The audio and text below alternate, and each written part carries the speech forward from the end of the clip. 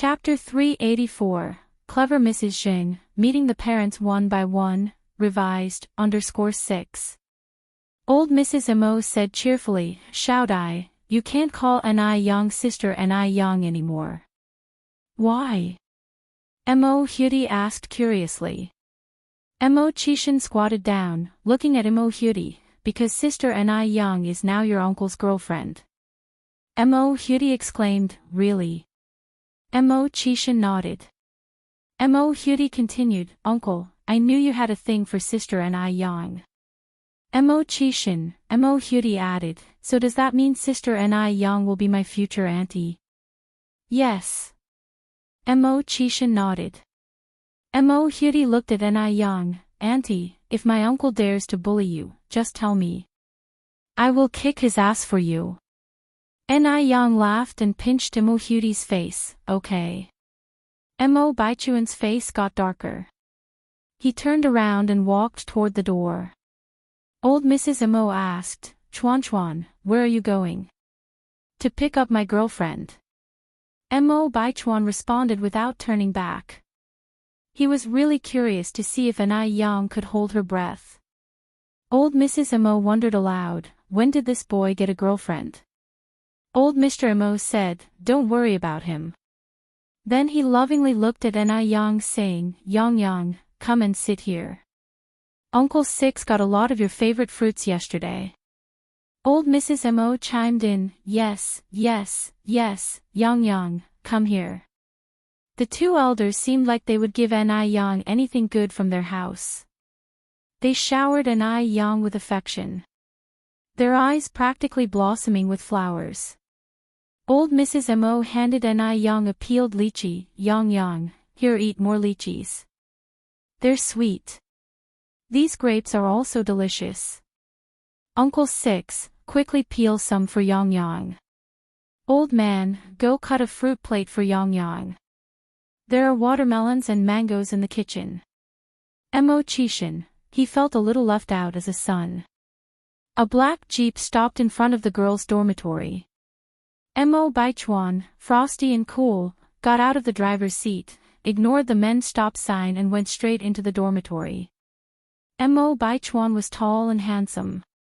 His appearance drew the admiration and attention of many girls wherever he walked. Mo Baichuan pushed the dormitory door open. Li Xianxian was writing an essay on the table when she was startled by the sudden noise. "Who?" When she looked up and saw the handsome face of Mo Baichuan, the word "ah" caught in her throat. "Baichuan." Li Xianxian looked at him with surprise, "How come you're here?" Mo Baichuan pulled Li Xianxian up, "Li Xianxian, don't you want to be my girlfriend?" "Ah." Li Xianxian blushed. "I'm asking you, do you want to be my girlfriend?" Mo Baichuan asked again. Li Xianxian suppressed her excitement, "Baichuan, why are you asking me this?" Was Mo Baichuan confessing his love to her? The day she had been waiting for, had it finally arrived? Li Xianxian felt that her heart was leaping out of her chest. With Mo Baichuan driving rapidly, it wasn't long before they arrived at the Mo's household. When they got out of the car, Mo Baichuan held onto Li Xianxian's arm, "Let's go in." "Okay." Li Xianxian nodded. The living room was bustling with activity. Yet, Li Xianxian did not feel any warmth from the Mo family. Li Xianxian squinted her eyes slightly.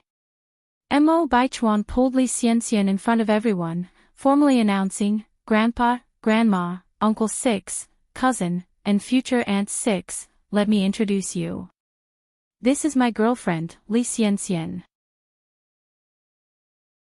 Chapter 385, Jealous, Go take the exam. _1 Upon hearing this, there was some silence in the living room. Although Grandpa Mo and Grandma Mo had hoped that Mo Baichuan and Li Xianxian could get together in the past, they were disappointed by Li Xianxian's recent behavior. Especially after the incident about the gift dress was exposed by Grandma Jing, Mo Romping and Xiao Jiao had gone out of their way to discuss this matter with Grandpa Mo and Grandma Mo. They felt that Li Xianxian was too vain and did not match up with Mo Baichuan. Consequently, Grandpa Mo and Grandma Mo had given up the idea of setting the two of them up. Unexpectedly, when they had tried to pair these two in the past, they had not gotten together, but now that they left them alone, they had unexpectedly ended up together. What's going on? Grandpa Mo and Grandma Mo looked at each other and saw the dilemma in each other's eyes. A flicker of displeasure flashed in Li Xianxian's eyes but was quickly gone. What kind of reaction was that from Grandpa and Grandma Mo? Didn't they like her a lot before? And what about Ni Yang? How did Mo Baichuan introduce her just now? Ni Yang was going to be his future aunt. Could it be that Ni Yang really had gotten together with Mo Qixin? She didn't know if Ni Yang was really with Mo Qixin, or if it was just a trick to attract Mo Baichuan. After all, Ni Yang could get closer to Mo Baichuan through Mo Qixin. No, she could not let her guard down. As long as Ni Yang was alive, she would not find peace. Li Xianxian suppressed her thoughts and said softly, "Hello, Grandpa and Grandma, Aunt, Uncle, future aunt." Grandma Mo was the first to react and said with a smile, "Xianxian, sit down, don't be shy." "Thank you, Grandma." Li Xianxian sat down on the sofa. Mo Baichuan also sat down at the same time. His gaze unconsciously swept over Ni Yang, trying to find any clues. Unfortunately, there weren't any.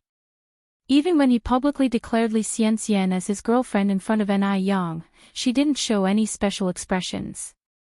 What did Ni Yang want to do? Was she putting on a show for him? Mo Baichuan clenched his fists, his lowered eyelids hiding the emotions in his eyes. Li Xianxian gently laid her hand on Mo Baichuan's, looked over at Ni Yang, and a hint of triumphant smile appeared at the corner of her mouth. So what if Ni Yang had her eyes on Mo Baichuan? The one who got Mo Baichuan in the end was her. She would absolutely not let anyone take Mo Baichuan away from her. Grandma Mo continued, "Xianxian, you can eat any fruit you like. Don't be shy." While saying this, Grandma Mo handed a peeled tangerine to Ni Yang. Ni Yang smiled and took it. "Thank you, Aunt Mo." Li Xianxian's face looked a bit unpleasant. She felt that Ni Yang had taken away the treatment she deserved.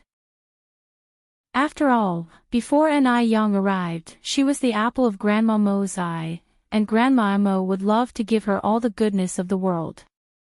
"You little bitch."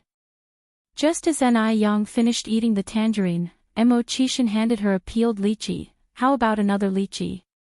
Ni Yang shook her head. "I'd like to eat some grapes." "All right." Mo Qixin nodded, picked up a grape, and carefully peeled it. A moment later, Mo Qixin offered the peeled grape to Ni Yang. Ni Yang took the grape with her mouth, her red lips accidentally brushed his finger, and the slightly cool contact felt like an electric shock. Mo Qixin's ears turned a shade of red as he stared at her moist lips covered with grape juice. He was suddenly seized by an impulse to kiss her. They must be sweeter than grapes. The grape had seeds. As Ni Yang was about to spit out the seed, Mo Qixin reached out his hand. "Just spit it on my hand." Looking at Mo Qixin, then at Mo Baichuan beside her. Li Xianxian felt that Ni Yang was overly dramatic and showed too much. Just because Mo Qixin likes her, she started acting arrogantly and forgot who she really was. Women should naturally serve men, but Ni Yang, on the contrary, let men serve her. She has no sense of propriety. Li Xianxian picked up a banana, peeled it, and handed it to Mo Baichuan. "Baichuan, eat the banana. Without comparison, there is no harm." She wanted everyone to see how virtuous and good she was.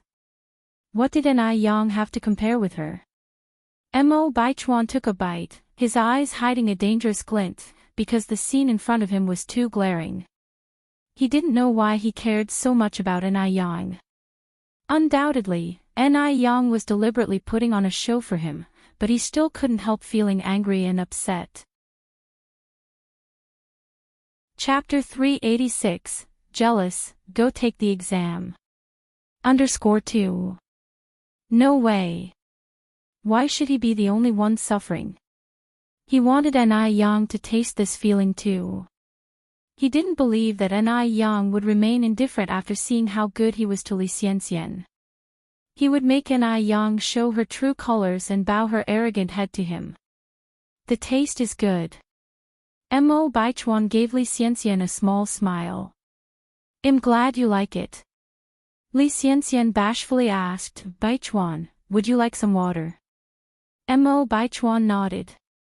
Li Xianxian held the cup to Mo Baichuan's mouth, gently reminding him, drink slowly, be careful, it's hot. The expressions of Mr. and Mrs. Mo were somewhat complicated. The atmosphere was warm before Li Xianxian came. However, when Mo Baichuan brought Li Xianxian, the atmosphere changed.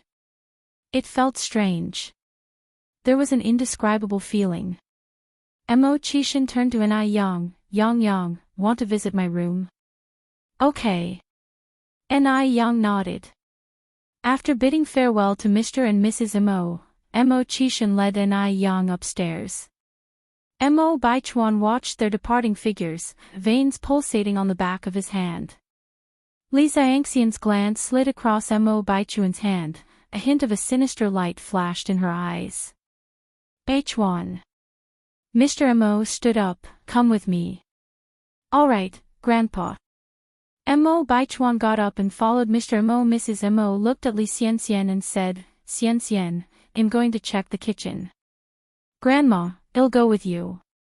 Li Xianxian dutifully supported Mrs. Mo's arm. The chefs in the kitchen were busy, the air filled with a tantalizing aroma. To welcome Ni Yang, the Mo family had specifically invited a world-renowned chef. Seeing all this, Li Xianxian felt overwhelmed.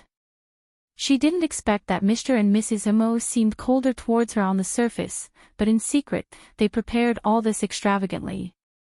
They even invited an internationally renowned chef. Of course, the Mo family couldn't have arranged this alone, this had to be Mo Baichuan's doing. After all, the power of Mr. Mog in Beijing is unparalleled. Just thinking about becoming Mrs. Mog, Li Xianxian felt incredibly honored. Mrs. Mo chuckled, remember to add more chili when you cook. Li Xianxian was puzzled, Grandma, don't you and Grandpa dislike spicy food?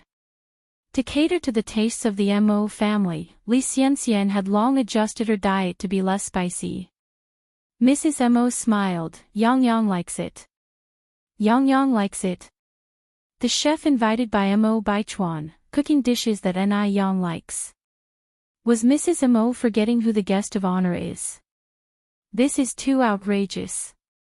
She is clearly Mo Baichuan's official girlfriend, yet Ni Yang is receiving treatment that was originally intended for her. Li Xianxian discreetly furrowed her brows, jealousy seeping from her eyes. What on earth was Mrs. Mo thinking? Had she lost her mind? Upstairs, in the study. The atmosphere was somewhat stifling. Mr. Mo stood in front of his desk, Baichuan, what's going on with you and Xianxian? Mo Baichuan replied, Li Xianxian is my girlfriend now, isn't that what you and Grandma have always wanted? Mr. Mo continued, Baichuan, your grandmother and I have talked about this. We had mistaken judgment before, Xianxian is not right for you. Why won't you listen? Mr. and Mrs. Mo had discussed this issue with Mo Baichuan before. Mo Baichuan didn't react much at the time. Little did they expect that in just a few months, Mo Baichuan and Li Xianxian would end up together. Mo Baichuan responded, Grandpa, I'm a human being, not an object. I can't control my emotions. I can't just like someone because you want me to. Li Xianxian and I have spent a lot of time together, certain things are beyond my control now. These words seemed like his true feelings, but at the same time felt casually tossed out. It was hard to tell what was true and what was false. Mr. Mo sighed, regarding this matter, your grandma and I are also to blame. We shouldn't have interfered with matters of the heart. Beichuan, you're a smart boy. Think about this carefully. From our observations over this period, Xianxian isn't as simple as we initially thought. Mo Baichuan replied, Grandpa, I'm afraid I might disappoint you this time because I truly like Li Xianxian. Chapter 387, Feeling Jealous, huh? Go take the exam. _3. Subconsciously, as Mo Baichuan spoke, an image of a face as beautiful as a blooming flower appeared in his mind. It was Ni Yang. Mo Baichuan had met many girls, but their spirits were all the same, including Li Xianxian's. Only Ni Yang was different. Even knowing that Ni Yang was deliberately playing hard to get, he was still attracted to her. Although he didn't want to admit it, that was the truth. So everything he was doing now was to provoke Ni Yang and cause her to lose her footing. Old Master Mo helplessly shook his head. Is there really no room for reversal in this matter? No. Mo Baichuan shook his head resolutely. Old Master Mo sighed. Mo Baichuan continued, Grandpa, you have such a strong objection to Li Xianxian, why don't you have any objections to Ni Yang? Although Li Xianxian was dull, she was at least sincere, brave enough to face her own feelings. Unlike Ni Yang, who was inscrutable and manipulative. Old Master Mo frowned slightly. Yang is a good girl. As a junior, you are not allowed to disrespect your elders. Although Ni Yang was younger, but since she was with Mo Qishan, she was indeed an elder to Mo Baichuan. Mo Baichuan retorted, where do you see her as a good girl? Baichuan.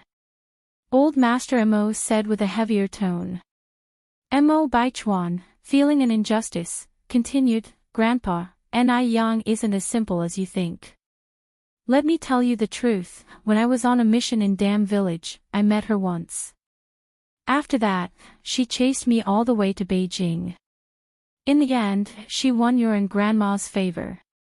Actually, she was always scheming. Trying every means to get close to me. The reason she is with my uncle this time, is also because of me. Otherwise, why would you think Ni Yang would be interested in my uncle? Mo Qishan was just a good-for-nothing pretty boy, who was even dumped once. Anyone with a bit of common sense wouldn't be interested in him. Therefore, the reason why Ni Yang was with Mo Qishan was definitely to get closer to him. Old Master Mo frowned deeper. He was not a fool. He knew Ni Yang was not the kind of person Mo Baichuan said she was.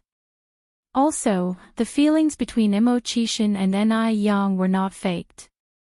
Due to Mo Romping and Xiao Jiao's busy professional schedules, Mo Baichuan was raised by his grandparents since childhood. Mo Baichuan was a very sensible child, much more so than most of his peers. But this time, Mo Baichuan had really disappointed Old Master Mo. Nonsense. Old Master Mo rebuked angrily, Yang is not the kind of person you say she is. Baichuan, you've gone too far.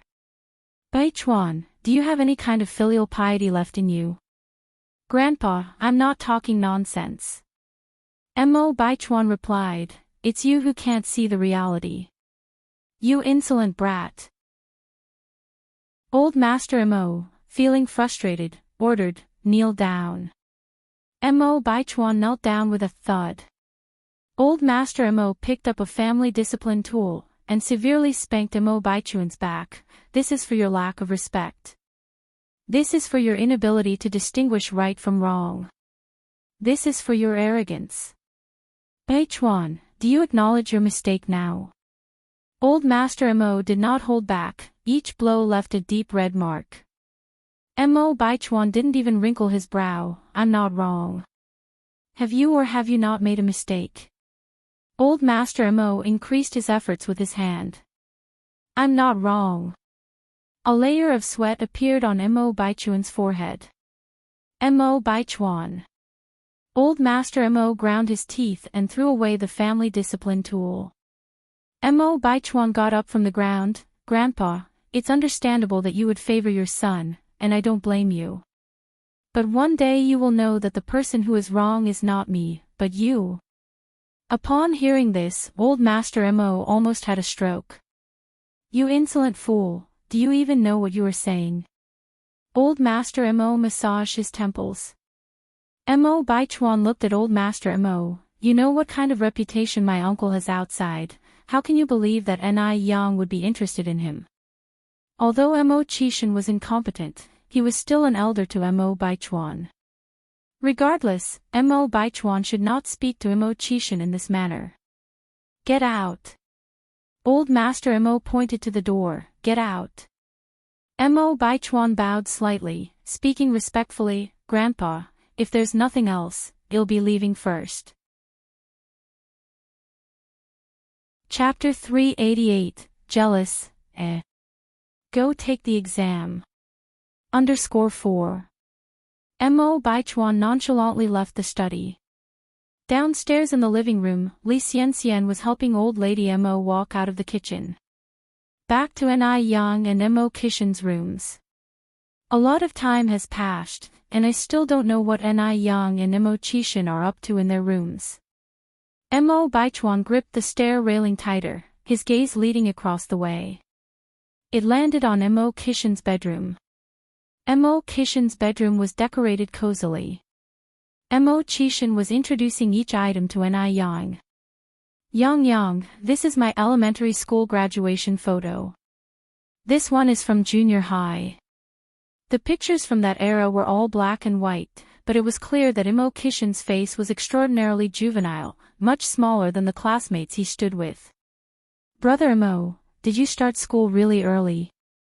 Mo Qishan replied, probably because I skipped several grades, so I seemed younger than my classmates. Ni Yang nodded, I never realized. You're really quite smart. Mo Qishan stroked his chin and confessed unabashedly, if I weren't smart, how could I have pursued you? Stay humble, Ni Yang laughed lightly. Mo Qishan then brought out a small wooden box. These are the marbles I used to play with when I was little. Marbles, also known as glass balls. Typically, boys played with them more. Ni Yang took the small wooden box, squatted on the floor, and flicked the marbles out. I used to play with these when I was a kid too. They should be played like this.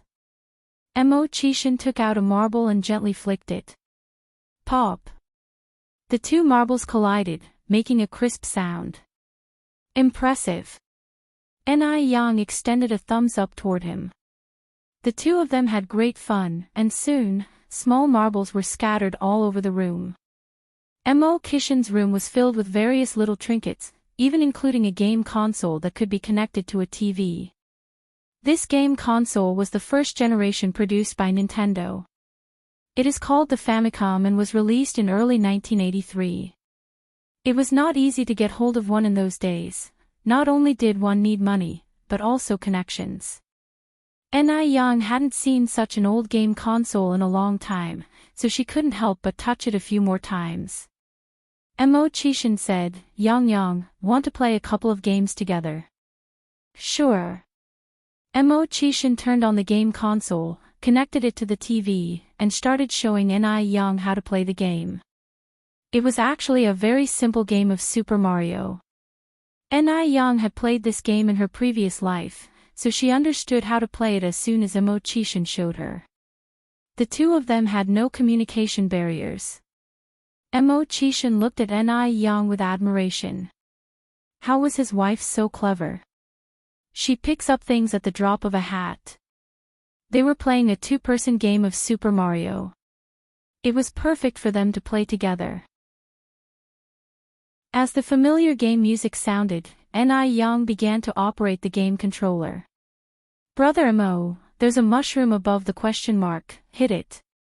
Hurry up and eat it. Beware of the brick. Oh no. Brother Mo, you're so dumb. Although Super Mario was simple, it was far more interesting than the game Agricultural Chemical of later generations. Laughter echoed in the room. Mo Qishan looked at Ni Yang's focused profile, and his deep eyes were filled with her reflection. Brother Mo, you died again. You're just too stupid. Mo Chishin touched his nose, looking innocent. It's not my fault. Then whose fault is it? Ni Yang raised an eyebrow. Mo Chishin looked at her and said, I was just distracted. And why would you be so eloquent? Ni Yang pinched his left cheek, her eyes glowing with laughter. Just then, a knock came from outside the door. Little Six, bring Yang Yang down for dinner. Okay, we're coming. Mo Chishin responded. Shall we go, Yang Yang?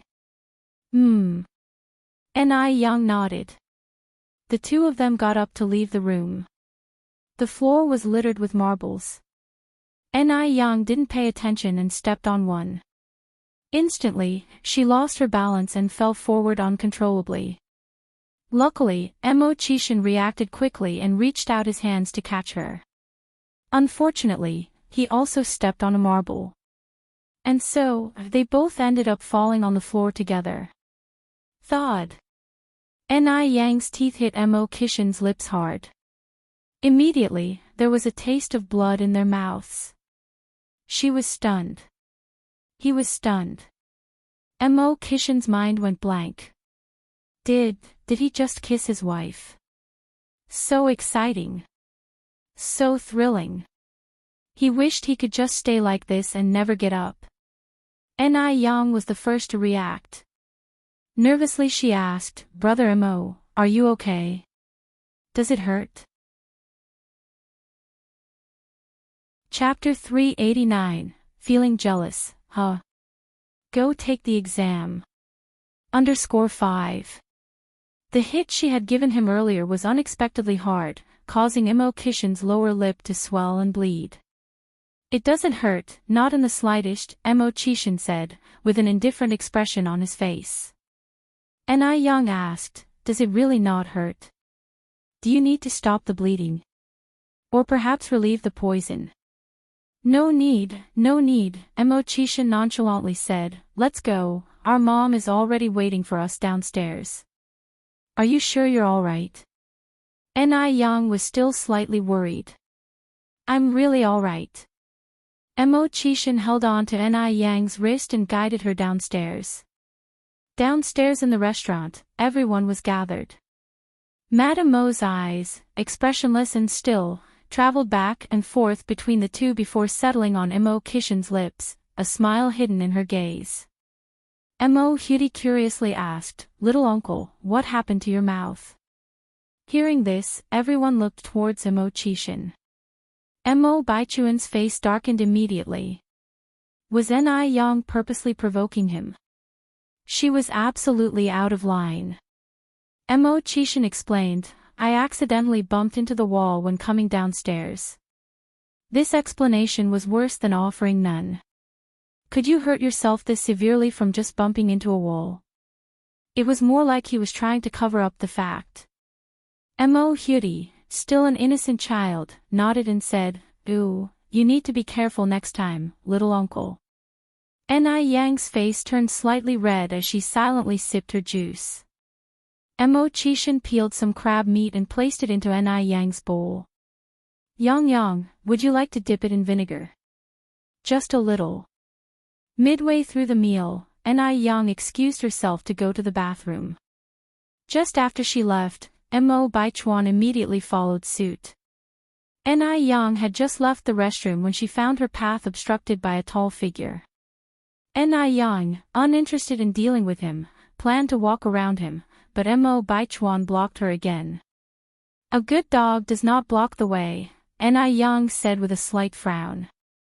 Ni Yang. Just what are you trying to do? Are you out of your mind? Mo Baichuan then said, I want you to leave my sixth uncle immediately. Ni Yang responded, speechless, Mo Baichuan, is that how you speak to your future sixth aunt? Mo Baichuan replied, Ni Yang, you have successfully gotten my attention. Ni Yang hadn't expected that even up till now, Mo Baichuan would still think she was playing hard to get. She had already explained everything clearly, she didn't know where Mo Baichuan's sense of superiority came from. Move aside, Ni Yang said, tired of dealing with him. Ni Yang. Mo Baichuan reached out to stop her.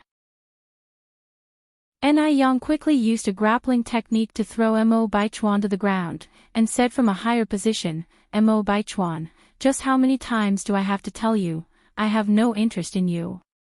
When will you get that through your head? Mo Baichuan looked at Ni Yang, a complex emotion silently brewing in his eyes. Ni Yang, was she faking it? At this moment, Mo Baichuan began to feel unsure. Ni Yang turned around and headed back to the restaurant. Back at the table, Madame Mo and Sir Mo enthusiastically picked food for Ni Yang. But Mo Qishan was unusually quiet. This was indeed abnormal. Big brother Mo, what's wrong? Under the table, Ni Yang gently tickled Mo Qishan's palm with her pinky.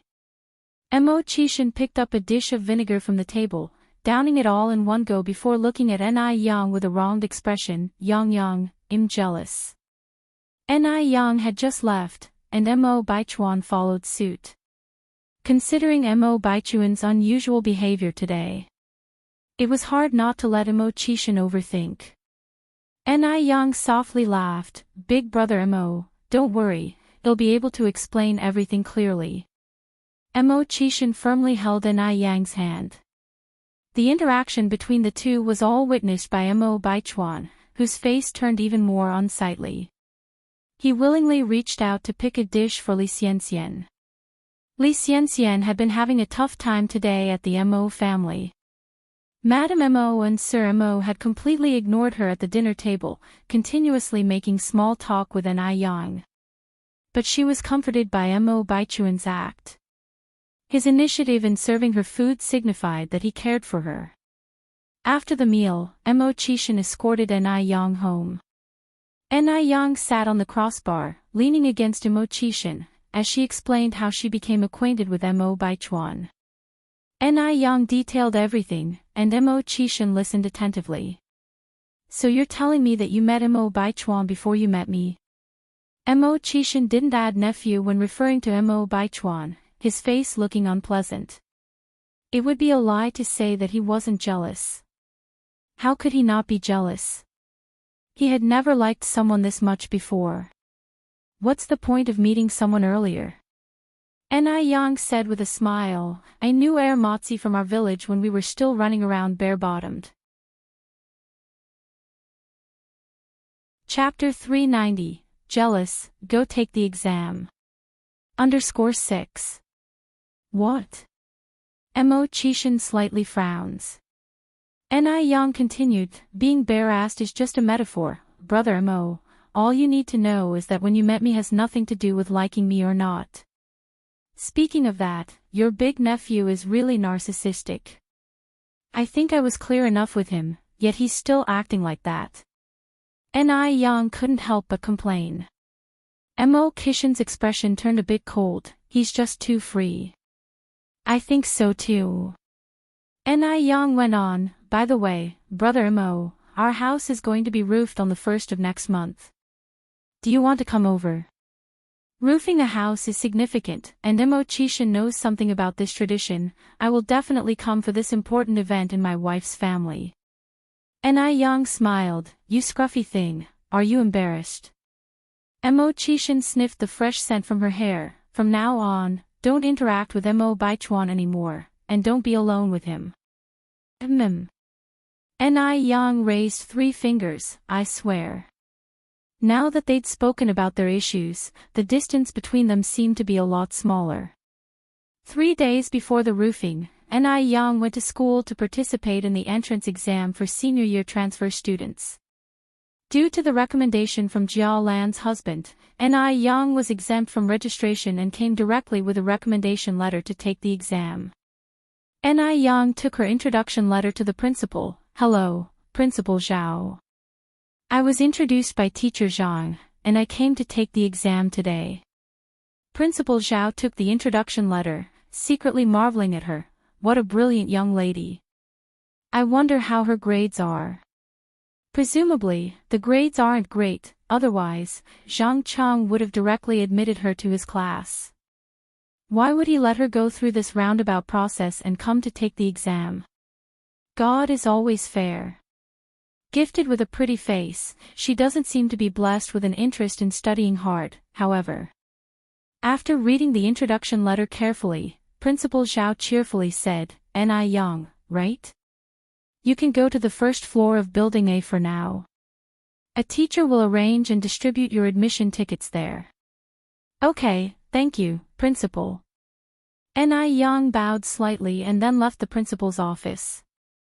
Such a polite girl, Principal Zhao had a gratified expression in his eyes.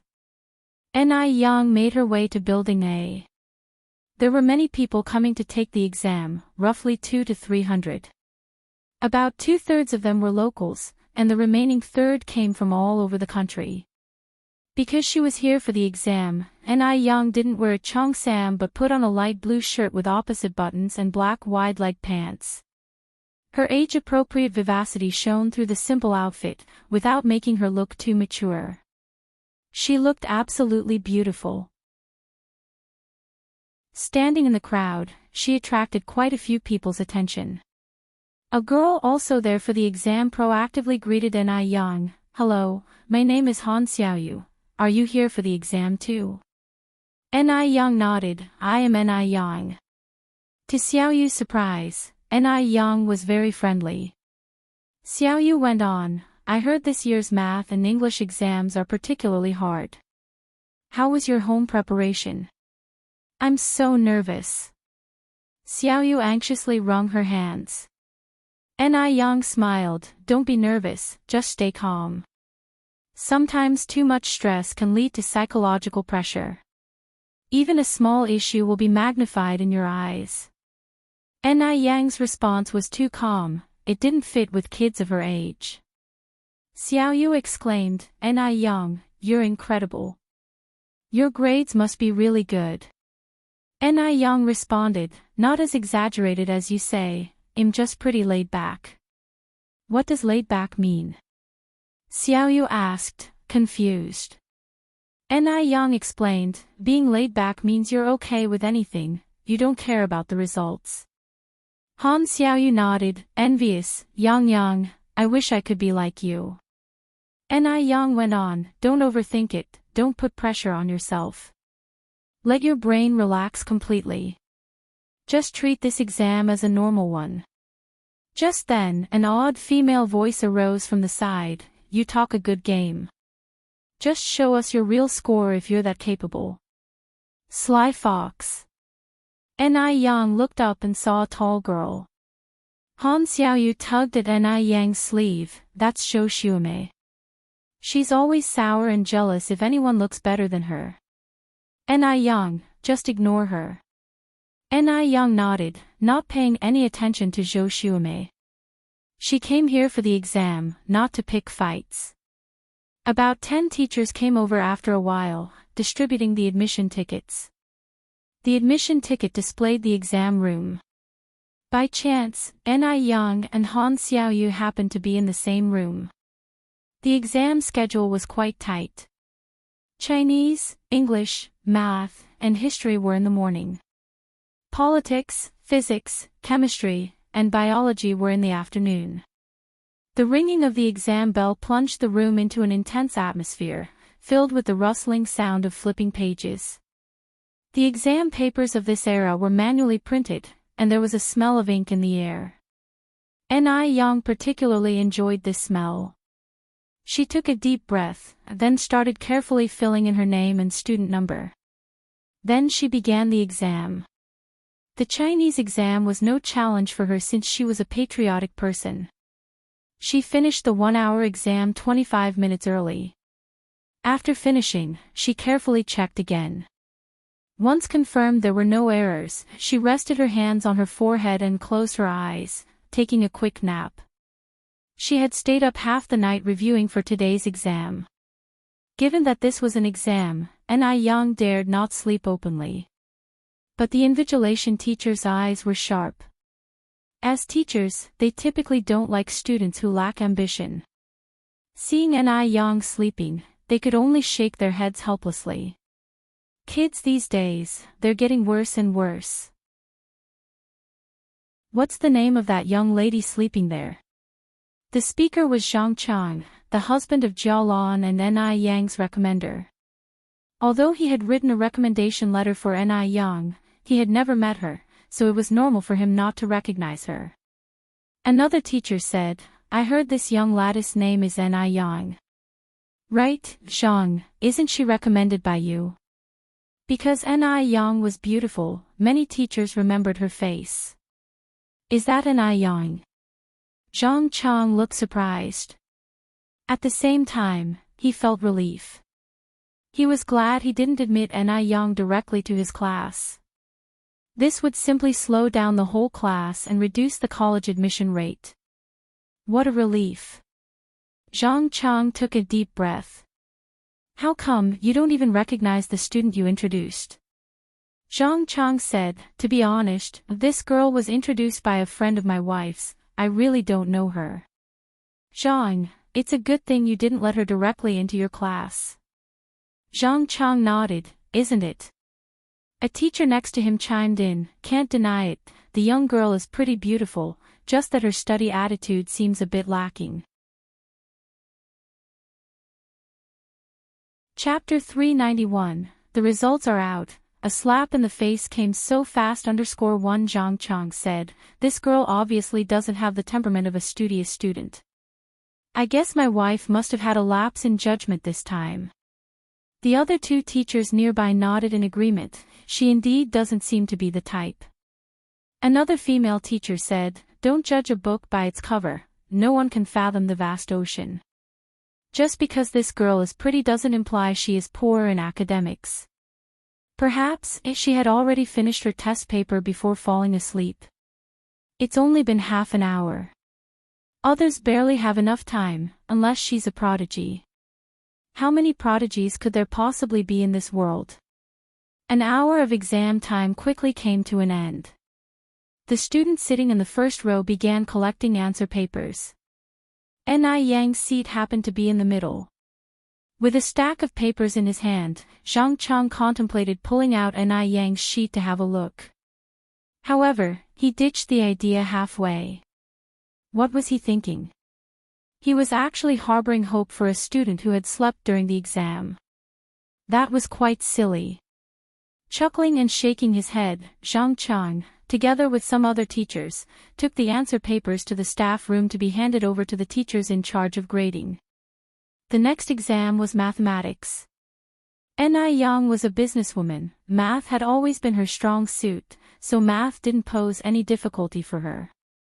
However, just as everyone claimed, each math question was indeed very tough. As soon as the exam ended, the air was filled with the sound of sighs. Ni Yang, do you think the math paper was difficult? Han Xiaoyu walked over to Ni Yang and asked with a worrisome expression. Ni Yang gave a light smile, put away her stationery, and replied, I think it was fine. How about you? What's your feel? Han Xiaoyu sighed, I am not sure either. Ni Yang, shall we compare our answers? Sure. Ni Yang nodded in agreement. Han Xiaoyu had written all her answers on a piece of scratch paper. Comparing their answers for a while, Ni Yang assured her, Xiaoyu, your answers are almost perfect. You really don't need to worry. Really? Han Xiaoyu asked in surprise. Ni Yang nodded, however, I remember choosing C for this question. Was the answer to this question C? Han Xiaoyu scratched her head and continued, given the set A equals XX equals 2N, L, wasn't the answer supposed to be B? I also selected B for this question. Hearing both of them discussing it, the short-haired girl sitting in front of them turned around to join the discussion. Ni Yang explained, this question is often mistakenly answered as B, probably due to a misunderstanding of the elements of the set. Set A represents the set of odd numbers, and set B equals 1, 2, 3, 4. Therefore, the correct answer should be C. The short-haired girl clutched her hair in regret. Oh my God. I didn't attempt the last question, and I got this question wrong too. I might fail. Seeing them discussing the exam question, a few others gathered around. Are you guys discussing the fifth question of multiple choice? Yes, Han Xiaoyu nodded and said, exactly, it's the fifth question. One of them frowned slightly and said, the correct answer to this question should be B, right? I also chose B. Me too. Almost everyone had chosen B for this question. Zhou Xuemei walked over with a sarcastic smile. The answer to this question is B. Some people deliberately pretend to know when they don't and try to attract everyone's attention. I wonder what their intentions are. What intentions? Show off intentions, of course. Just because she is pretty, she thinks the whole world should revolve around her. Zhou Xuemei despised this kind of siren the most. She could tell she's no good. Pretending to know when she doesn't. Ni Yang looked up with a smile. No matter what I say here, the truth is always more persuasive. Whether the correct answer is B or C, everyone will know when the results are out. She wasn't in a hurry to argue with everyone, maintaining her calm and composed demeanor throughout. Her serene and elegant personality strongly contrasted with the sarcastic Zhou Xuemei. Zhou Xuemei bit her lip resentfully. So, you mean that all of us got it wrong and only you got it right? There were more than 30 people in the examination room. How could it be possible that only Ni Yang got it right? Ni Yang responded in a light tone. The results will be announced in 3 days. By then everyone will naturally see the answer. And what if you lose? Zhou Xuemei persisted. What do you think?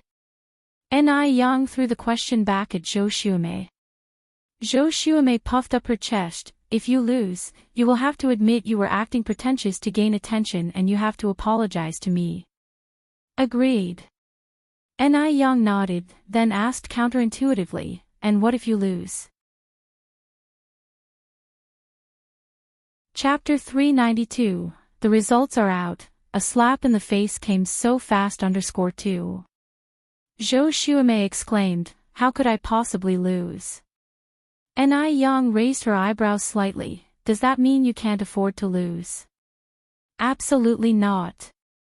Zhou Xuemei continued, if I lose, I'll apologize to you. We should add one more condition. Ni Yang responded calmly. What condition? Zhou Xuemei asked. With a casual demeanor, Ni Yang slightly lifted her eyelids to look at Zhou Xuemei. I want you to admit that you're jealous of me. Ni Yang wasn't molded from clay. She couldn't tolerate Zhou Xuemei continuously pushing her limits. Zhou Xuemei's face turned pale and then flushed when Ni Yang revealed her inner thoughts. What are you talking about? Who's jealous of you? Ni Yang only smiled and chose to not waste words. She said directly, just state whether you're willing to make the bet. Bet? Of course, I'll bet. Zhou Xuemei replied confidently. She wasn't going to lose. All the students present today will be our witnesses. Let's seal the bet with a high five. Ni Yang extended her hand and high-fived her. After the brief rest period, the English exam began. The atmosphere during the English exam was even more intense than the math one.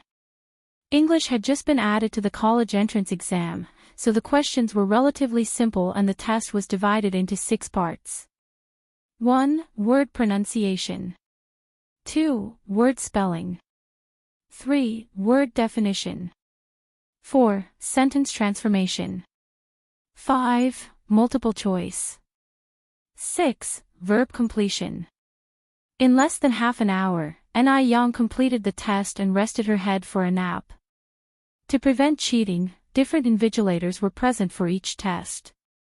Zhang Chang was scheduled to patrol several examination rooms. When he saw Ni Yang sleeping again, he sighed. Only 25 minutes had passed and Ni Yang was asleep again. He wondered what the point was of her taking the transfer student exam in this manner. Isn't this a waste of a quota? If he had known this beforehand, he wouldn't have agreed with Jiao Lan to give Ni Yang this opportunity. If the principal saw this, it would reflect poorly. After the English exam was history. Ni Yang's knowledge of history was extensive, so she didn't find the history exam challenging either. After 4 exams in the morning, it was time for lunch. They could eat either outside the school or in the school cafeteria.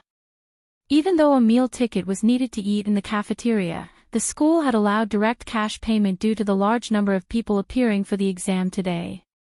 Ni Yang, where are you going to eat? Han Xiaoyu approached Ni Yang. Ni Yang smiled and said, I can eat anywhere, what about you? Han Xiaoyu said, then shall we eat in the cafeteria? It's too far outside, and I don't feel like walking. Sure. Ni Yang nodded. Let's go then. Han Xiaoyu linked her arm with Ni Yang's. The two of them walked towards the cafeteria together. The high school's cafeteria was very large, with 3 floors in total. At lunchtime, the cafeteria was jam-packed, with long lines at every counter. Of course, some students who had rushed managed to start eating at their tables already. It was a difficult time. Many students could only afford plain white rice, not even vegetables. Accompanied by a small bottle of pickles, they could eat several servings of rice.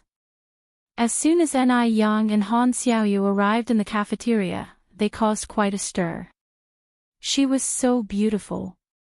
Not only was she beautiful, but she also had a unique aura that couldn't be concealed even in her old-fashioned shirt. It was as if she had stepped out of a painting. Wow! Which class is she in? She's so beautiful. I've never seen her before. Today our school is conducting a transfer student exam. She must be here for that. She's so beautiful, I wonder what she ate to grow up like this. I really want to know her name. In those times, people were quite innocent. Even if they were really, really interested, they wouldn't have the courage to approach her directly. For the first time in her life, Han Xiaoyu drew the attention of so many people, and it left her inexplicably nervous. She looked at Ni Yang beside her and there wasn't a hint of unease on her face. How much must a person grow to be so at ease and unaffected by insults or praise? Inside, Han Xiaoyu couldn't help but be slightly in awe of Ni Yang. The two of them got in line at the counter. A few boys were in front of them. As the boys took their meals and started to walk away, one of them suddenly stopped. Ni Yang. Chapter 393, The results are out. A slap in the face came so fast. _3. Ni Yang glanced slightly upward, meeting the gaze of a slightly tender and handsome face. Li Wei. Li Wei looked surprised. Ni Yang, what are you doing here? This place was a city high school, and Ni Yang was just a small-scale business owner. How did she get in? Ni Yang politely replied, I'm here to take the transfer student's exam. It was only then that Li Wei remembered, there was a transfer student's exam today. Ni Yang's math grades were good, her English grades were also good. Could she really get admitted as a transfer student? If that was really the case, wouldn't Ni Yang become his schoolmate in the future? For a moment, Li Wei felt a mix of emotions. He even wished that Ni Yang would perform terribly in all of her exams today. Because only in this way could he feel superior in front of her. But now, Ni Yang actually came to take the exams. Li Wei nodded slightly, then said, You must have done very well in the exam today, right? Ni Yang said, I did all right. Oh. Li Wei nodded again, his face failing to hide his disappointment. Just then, it was almost Ni Yang's turn to order lunch. She continued, My turn is coming up, I won't keep chatting. All right. Li Wei also left with the other students around him. As soon as he turned his back, the students next to Li Wei began to ask curiously, Li Wei, what is your relationship with that pretty girl just now? What's her name again? Which Yang? What are her grades usually like? Can she get into our school? Well, who could blame them for being curious? After all, Yang was so good-looking. After all, everyone loves beauty. Everyone was chattering away, making Li Wei a little irritable. He knew Yang was pretty, but he didn't know Yang was so popular. He felt a strong sense of crisis. Brother away. Zhou Xuemei ran over from a distance, waving excitedly at Li Wei. A male classmate beside him patted Li Wei on the shoulder and teased, "Li Wei, you're really popular with the ladies." Li Wei was good at studying, handsome, respected elders, and had reverence for teachers, so he was pretty popular among the young girls. Who knows how many young girls in the class had a crush on Li Wei. Zhou Xuemei, on the other hand, grew up with Li Wei in the same village. Later, because Li Wei moved to the city with his parents, they lost contact. Recently, because Zhou Xuemei's parents also found jobs and bought a house in the city, the two met again. The fact that Zhou Xuemei was able to take this transfer student examination was also thanks to Li Wei's recommendation. Enough with the nonsense, she just grew up with me like a little sister. Li Wei began to explain. But what about that Yang just now?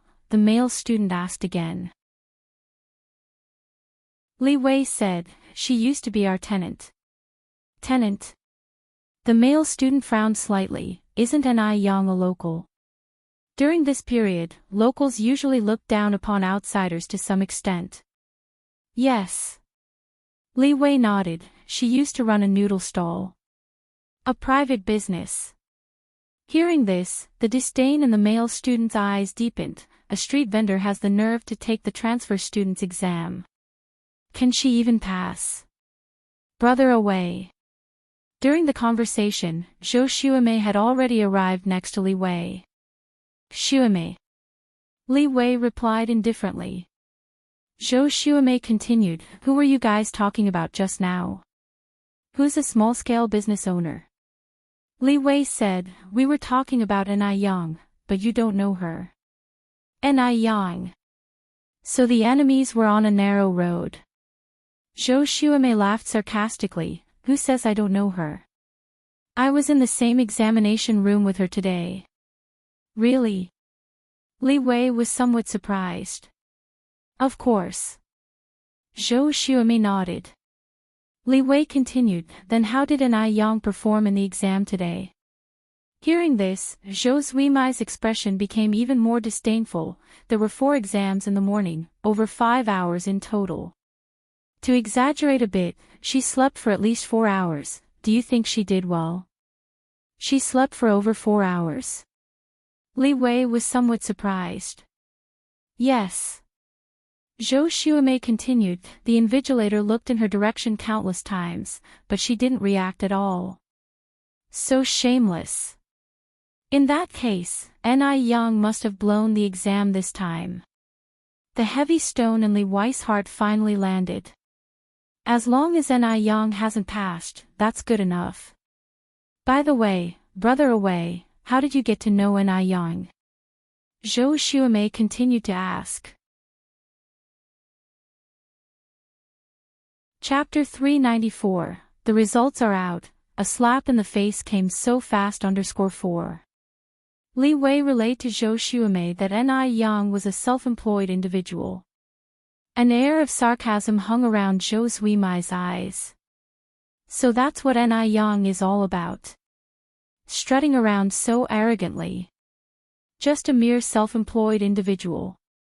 Both her parents were formal workers and they had even bought a house in the city, so Zhou Xuemei naturally looked down on Yang. Furthermore, Yang was an outsider. Brother away, let me tell you something really interesting. Zhou Xuemei relayed the story of her bet with Yang to Li Wei with a laugh. Hearing this, Li Wei felt a surge of superiority in his heart. In the afternoon, he was still taking 4 exams. By the time the examinations ended, it was already past 6 in the evening. Ni Yang then made a trip to the vegetable market on his bicycle. They were about to start raising the beams soon, so Ni Yang had to prepare everything needed for the beam raising in advance. Beam raising was a major event. Not only did he need to prepare food and wine to treat the guests, but also buy firecrackers, fireworks, and snacks. Ni Yang bought more than 50 pounds of fruit candies and milk candies, 18 pounds of pastries, dates, and peanuts. Then Ni Yang went to buy 20 packs of cigarettes, firecrackers, and fireworks. Finally, Ni Yang bought vegetables and meat. Ni Yang only bought enough pork for eating that day because if he bought more, it could easily spoil due to the weather. After buying all the necessary things, Ni Yang rode back on his bicycle. As soon as he entered the courtyard, Ni Yang heard some snorting sounds. A glance at the side revealed that under the osmanthus tree in the courtyard, a big fat pig was tied up. The little rabbit seemed to be seeing a big fat pig for the first time, running around the pig curiously. "Mom, where did this big pig come from?" Ni Yang asked Ni Tsuhua. Ni Tsuhua replied, "Your mom bought it." Ni Yang was taken aback. "What did you buy this for?" "To raise it ourselves." Ni Tsuhua laughed. "How could we raise it ourselves? Our house is going to have the beam raising the day after tomorrow, right? I deliberately bought a big fat pig back so that we could have a good feast for our fellow villagers. If not for the villagers from Jinghua village, how could their family have easily gotten the homestead?" Ni Tsuihua was not an ungrateful person. She and Ni Yang had always kept this in mind. Ni Yang nodded. "Mom, your considerations are indeed comprehensive. Purchasing a big fat pig, along with the pig innards, would not only enable everyone to eat well but also look good when word spread out." Indeed, they had taken care of both behind-the-scenes and upfront efforts. Ni Yang asked further, "Mom, where did you buy this pig?" Ni Tsuhua replied, "From the next village." Apparently, that family is really having a hard time. They only have a daughter who was cheated and is now pregnant. They don't even have the money to get an abortion. Otherwise, they would not be selling the pig at this time. One must know, at this time, keeping a pig in rural areas is of great importance. Because farmers depend entirely on pig manure and chicken droppings for fertilizers. The annual crop yield depends entirely on how efficient the big fat pig is at excreting. After all, how much chicken droppings can there be? Furthermore, pigs are not picky eaters. Just cut some pig grass and feed it to them, and they can have pork during the new year. A case of killing two birds with one stone. Ni Yang frowned slightly. Didn't they call the police? What use is it if the man denies it after they call the police? I heard that there's now something that can determine parentage, but the child has to be born first. Which innocent maiden would willingly take this kind of risk? No one would risk their future, so they could only suffer in silence, choosing to abort the child. Ni Yang sighed. Ni Tsuhua continued, "Now some people are really too cruel." They knew the family was in a hurry to sell their big fat pig, and they managed to haggle the price down to 50 yuan from 210 yuan. "Mom, you didn't haggle, did you?" Ni Yang asked.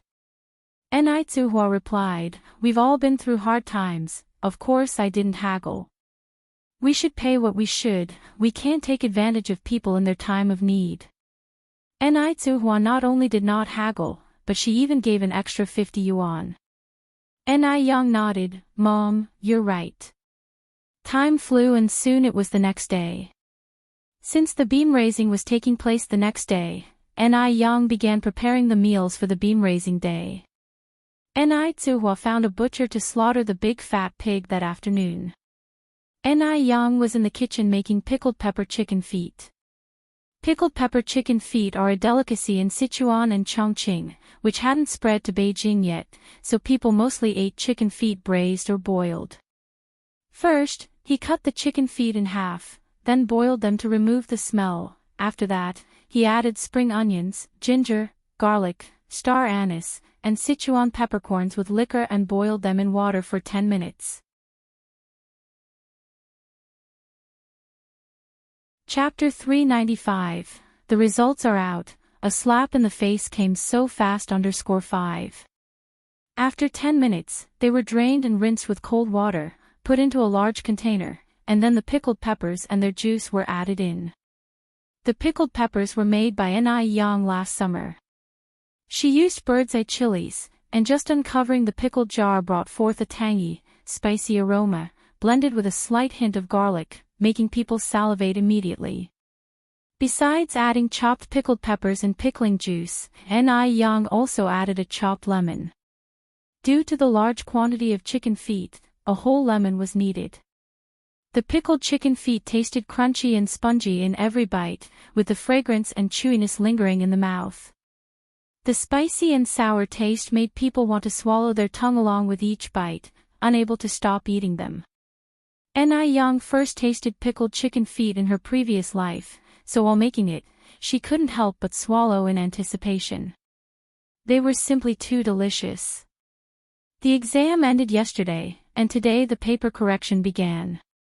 Over 20 teachers were seated around a large joined table. The only sound was the constant rustle of correcting papers. Suddenly, a short-haired teacher gasped, "Oh my God! This student has every answer correct. Full marks." Her voice instantly grabbed the attention of all the teachers. "Teacher Wu, what subject are you grading?" "English." "English. That's truly astonishing." English had recently been added to the college entrance exam subjects, and the general English level of the people was not high. It was impressive to score between 60 and 70 out of a full marks paper. No one had ever heard of full marks. "Let me see. I want to see too." The teachers who were grading the papers all gathered around Teacher Wu. "Oh my God!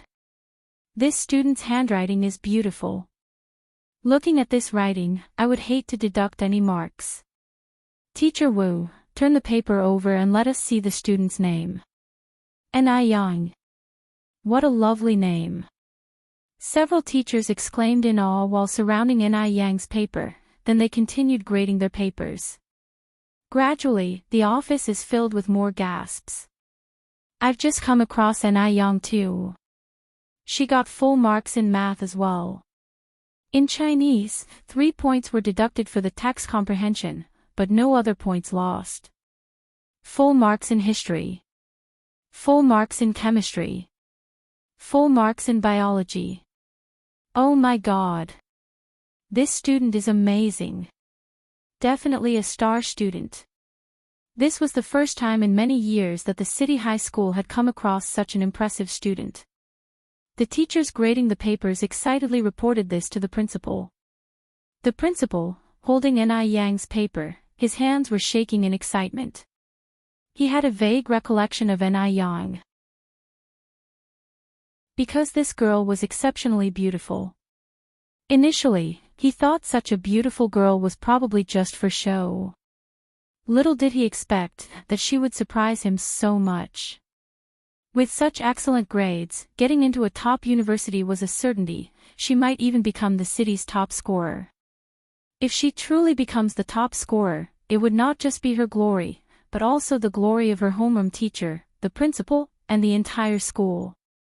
Actually, there was competition among schools, and these years, the city's top scorer had been grabbed by other high schools in the county. City High School had not been able to show face in a long time. "Principal, what class do you plan on putting Ni Yang into?" At that, the other teachers neighboring him perked up. Ni Yang was now a hot commodity. What teacher wouldn't like to have an outstanding student? Which teacher wouldn't hope to guide a city top scorer? Guiding a city top scorer would not only mean a reward from the authorities, it also meant an excellent teacher award, and even possibly interviews from television stations. People live their lives for their reputation. Who wouldn't want to become famous? "Principal, I think the learning environment in our class is very suitable for Ni Yang." A teacher immediately near him rebutted, "I can hear you chattering all the way from the first floor to the third floor where your class is." "Teacher Lin, does the learning environment really exist in your class?" "What do you know?" Our class integrates work and rest. Even if our class is noisy, it's still better than yours. Principal, I believe our class is more suitable for Ni Yang. Teacher Zhao, don't dream about Ni Yang, with those delinquents in your class. Even if Ni Yang does go to your class, she will probably be held back. A fight broke out between the teachers for the right of Ni Yang to be in their class. Everyone's face was flushed, no one willing to give up. Chapter 396, The results are out. A slap in the face came so fast. _6. Principal Zhao spoke at the right moment. Let's stop arguing. The students will be evenly distributed to each class, except for Ni Yang, who will be assigned by lottery. The homeroom teacher who corrects the tests gets to draw in a luck of the draw. Whichever of you draws Ni Yang, she will join your class. Does anyone still have objections? I don't. I don't either. Once the lottery drawing is in place, what else can be objected? Principal, let's start the draw now. Yes, yes, yes. Let's get started. Everyone was in a hurry. Principal Zhao went on, wait a minute, could one of you fetch teacher Zhang Chang to join the draw? Get Zhang Chang to come over. Why? Zhang Chang isn't even involved in grading the tests. Principal, do we really need to involve Zhang? Principal, isn't this a bit unfair? We were the ones who discovered Ni Yang, how can you invite Zhang Chang? The more people drawing, the less chance we'll have of getting selected. Exactly. Principal Zhao explained, Ni Yang was recommended by Zhang Chang's partner. It would be improper if we didn't invite him, right? If it weren't for Zhang Chang, Ni Yang might not have even considered coming to our school. Especially since our middle school is adjacent to 2 other schools. But Zhang Chang is an odd one, he had such a promising student right in front of him, but instead let her take the exam. If he's lucky enough to draw Ni Yang, that's fine. If he doesn't, he'll probably regret it forever. Since the principal had said so, the teachers, being reasonable people, quickly sent someone to call Zhang Chang. When teacher Qi arrived at the staff dormitory, Zhang Chang was cooking red braised fish at home, filling the air with a rich aroma. Zhang, stop cooking. Quickly come with me to the principal's office. What's the matter, Qi? Zhang Chang asked as he turned down the heat. Good news, said teacher Qi excitedly, a big piece of good news. What good news has got you laughing like this? Zhang Chang asked curiously. Teacher Qi continued, there's a dark horse among the transfer students from yesterday's test who we think could be the top student in the city. Upon hearing this, Zhang Chang's spirit rose sharply. Really? Why would I lie about this? Qi laughed. The principal asked me to let you know about the lottery draw. Turn off the stove and let's get going. Would the principal really be that kind? He even asked him to join the lottery draw. Zhang Chang suspiciously turned off the stove, removed his apron, and followed teacher Qi out. Qi, what's going on? Why did the principal invite me to the lottery draw? Teacher Qi explained as they walked, this dark horse seems to have some connections with you. Zhang Chang was confused, what does it have to do with me? Teacher Qi continued, the student's name is Ni Yang. I heard she was recommended by your partner. Upon hearing this, Zhang Chang was dumbfounded. What? Ni Yang is the dark horse. What's going on here? Is he dreaming? Zhang Chang pinched his thigh hard. Hiss. It hurts. So this isn't a dream. Qi continued, Ni Yang is really incredible. She scored full marks in maths, biology, chemistry, English and history. She made just one mistake in Chinese. Zhang, how could you have not kept such a talented student for yourself? His last sentence was laced with a sense of gloating. He was mocking Zhang Chang's lack of foresight. He had sacrificed something significant just to maintain his class' overall college placement rate, truly regrettable. He could have had this dark horse for himself, but to his surprise, he had turned her away. One can imagine how Zhang Chang must be feeling right now. He was really upset. After a while, he asked, "Qi, are you joking with me? Is the dark horse really Ni Yang? Is Ni Yang really that talented?" Teacher Qi said, "Why would I joke about something like this?" Zhang Chang continued, "Could it be another Ni Yang with the same name?" Teacher Qi shook his head and laughed, "Shouldn't be the case, we've confirmed it. Among this batch of examinees, except for a few people named Chanhua Chuyue, almost none of them have the same name." With that, Teacher Qi added, "Zhang, if you really think it's someone else with the same name, you can opt out of the lottery." Opt out? Why would Zhang Chang do that? No one could resist the honor that the top student brings. Before long, the two arrived at the principal's office. "Teacher Zhang, you're here." Principal Zhao smiled at Zhang Chang. Zhang Chang smiled back, "Principal." No matter what, Ni Yang was someone he introduced. Since she was destined to be in his class, he was bound to win the draw. He was sure he'd win.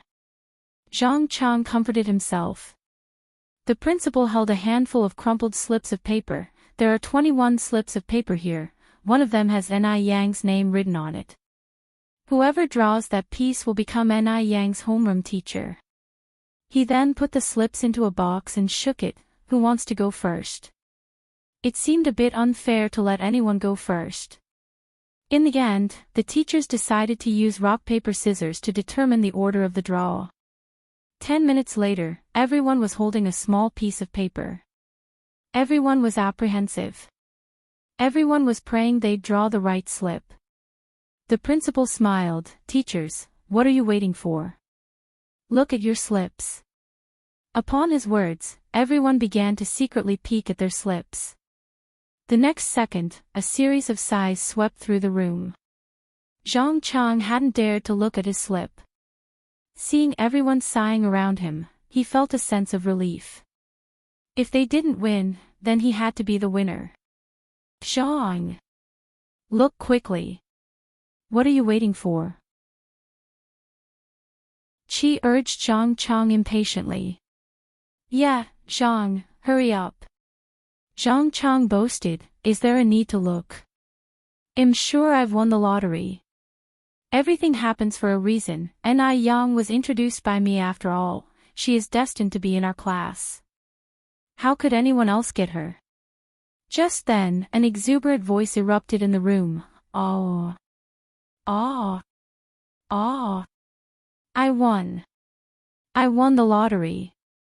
Everyone turned their heads to look, and saw the near 50-year-old teacher Su, as excited as a child. And Zhang Chang's face changed in an instant, his smile froze on his lips. How can this be? Chapter 397, Let you see people through the crack of the door, up on the beam. _1 Was I not the one who drew the lot? Zhang Chang immediately opened the paper in his hand, only to see it was completely blank. Teacher Su grabbed Zhang Chang's hand excitedly, mumbling incoherently, "Teacher Zhang, I can't thank you enough. I'm so grateful that you introduced such an outstanding student to our school." Although he was lucky, he still had to thank Zhang Chang. Without Zhang Chang, it was unclear whether Ni Yang would have come to City Number 3 Middle School or not. The expression on Zhang Chang's face was in stark contrast to that of Teacher Su's. No problem. After a long while, Zhang Chang managed to squeeze out this sentence. The other teachers were all joking about Teacher Su treating them to a meal. Teacher Su, happy at acquiring an excellent disciple, replied with a cheerful heart, come on, today I'm treating everyone to meat and wine. Don't hold back." The crowd followed Teacher Su out, all seeming very pleased, except for Zhang Chang, whose smile was forced and who seemed downcast. While the others merely missed out on being assigned Ni Yang, he had completely overlooked her. No one could understand this kind of discomfort. At this moment, Zhang Chang couldn't help but want to slap himself. You only have yourself to blame for peeping. You only have yourself to blame for peeping. No point talking about it now. In the afternoon, Ni Tsuihua held her child and invited everyone from every household to participate in the topping out ceremony the next day, and all the elderly and children at home are also invited.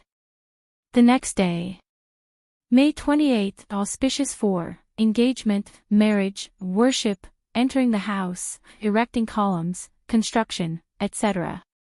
Actually, the house was almost completely built, and it was Ni Yang who deliberately chose the day for the raising of the roof beams. Although she initially didn't believe in such things, after her rebirth, Ni Yang had started to hold strong belief in them. Early in the morning, Ni Yang was already out of bed.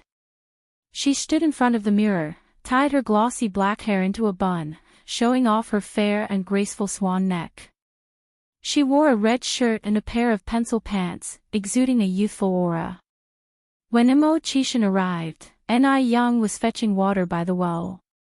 She was wearing a pair of pink slippers, had rolled up her pants twice, revealing her ankles as white as jade, with rows of delicate toes, pink and white, like little seashells. Seeing the scene before him, Imo Chishan was a bit taken aback. After a while, he approached Ni Yang and took the bucket from her hands. Ni Yang didn't expect Imo Chishan to suddenly show up.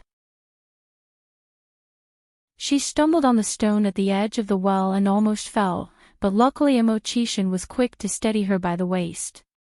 Be careful.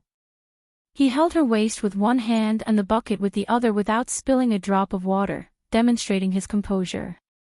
Surprised, Ni Yang looked up. Brother Imo, when did you get here? Imo Chishan cleared his throat, speaking in a somewhat low voice, just now. By the way, where should this bucket of water go? Just put it in the water jar in the kitchen. Ni Yang replied. All right. Imo Chishan nodded, carrying the water toward the kitchen. In the kitchen was a large water jar used to store water for cooking. Imo Chishan poured the water from the bucket into the jar, just covering the bottom of the jar. Imo Chishan turned to look at Ni Yang. Yang, do you always carry the water like this? Yes. Ni Yang nodded. A bucket of water weighed about 20 to 30 pounds. Even a sturdy man would feel the strain after carrying 7 or 8 buckets a day. How old was Ni Yang? Yet she was doing such heavy work.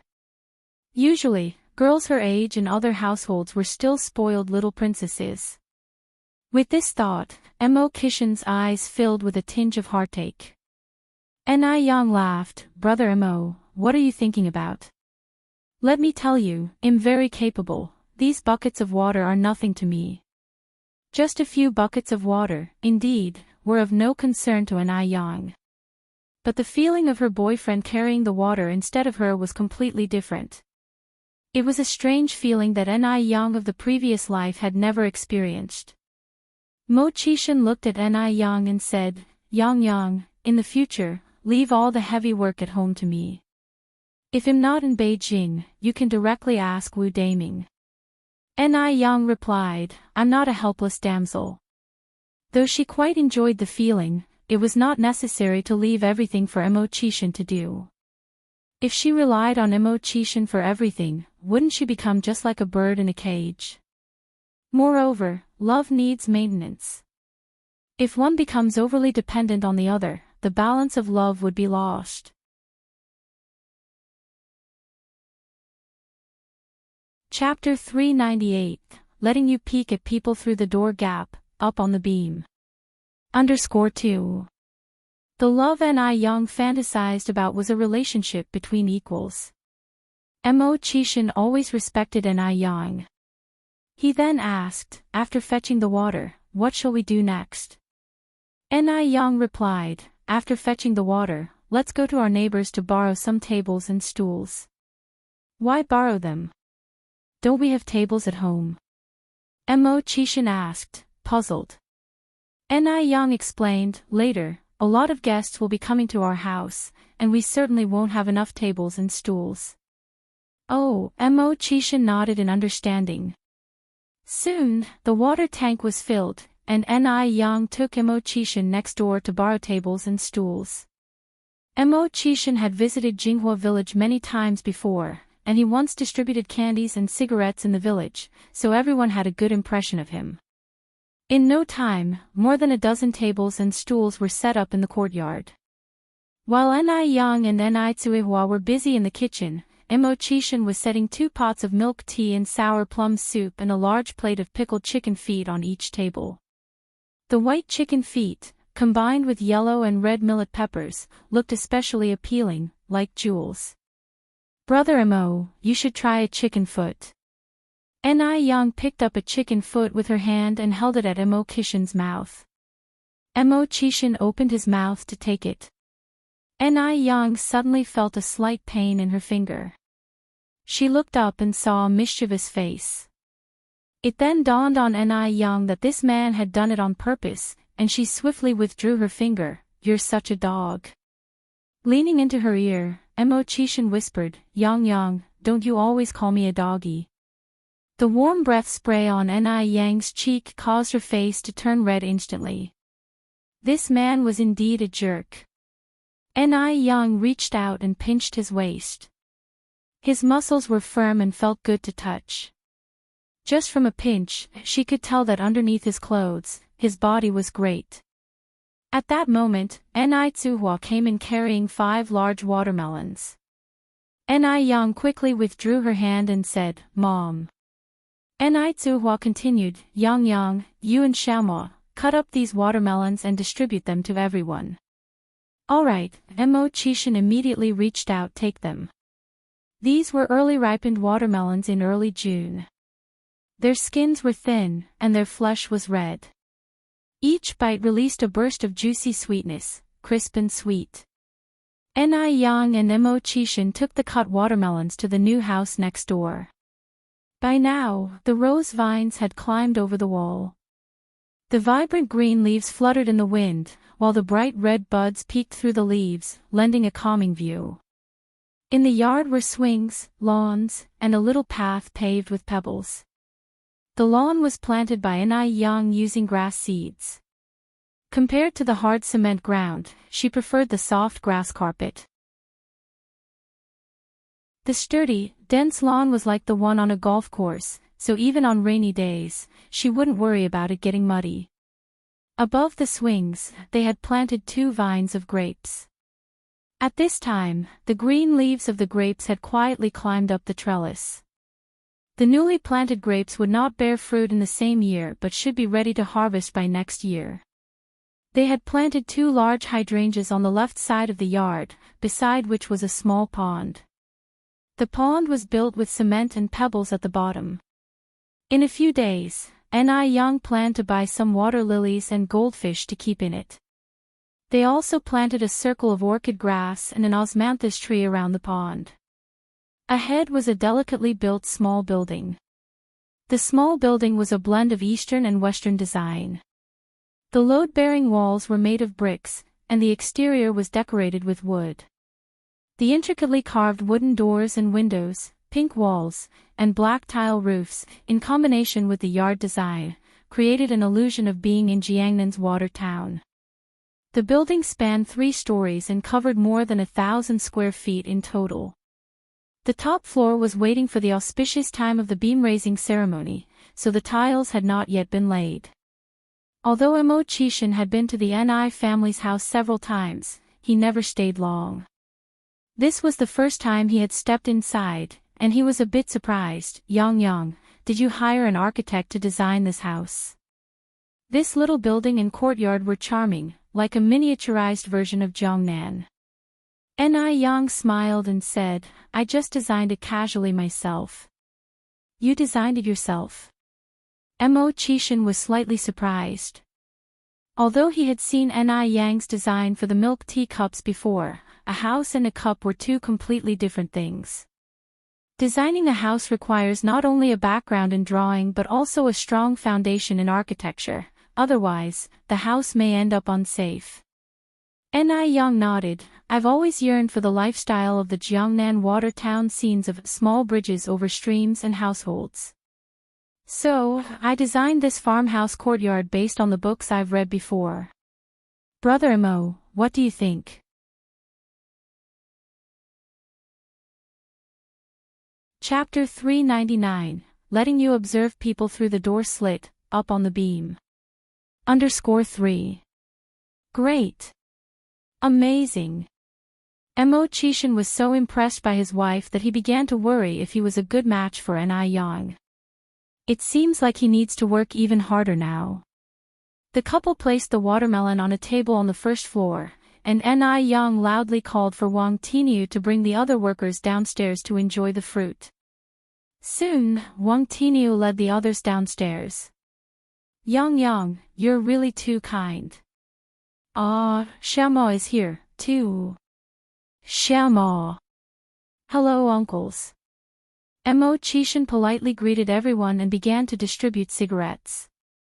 Still packets of yellow crane tower, costing 20 yuan each. My goodness. Is this young man super rich or something? Last time at the noodle restaurant, they were given yellow crane tower cigarettes, and here at the Ni family's place, this is the case again. As the saying goes, being treated kindly and accepting gifts will soften one's heart. After enjoying the cigarettes, which man wouldn't give a thumbs up and praise Mo Chishan for being a good guy? You have to admit, Mo Chishan impresses people. He shows none of the arrogance you might expect from a wealthy young man. Xiaomo, how old are you this year? Wang Tiniu asked curiously. 28, Mo Chishan answered. Another man eating watermelon chimed in, he is 10 years older than our Yang. Xiaomo, you'd better not bully Yang, or otherwise we all won't let you off. Mo Chishan responded, rest assured uncles, would never bully Yang in my life. Wang Tiniu said seriously, Xiaomo, I'm not joking with you. Yang is our village's little lucky star. If you dare to bully her, all the people in our village will come after you. Other girls' weddings are usually supported by their brothers, but behind Ni Yang there's an entire village. Jinghua village is the strongest backing for Ni Yang. The simple villagers may not use beautiful words, but they will prove their dedication through actual actions. Whoever dares to bully Ni Yang, they are prepared to fight. Mo Chishan said to Uncle Tiniu, I'm serious too, I will be nice to Yang for my whole life. I won't retaliate even if she hits or scolds me. One of the robust men comforted, Xiaomo, you can rest assured. Our Yang is a good girl. She definitely wouldn't hit or scold you for no reason. If she does, it must be your fault. You're right. Xiaomo, you must have accumulated a lot of good karma in your past life to meet our Yang. You're right. Mo Chishan was modest and polite, gentle and elegant. No matter what everyone said, he didn't get upset. People started to like him even more. Around 9 in the morning, villagers started to arrive in groups. The small rural yard that was once quiet immediately became lively. Everyone didn't come empty-handed. Some brought chicken, others brought ducks, and some brought red envelopes. Anyway, no one came empty-handed. Although Mo Chishan had shown his face in the village before, many people still didn't know him.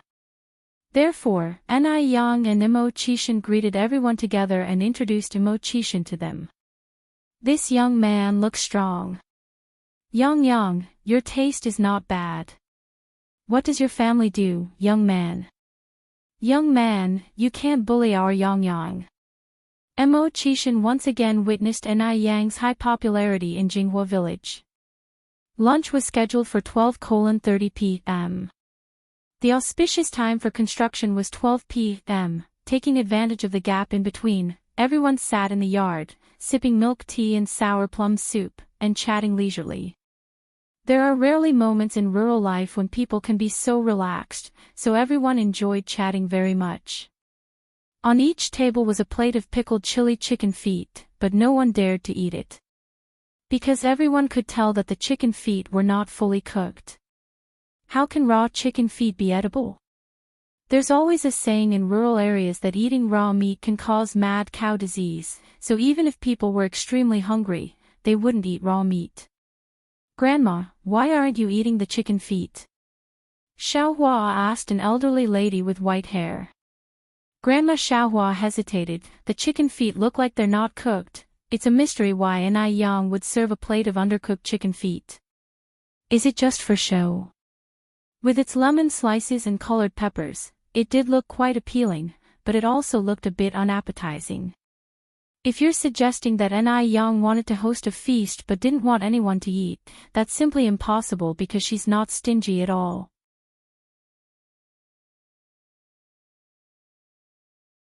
Chapter 400, allowing you to see people through the door crack, up on the beam. _4. Nobody knew what Enai Yang was really up to. I'll try one. Xiaohua reached for a chicken foot. Before Grandma Xiaohua could stop her, Xiaohua had already taken a bite of the chicken foot. Grandma Xiaohua anxiously said, spit it out quickly. You can't eat raw meat. Are you silly, child? Grandma, this chicken foot isn't raw. It tastes really good. You won't believe it until you try it. Xiaohua held the chicken foot up to her grandma's face. As everyone knows, when you bite into a cooked chicken foot, there should be blood inside. But the chicken foot in Xiaohua's hand didn't have a single drop of blood. It was clearly cooked. But was it really that delicious? Grandma Xiaohua bit into it with a mix of belief and doubt. Upon tasting it, the flavor truly was astonishing. A tangy and spicy taste spread throughout her mouth. The chicken foot had a rich flavor. It was nothing like it appeared to be. It was appetizing and refreshing. It was way more delicious than braised chicken feet. Grandma Xiaohua couldn't help but nod her head. Delicious, it's really delicious. The others at the table curiously asked, is it really that good? Of course. Grandma Xiaohua replied, if you don't believe it, try it yourself. The others picked up a chicken foot with a mixture of trust and doubt. Suddenly, exclamations erupted all around. Yang is really amazing. Wow, so delicious. Oh my god. I've never eaten such delicious chicken feet before. The commotion at their table quickly grabbed the attention of the tables next to them. One after another got affected. Within moments, there were no chicken feet left on the table as everyone had finished them off. Wu Daming walked in from outside, with a slight shock in his eyes from seeing so many people in the courtyard. Seeing so many people on the day of the roof beam raising showed that his sister-in-law had a high status in the village. Wu Daming grew up in the countryside and knew the customs of the village. If the hostess was not well liked in the village, there wouldn't be so many people present on the day of the roof beam raising. There were so many people in the courtyard that it took Wu Daming quite a while to find Immortality, who was mingling among the people, handing out cigarettes. Is that really Immortality? Could Immortality really be acting so humbly? Wu Daming swallowed in surprise. Brother 6. Wu Daming, suppressing his astonishment, approached Immortality. Immortality nodded and said, you've arrived. Have all the things been prepared? Brother 6, you can count on me. Wu Daming patted his chest in assurance. Immortality turned his head to the side and asked in a low voice, do you have any more Yellow Crane Tower cigarettes? No. Wu Daming shook his head. Yellow Crane Tower cigarettes were 20 yuan a pack, and they were not something that he could afford to smoke. Furthermore, Wu Daming had just built a new house, and he needed to save money for home decor. Immortality handed Wu Daming a few bills, go and buy me a few packs of Yellow Crane Tower cigarettes, and be quick. Knowing that there would be many people today, Immortality had specially brought 5 packs of Yellow Crane Tower. But after circulating it twice, there were only a few left of the Yellow Crane Tower. All right. Wu Daming continued, the things are on the farm machine outside. Brother 6, you can take sister-in-law to check it out. After saying that, Wu Daming turned and left. Mo Qishan found Ni Yang in the kitchen. Yang Yang, come out with me. Okay. Ni Yang followed Mo Qishan out. Outside, there was a blue farm vehicle parked. At that time, cars were very rare and a few children were already playing on it. In the back of the car were several large appliances. A Swan brand washing machine. A Snowflake brand fridge. The Snowflake fridge was launched in 1956. It was one of the earliest premium products in China, and it has won the favor of many domestic and foreign consumers, also became a source of pride for the Chinese people. There was also an air conditioner that can cool the room.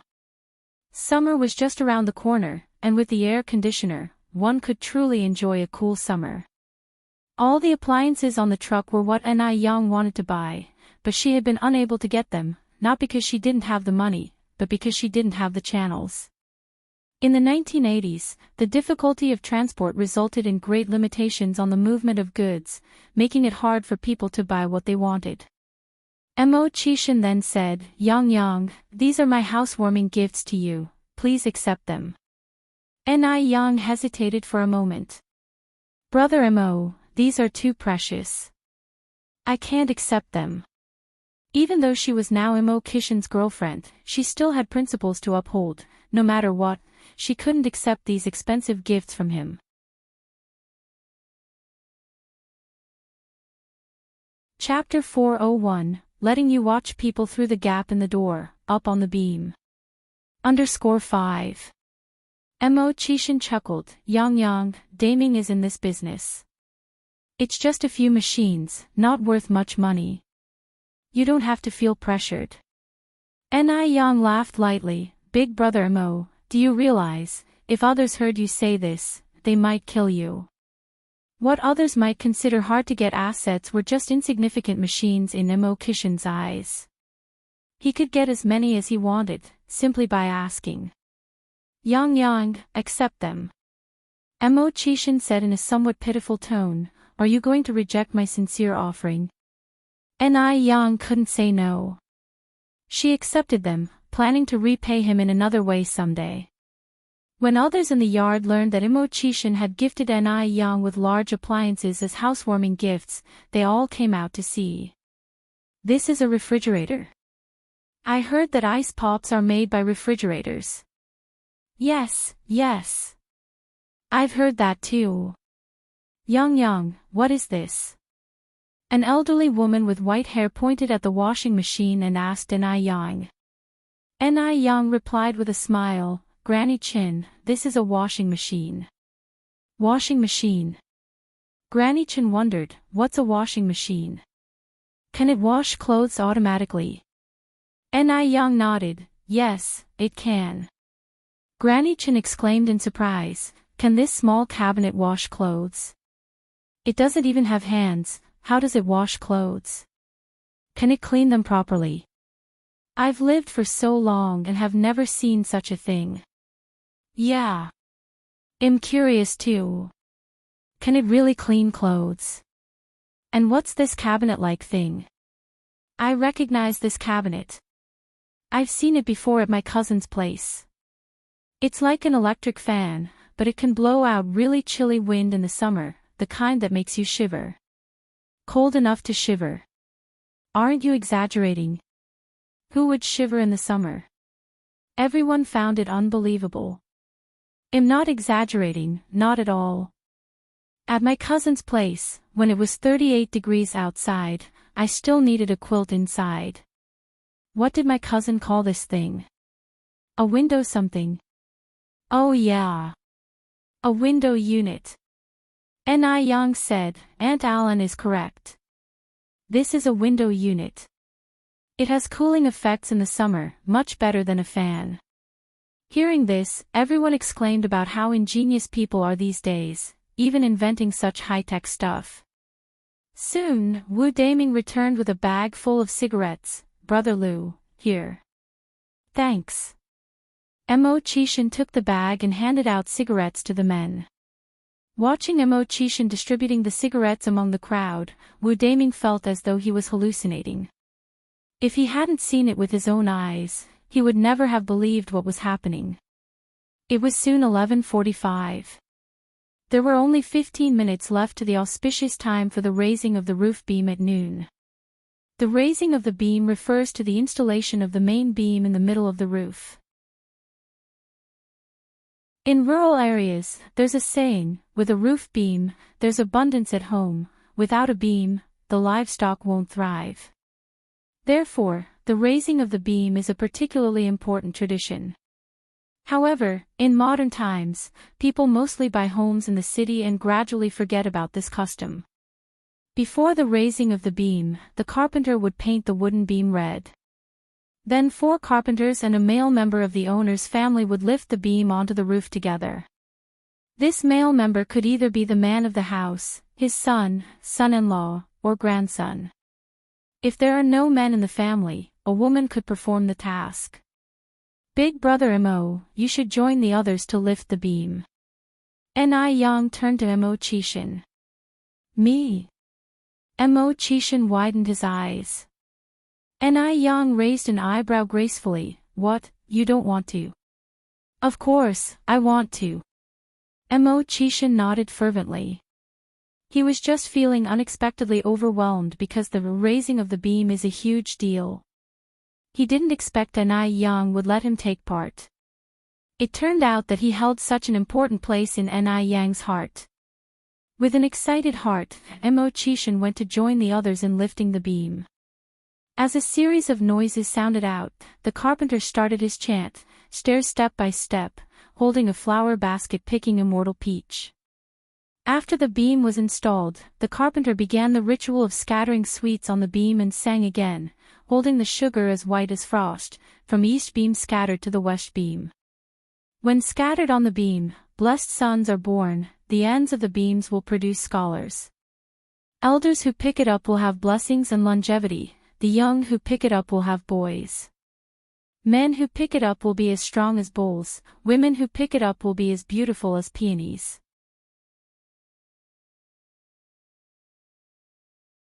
Chapter 402, allowing you to peek at people through the door gap, up on the beam. _6.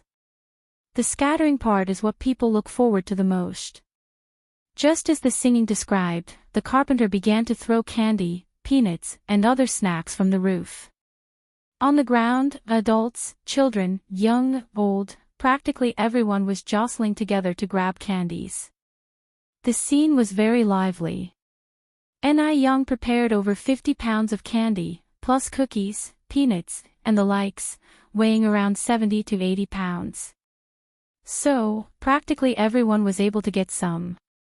During this era, a typical family would prepare 4 or 5 pounds of candy at most for a rafter-raising ceremony. There were none as generous as Ni Yang. So everyone was extraordinarily happy while grabbing candies. Everyone could grab some, even the old woman who was hard on her feet managed to grab a whole bag. After the rafter-raising ceremony ended, it was time to eat. The lunch was splendid, with large bowls of braised pork, succulent roasted lamb legs, and savory beef stew noodles. Moreover, Ni Yang prepared a refined gift for every guest at the table, regardless of age. Ni Yang was no fool. Since everyone brought gifts, she couldn't let them leave empty-handed. The gifts were wrapped in a red handkerchief, with a pack of cigarettes, 18 candies, and a red envelope with 5 yuan inside. After finishing their meal, everyone didn't just rush off. Instead, they stayed to help Ni Tsuihua wash the dishes and clean up. There were so many dishes. If left to Ni Tsuihua and Ni Yang alone, how long would it take them to tidy up? The more, the merrier. In a little while, they had restored the courtyard to its original state, all neat and tidy. By evening, Ni Yang walked Mo Chishan home. Brother Mo, you had a hard-working day. The setting sun draped the pair in golden light. The scene was as romantic as a TV drama. Mo Chishan replied casually, not at all. Yang, I never knew before today that a house raising could be such a lively event. Chishin had never participated in a rafter raising ceremony before. It was a pleasant first experience. Yang reached out and took Kishin's hand. Brother no matter what, I have to thank you for today. Chishin tightened his grasp. With a faint smile on his lips, he said, Yang, if you really want to thank me, do it in a more practical way. Yang knew he was teasing her again, and raised her eyebrows slightly. You're thinking quite prettily, huh? Do you know what I'm thinking? Chishin looked down at Yang's profile. Under the setting sun, her profile seemed to glow. Her clear eyes hid constellations of stars, making people wish they could offer her everything beautiful in this world.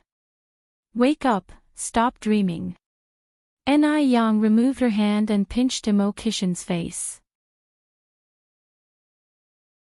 It's daytime, not the time for dreams. Kishin's face reddened from the pinch. He didn't make a sound, only a softened smile spread across his face. Oh right. Yang suddenly changed her tone. Brother did you hire a teacher for Xiaodai yet? I did. Chishin replied, also, the publishers have been contacted. They think highly of Xiaodai's writings, saying she has the potential to become a writer. Yang nodded. Xiaodai has always been smart. Yang grinned subtly. Li Xiangxian's downfall is near. It's not far now. With a curve of her lips, Yang thought deeply. When they reached the fork in the road, Chishin halted. Okay, Yang, this is far enough. Better get back now. Okay, brother take your time on the road, be careful. Yang waved at Chishin. After bidding Chishin goodbye, Yang headed back, kicking at gravel along the road as she walked, lost in thoughts. Over at Li Xiangxian's. Since her last visit to the family, Li Xiangxian's mood hadn't been good. Even though she was now Baichuan's girlfriend, the old Mr. and Mrs. Were not as enthusiastic as before. Moreover, the couple Rongping and Xiao Jiao didn't seem fond of her. Otherwise, during the banquet, Rongping and Xiao Jiao wouldn't have made her feel uncomfortable in public. What should she do now? Li Xianxian sat at the desk, her expression filled with worries. Even if she were a famous writer, without being able to marry into the family, it would all be in vain. Becoming a famous writer could only add luster to her. After all, she was limited in the amount of work she could remember. It seemed she had to find a solution once and for all. Li Xianxian squinted her eyes, and a cunning idea quickly flashed through her mind. Maybe she could advance through her child. A rich family like the family would certainly value their descendants, and since Baichuan is the eldest son and grandson in the family, if she were to carry Baichuan's child, the family would surely welcome her with open arms. Then, she could become a truly prestigious figure. Baichuan is a responsible man, and Yang is confident that as long as there's a child, Baichuan would be devoted to her and wouldn't think about that scoundrel Yang. Yes. She must have a child. With this thought, a smug smile crept onto Li Xiangxian's face. She picked up her purse, went to the pharmacy, but the first pharmacy didn't have what she wanted, so she went to the second, the third, and finally found what she wanted in the fifth. Today was the day to receive the test scores. Yang went to the city on her bike early in the morning. Because it was early, the streets were not crowded. Suddenly, a child ran onto the road. Yang's heart skipped a beat, and she quickly hit the brakes. Screech, a harsh braking sound resonated. The child seemed stunned. His face turned white in an instant, and he looked like he had forgotten how to react. Hey kiddo, are you okay? Yang quickly stabilized her bike, got off and approached the child. I'm all right. The surprised child shook his head weakly. This was a boy of about 4 or 5. Because of malnutrition, he was thin and pale. His clothes were ragged. One foot had a shoe on, the other did not. "Where are your parents, kiddo?" Young asked next.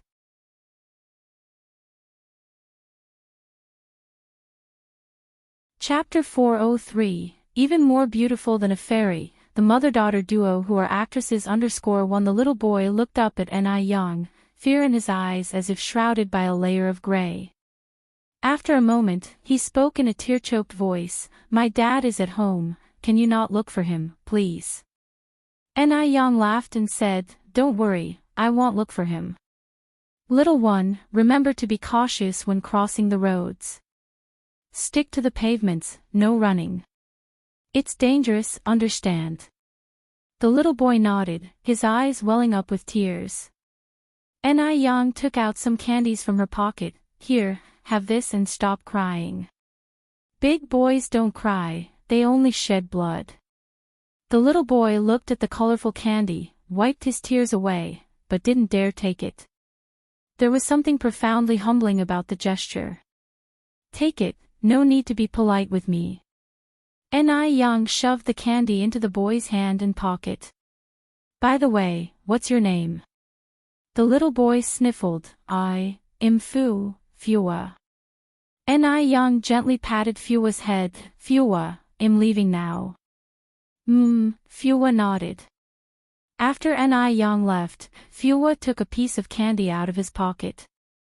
He carefully unwrapped it and put the candy in his mouth. It tasted so sweet. So sweet. "So, this is what candy tastes like." Fua held the candy wrapper up to his eyes, looking up at the sun. Through the dyed candy wrapper, the sun, the pedestrians, and the roadside scenery all turned into a rainbow of colors. After trying one piece of candy, Fua didn't dare to eat a second. Such delicious candy, his father would surely like it. Lost in his thoughts, Fua hurriedly started homewards. Fua lived in a cramped courtyard shared by 7 or 8 families.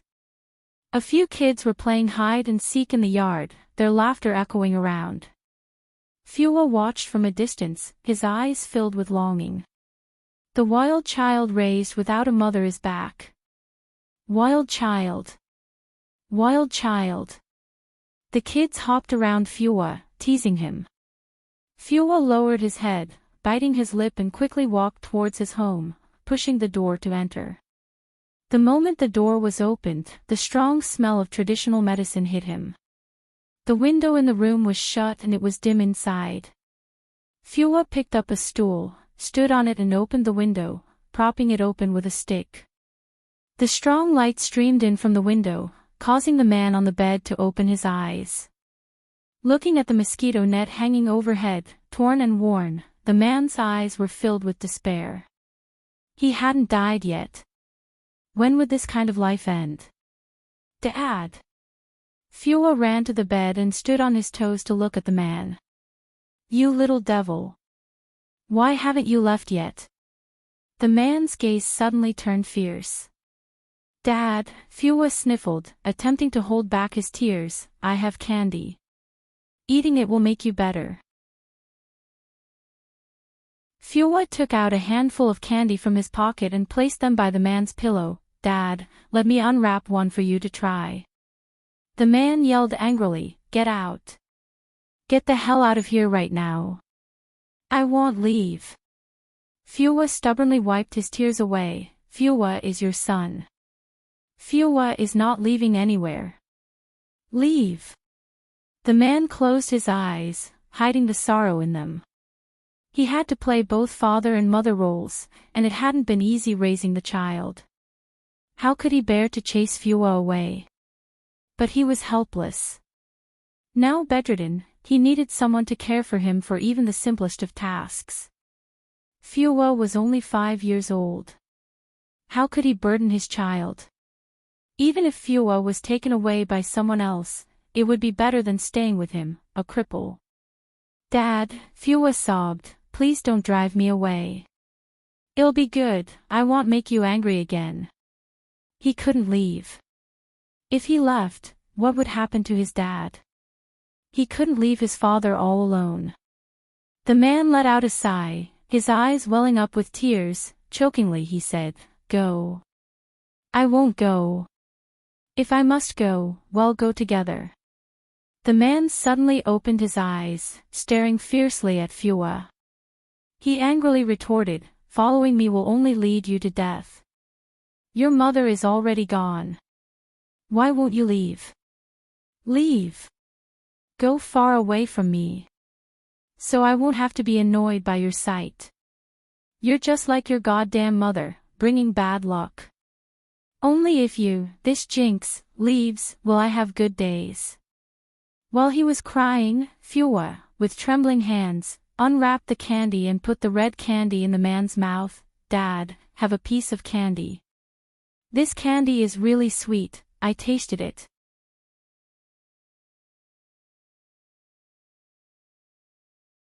Chapter 404, Better Looking Than a Fairy, the Mother-Daughter Duo Who Act _2. A hint of sweetness spread in his mouth, and the man suddenly began to sob quietly. How useless he was. Not only was he useless, but he had also harmed such a good child. Seeing that the man's emotions were slowly stabilizing, Fua cautiously asked, "Dad, can I stay now?" He didn't want a good life. He just wanted to stay with his father. As long as his father was there, home was there. Even if his father was lying in bed, he was the only pillar of support in his heart. "You're not leaving." The man forced out through his stiff throat, "I won't chase you away anymore." "Really?" Fua immediately brightened up, feeling like the whole world had lit up. The man nodded. Fua extended a small pinky finger towards the man. "Dad, let's make a pinky promise." The man also extended his hand to Fua. As the father and son held finger to finger, the man asked, "Fua, where did you get this candy?" Fua said, "Dad, this candy was given to me by a very beautiful sister. She has a very pleasant voice, just like Mom in my dreams." Fua had never seen his mother, but in his imagination, his mother was supposed to be a very gentle person. "Really?" The man looked at Fua. Fua nodded. The man went on to say, "Fua, do you remember what your father told you?"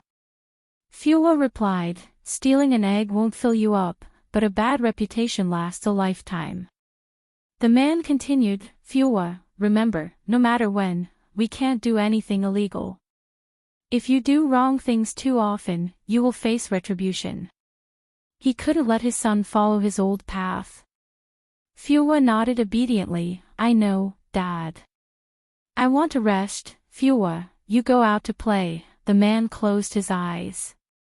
Fua picked up the worn-out medicine jar next to the bed. "I'm going to boil the medicine." "Wait." The man reopened his eyes. "Dad, what's wrong?" Fua looked back. The man continued, "Take the candy with you." Fua laughed and said, "Dad, I don't like sweets." He wasn't fooling anyone, he just wanted to leave the sweets for his handicapped father. The man closed his eyes in pain. How could such a sensible child have such a useless father? "Take it now." The man's expression suddenly turned fierce, "Or you can get the hell out of here." Fua shivered in fear, quickly came over and put the candy into his pocket. "Dad, don't be angry, don't chase me away." The man closed his eyes and began to sleep. "Dad, remember to call me if you need anything." Fua quietly left the room and went to the open-air kitchen to boil the medicine. Looking at the 2 remaining packets of herbal medicine, Fua sighed. The medicine would only last for 2 more days. What to do? While boiling the medicine, Fua grabbed a small handful of coarse rice from the bottom of the rice vat and put it on a broken tile to make porridge. In a short while, the porridge was ready. The strong smell of herbal medicine was mixed with the faint aroma of rice. Fua spooned all the cooked porridge into a big bowl, dipped his finger in the bowl, smeared some rice soup around his mouth, and then carried the porridge into the room. Dad, it's time to eat. Fua spoke gently. Although the man's legs were paralyzed, his upper body and hands were still normal. He propped up his upper body to sit up. Why is there only one bowl? I have already eaten. Fua burped. I ate 2 large bowls of porridge. If you don't believe me, check my mouth. There was indeed some rice soup around Fua's mouth. Only then did the man feel relieved and started to eat his porridge. Dad, it'll go out now. Fua went outside, scooped up a large spoonful of cold water from the vat, and drank it all at once. Drink more water, eat a piece of candy, and you won't feel hungry. Ni Yang rode her bicycle to school. Today was the day the transfer student grades were released, so the campus was crowded with people. From a distance, Han Xiaoyu saw Ni Yang, who stood out from the crowd. She rushed over. Ni Yang. Ni Yang. Xiaoyu. Ni Yang gave a slight smile. Congratulations, Ni Yang. For what? Ni Yang looked at Han Xiaoyu with confusion. Han Xiaoyu was surprised and said, Ni Yang, you don't know yet. Know what? Ni Yang was even more puzzled. First place. Han Xiaoyu excitedly said, you got the first place. Although Ni Yang had the foundation from her past life and was quite confident about this test, she really hadn't expected that she would achieve first place.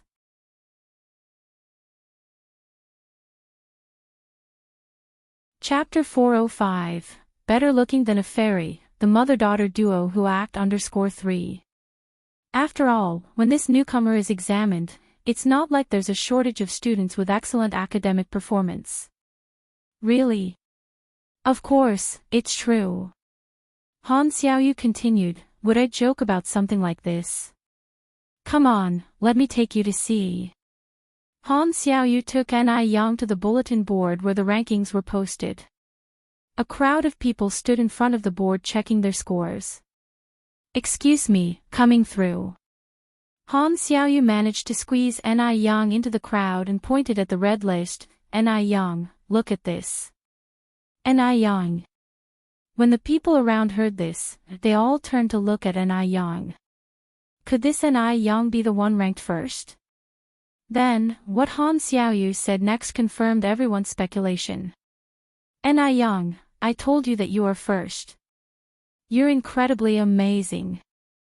You scored full marks in math, English, and history. The list posted not only the rankings but individual subject scores as well. Out of a total of 650 points, Ni Yang had scored a high 645 points. That was 80 points higher than the second rank. Surely, this was a score good enough to crush all the other students in the school. Although it was somewhat expected for Ni Yang to get full marks in math, history, and political science, what was astonishing was that she scored full marks in English too. This was simply terrifying. Ni Yang responded with a smile, I didn't expect to do this well either. By the way, Xiaoyu, you did pretty good too. Han Xiaoyu was ranked in the top 15, only 18 points behind the second rank, which was a fairly good achievement as well. Han Xiaoyu laughed and said, speaking of this, I have you to thank, Ni Yang. If it hadn't been for Ni Yang's encouragement urging her not to be nervous that day, she wouldn't have scored so well. It must be said, meeting a good friend in life is truly important. Zhou Xuemei came to the board full of excitement. She did well this time and believed she could get a good result. Her results were indeed good, ranking 9th, placing before Han Xiaoyu. She didn't expect that the silly Han Xiaoyu would also rank 15th this time. Zhou Xuemei snorted softly. Her eyes shifted, and when she read the name at the top of the board, her expression changed instantly. Ni Yang was first. It must be a case of having the same name, right? How could that infuriating tramp Ni Yang possibly rank first? Right. It must be a case of having the same name. Just then, Han Xiaoyu was walking towards her arm in arm with Ni Yang. Ni Yang. Zhou Xuemei spoke out to stop Ni Yang. Since it was a case of having the same name, there was nothing she needed to be afraid of. She hadn't forgotten the bet she had made with Ni Yang on the day of the exam. What is it? Ni Yang frowned slightly at this, also recalling the bet they made that day. Apologize to me. Zhou Xuemei crossed her arms and continued, not only should you apologize, but you should also admit that on that day you were pretending to know something you didn't, just to show off. Apologize. Han Xiaoyu burst into laughter. Zhou Xuemei, you must be out of your mind. You're asking a person who got full marks in math to apologize. If anyone should apologize, it should be you to Ni Yang. Not only should you apologize, but you should also admit that you are jealous of Ni Yang. The students around them were not sure what was going on. Whispering to each other, those who understood the incident that day explained it to others. Hearing this, everyone seemed to get more excited. Apologize to her. Han Xiaoyu, you're the one who's crazy. Didn't you see my rank? I'm in the 8th place. What rank could Ni Yang possibly secure? Maybe she didn't even pass the newcomer examination. Because, other than the Ni Yang who topped the list, Zhou Xuemei did not find another Ni Yang. You're just 8th.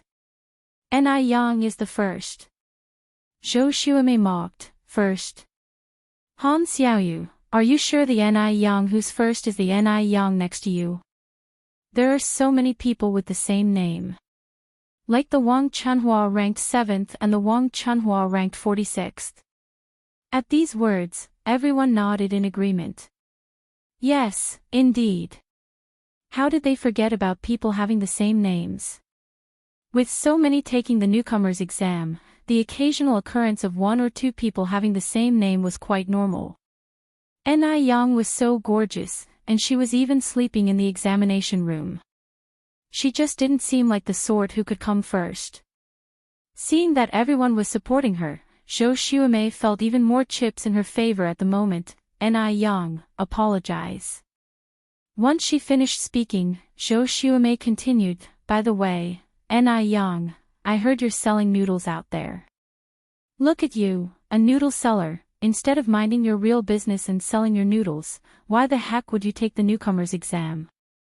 Isn't that a waste of an examination spot? In this era, working as a self-employed individual was regarded as the least promising career, even not as respected as the beggars on the street.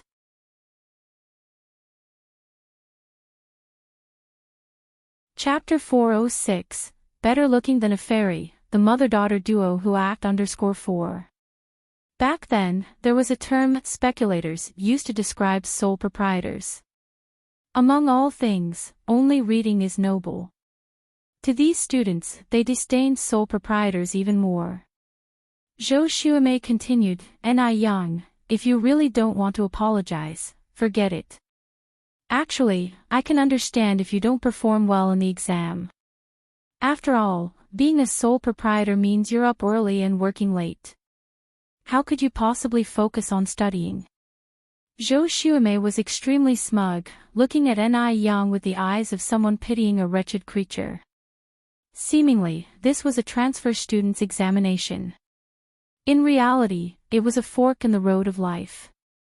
One path led to the upper class, the other to the lower class. She had already stepped foot into the upper class while Ni Yang was destined to live in the lower class all his life. Zhou Xuemei foresaw her bright future. Just when she was about to ridicule Ni Yang some more, she saw the principal coming their way with a teacher. She achieved an outstanding result, placing 8th. Could it be that the principal came to personally congratulate her? Upon this thought, Zhou Xuemei's smugness intensified. She cast a sidelong glance at Ni Yang, gave a refined smile, and turned to greet the principal. Hello Principal Zhao, I am Zhou Xuemei. Principal Zhao was not in the mood to deal with Zhou Xuemei for the moment. He just gave a cursory nod and went straight to Ni Yang saying, Ni Yang, congratulations on achieving first place in this transfer student examination. This is your homeroom teacher, Mr. Su Yang. Upon hearing this, the smile on Zhou Zuimai's face froze. She had just mocked Ni Yang for possibly sharing the same name with a top student. Unexpectedly, reality just delivered her a resounding slap in the face. How could this be possible? How could Ni Yang be the top student? She took the exams so seriously and still only came in 8th, while Ni Yang had been sleeping during the exam. Did Principal Zhao mistake someone else for Ni Yang? Or did Ni Yang cheat? Principal Zhao, you must have mistaken someone else for Ni Yang. It's impossible that Ni Yang could be top. Principal Zhao was quite happy now, and didn't notice the malice in Zhou Zuimai's assertion. He smiled and said, "No mistake, the first place is indeed this Ni Yang." Zhou Xuemei retorted, "Principal Zhao, then Ni Yang must have cheated." What did she mean by cheating? Principal Zhao didn't like this remark. The transfer students' exam papers were personally printed by him, the grade leader, and 3 other excellent teachers. The questions were selected by them personally, and definitely nobody else knew about it. During the exam, each class was supervised by 6 teachers, with an additional few patrolling outside. There was no chance for the students to cheat. Before Zhao could say anything, Teacher Su indignantly reprimanded, "Zhou Xuemei, this is a character insult to Ni Yang and to all the teachers at our school. Ni Yang did indeed rank first, so I wonder, whose work could she have copied? Apologize to Ni Yang immediately." Upon hearing this, Zhou Zuimai's face turned pale instantly. She had indeed spoken out of turn. Ni Yang was first, who else's work could she possibly have copied? Moreover, her words questioned not only Ni Yang but also offended all the teachers at 3rd middle school. After all, the fact that cheating exists in an exam indicates negligence from teachers.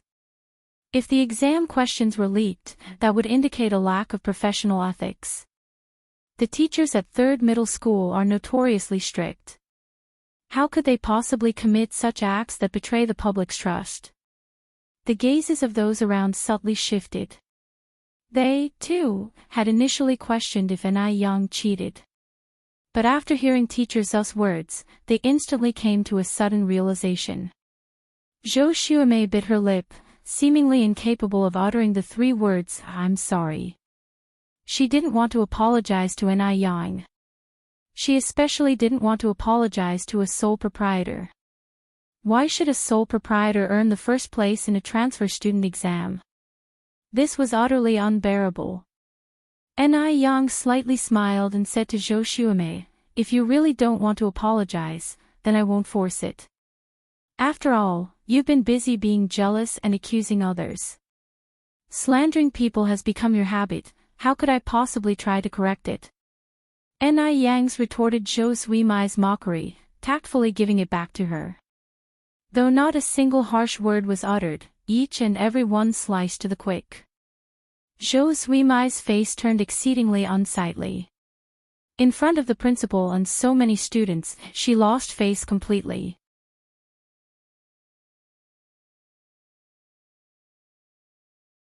Chapter 407, Better Looking Than a Fairy, the mother-daughter duo who act _5.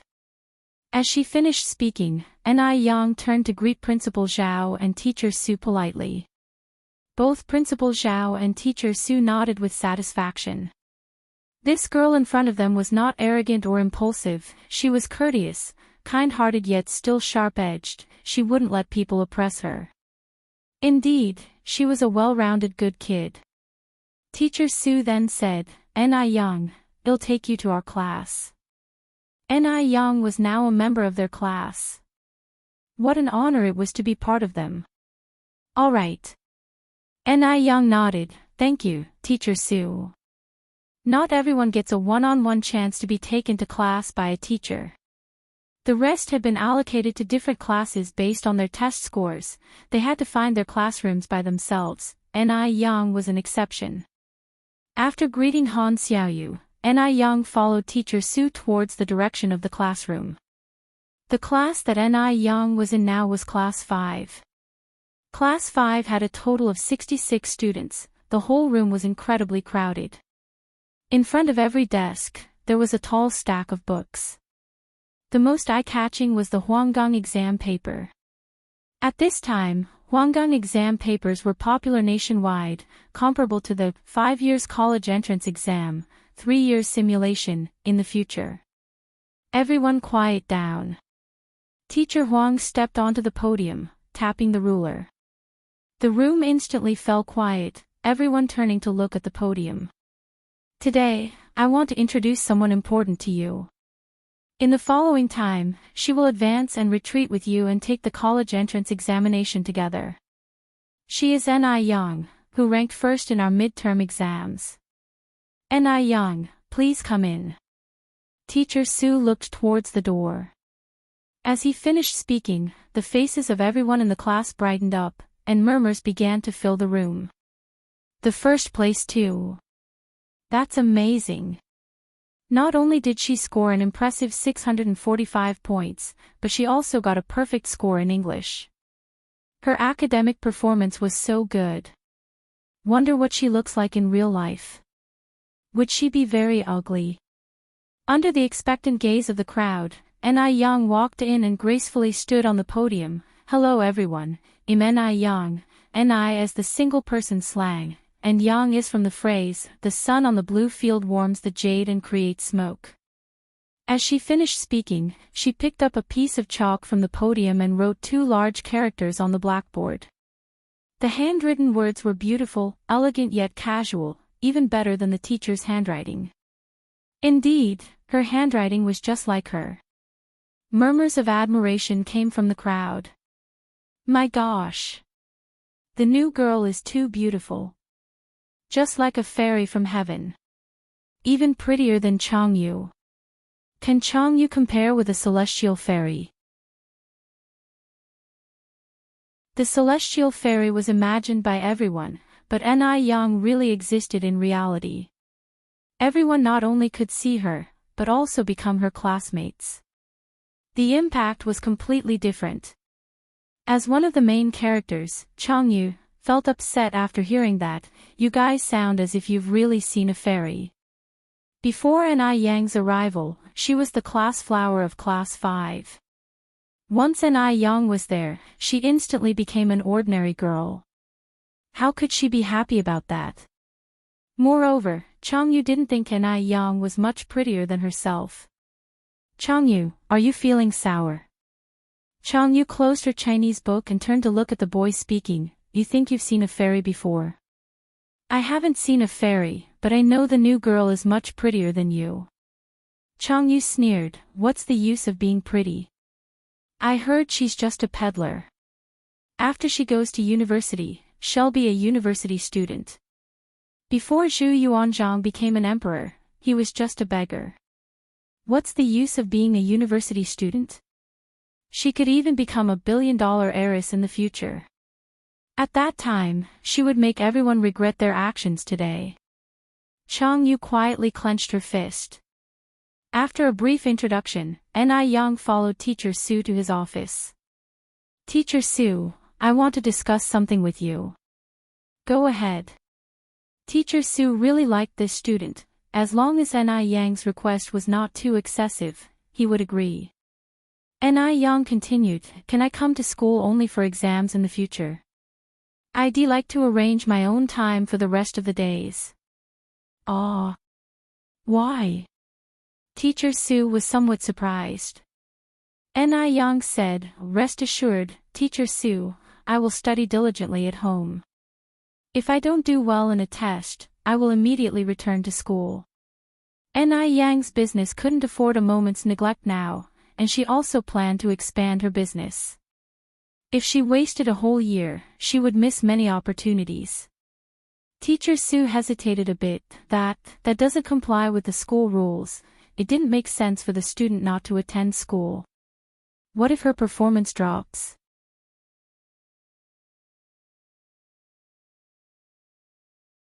Chapter 408, Better Looking Than a Fairy, the Mother-Daughter Duo Who Act _6.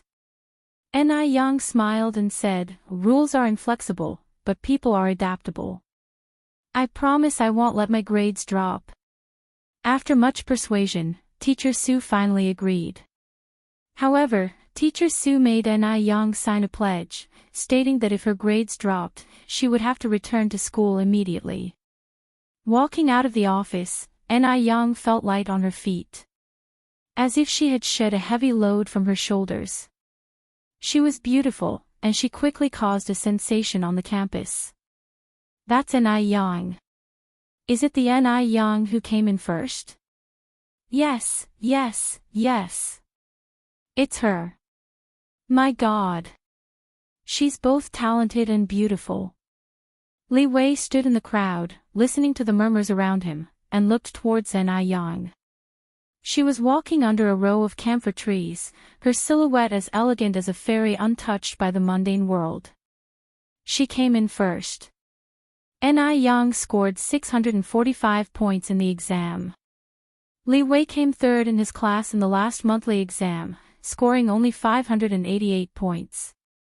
Ni Yang was a full 57 points ahead of him. It's as if she has already set foot in a top-tier university. Even prestigious overseas universities would invite Ni Yang. Li Wei couldn't describe what he was feeling, he just felt extremely uncomfortable. Why hadn't Ni Yang failed in her exam? If Ni Yang had failed, he could have comforted her, but now, he didn't even have the confidence to strike up a conversation. Li Wei glanced at Ni Yang, and then turned in the opposite direction. From now on, he must study harder, hoping to achieve excellent results in the college entrance exam and become the top scholar in the city. He must be stronger than Ni Yang. Since their last meeting, persuaded by Shengguan Shi, Shengguan Dehui decided to spend some time getting to know Lin Fang. The two people arranged through the introducer to meet at a cafe tomorrow at 10 in the morning.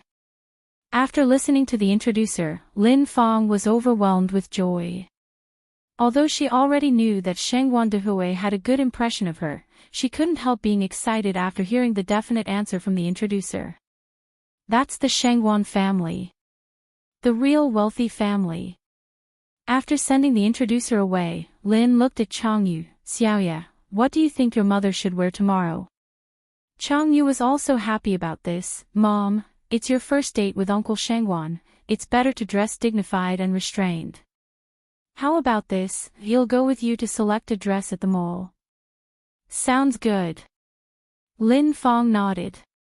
Mother and daughter ignored the cry of hunger from the storeroom, directly walked out of the house, and went to the department store to buy clothes.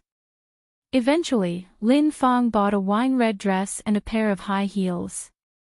It cost her 68 yuan, which was equivalent to her 2-month salary. She felt heartache when paying, but thinking that she was about to become a wealthy lady, she didn't feel anything anymore. You can't make an omelette without breaking eggs. As long as she could marry into a wealthy family, not to mention 68 yuan, even if it was 680 yuan, she would be willing to spend it. After buying the clothes, the mother and daughter happily left the department store. Just as they left the front door of the mall, Lin Fang was bumped into by a raggedly dressed child. I'm sorry. I'm sorry. I didn't mean to. The child immediately apologized. You're disgusting. Stay away from me. Lin Fang pushed the child to the ground. Mom. Changyu pulled at Lin Fang's sleeve and signaled her to look ahead with her eyes. Looking around, she saw Shengguan Shi and Shengguan Dehui approaching them, arm in arm. It looked like they hadn't seen what happened just now. Lin Fang's face changed and she quickly helped the child up and said warmly, Are you okay, dear? It's all my fault. I wasn't careful. To prevent the child from crying, Lin Fang took out a yuan and slipped it into the child's pocket, warning in a low voice, Cooperate with me, and this yuan is yours. The child felt the coin in his pocket and nodded. Then, Lin Fang said, What's your name, dear? How old are you? Why are you here alone? Where are your parents? Im Fiua, 5 years old. I came out to play by myself, and my daddy is at home. They were almost out of rice at home, and Fua was trying to find something edible in the garbage bins. Those who come to the mall to shop are wealthy people, and the food they can't finish will be thrown into the garbage bin. Fua had found a lot of delicious food in the garbage bin before. Fua, what a nice name. Lin Fong continued, your clothes are all torn. Would you like Auntie to buy you a new dress? Fua was considerate and said, thank you, Auntie, my clothes are torn, but they still can be worn. Chang Yu laughed and said, Fua, you don't have to be polite with my mom. She is a very kind-hearted person. If she doesn't buy you a dress, she won't be able to sleep tonight. Lin Fong led Fua by the hand into the market. Come on, Auntie will buy you new clothes. After Lin Fong and Chang Yu left, Sheng Guanxi and Sheng Guandehui came out from the corner. Sheng Guanxi said, Dad, you see, Lin Auntie is a nice person, right? Sheng Guandehui nodded, she seems to be a good person, but I don't know whether she put on this performance on purpose for us to see. I always feel that her daughter Chang Yu seemed to have noticed us. Sheng Guanxi laughed and said, Dad, you're overthinking. Lin Auntie is really a good person, how could she put on a show for you? Sheng Guandehui continued, maybe I'm overthinking. Sheng Guanxi held Sheng Guandehui's arm, Dad, tomorrow is your first date with Lin Auntie. You need to behave well. Shall I take you to the salon to get your hair done? All right. Sheng Guandehui nodded. The father and daughter head towards the salon nearby. When the father and daughter had entered the salon, Lin Fong and Chang Yu came out of the back door of the mall with Fua. Lin Fong disgustedly let go of Fua's hand, get lost. Don't let me see you again. You bring me bad luck. Fua was still in the same ragged clothes, tightly clenching the yuan in his pocket, and ran away quickly. At that time, rice was sold at 2 cents per pound. With 1 yuan, you could buy 5 pounds of rice, which would feed him and his father for more than 10 days if there are only porridge. After buying 5 pounds of rice, Fua went to the vegetable market to pick up discarded vegetable leaves. Soon, Fua had collected half a bag of vegetable leaves. Looking at these vegetable leaves, Fua revealed a satisfied smile. He was fortunate today as he hadn't run into the grandma who usually picks up vegetable leaves too. Having so many leaves, adding to the porridge could last them half a month. Feeling more and more cheerful, Fua couldn't help taking out a candy from his pocket to reward himself.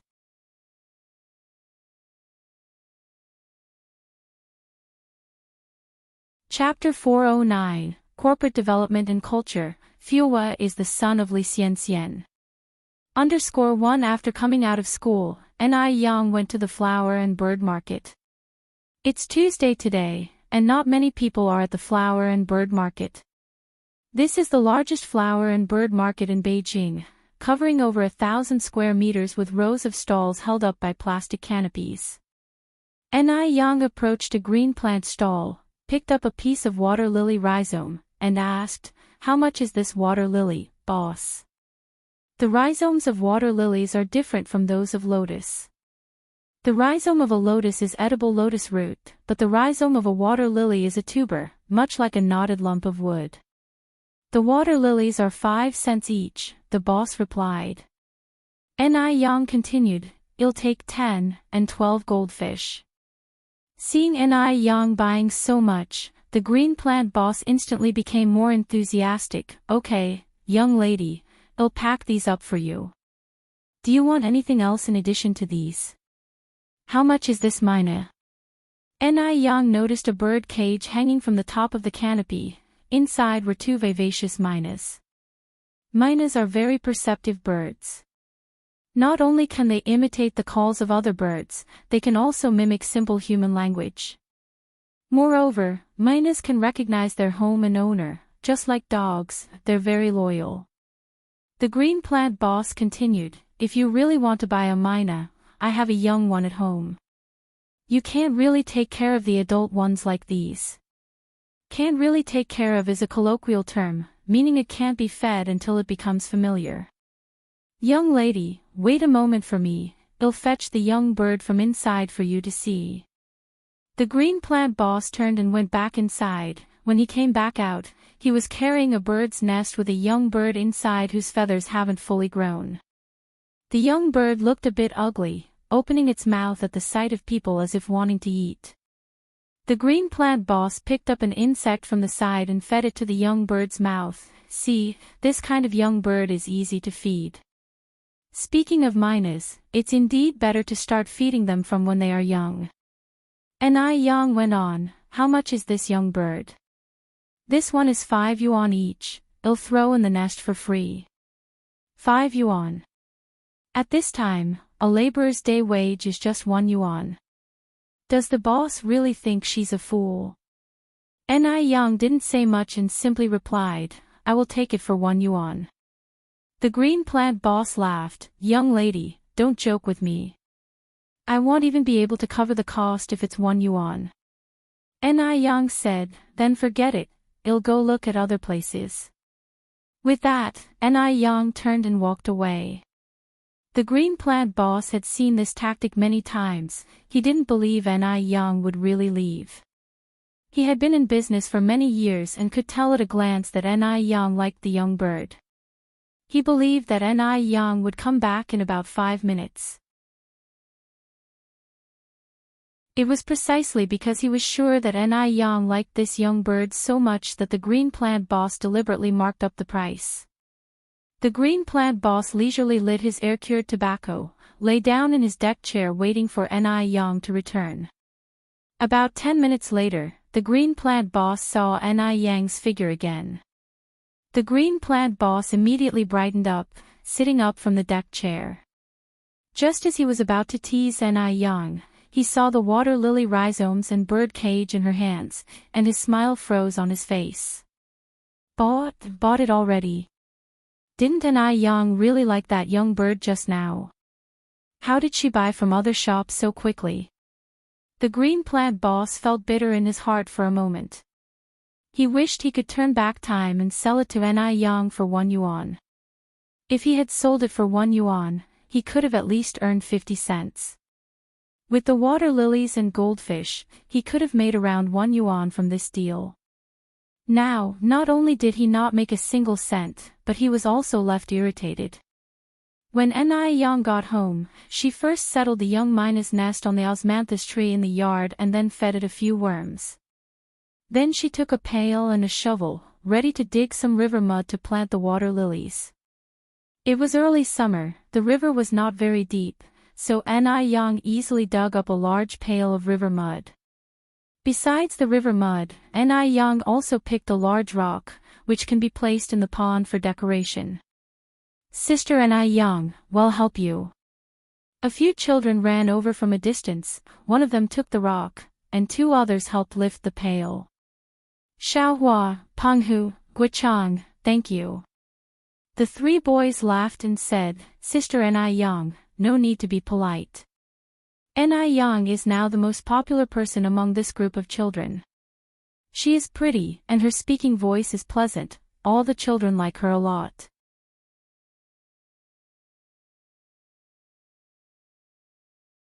Chapter 410, Business Development and Culture. Fuwa is the son of Li Xianxian. _2. As soon as they arrived at the Ni family's courtyard, the children dropped everything and bolted. They did this because Yang was just too warm-hearted. If they didn't run away quickly, Yang would definitely give them more candies and snacks. The kids weren't helping Sister Yang just for food. Though they were young, they were sensible. Looking at the children scampering away, a faint smile floated on Yang's face, and the sunlight shining through the leaves dappled her with a halo. If the scene had to be described in 2 phrases, they would be, the time is peaceful, life is stable. Having brought the buckets and stones into the yard, Yang began planting her water lilies. She poured river mud into the pond, burrowed the roots of the lilies into the muck, then filled it with water and set the goldfish in. The goldfish proved resilient. They swam happily through the pond as soon as they were put in. The pond's drainage and waste system were designed exceptionally. There was no need to worry about foul-smelling water. Now all that was left was to wait for the lily pads to sprout. Sixth sister-in-law. Wu Daming's voice called from outside. It's here.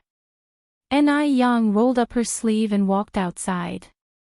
Sixth sister-in-law, Wu Daming hopped off the farm vehicle. I have delivered the sterilizer and the other machines. Which room do you want me to move them into? Ni Yang smiled and replied, move them to the new house. While building the new house, Ni Yang designed 3 additional small bungalows behind it for a sterile room to make skincare products. If she was planning to expand her skincare product business, she must make it official so that her competitors would have no grounds for criticism. The market was a battlefield, and with the experience from her past life, Ni Yang would not let down her guard. All right. Wu Daming turned to look at the agricultural vehicle. You guys, come down. 3 more people hopped off the farm vehicle. Now with Wu Daming, 4 people in total helped carry the machines into the house. The walls inside the bungalow were lime-washed and the floors were laid with tiles of the same color. The inside looked clean and tidy. There were a total of 3 sterilizers, 1 for each room. In addition to the sterilizers, Ni Yang had also requested 6 cream-making and mixing machines. Wu Daming was a very responsible person. Once he had placed the machines and made sure they were powered correctly, he said goodbye to Ni Yang. Wu Daming, wait a moment. Ni Yang called to him as he was about to leave. Sixth sister-in-law, is there anything else you need? Wu Daming curiously asked. Ni Yang said, you forgot to collect the money. How much for the machines? Wu Daming had not expected Ni Yang to be willing to pay. After all, she was now officially with Immortality. A normal person would take advantage of a little favor if they could. However, it seemed Ni Yang had no intention of taking advantage of him. Wu Daming hesitated for a moment, then said, Sixth sister-in-law, wait a moment. I'll check the account book in the car. Okay. Ni Yang nodded. After a short while, Wu Daming returned inside and said, Sixth sister-in-law, the machines net to a total of 60,000 yuan. Those 60,000 yuan was no small sum. It was a fair price for all these imported machines. Transportation was not well developed at that time, and sometimes it took a lot of effort and connections just to buy the things one wanted. Ni Yang then said, I don't have that much cash on hand right now. You give me an account number, and I'll do a bank transfer for you tomorrow. All right. Wu Daming nodded, took a piece of paper from his pocket, and wrote down an account number for Ni Yang. Ni Yang slips the note into her pocket. The latest I'll wire you is tomorrow afternoon. Wu Daming chuckled, then said, I'm not in a hurry for the money. Wire it over whenever it is convenient for you. If there's nothing else, I'll leave now. Hold on a moment. Ni Yang went back into the house. Wu Daming did as told and waited. Shortly after, Ni Yang came out with a bag. She took out 4 small packages and handed them to Wu Daming and the workers behind him. These are the sweets we bought for the housewarming a few days ago. It's a small token of my appreciation. Wu Daming gratefully accepted them and said, You are too kind, sixth sister-in-law. It's just a bag of candies. Wu Daming turned to the 3 workers behind him and said, Why don't you thank sixth sister-in-law? Thank you, sixth sister-in-law. The 3 men voiced their thanks in unison.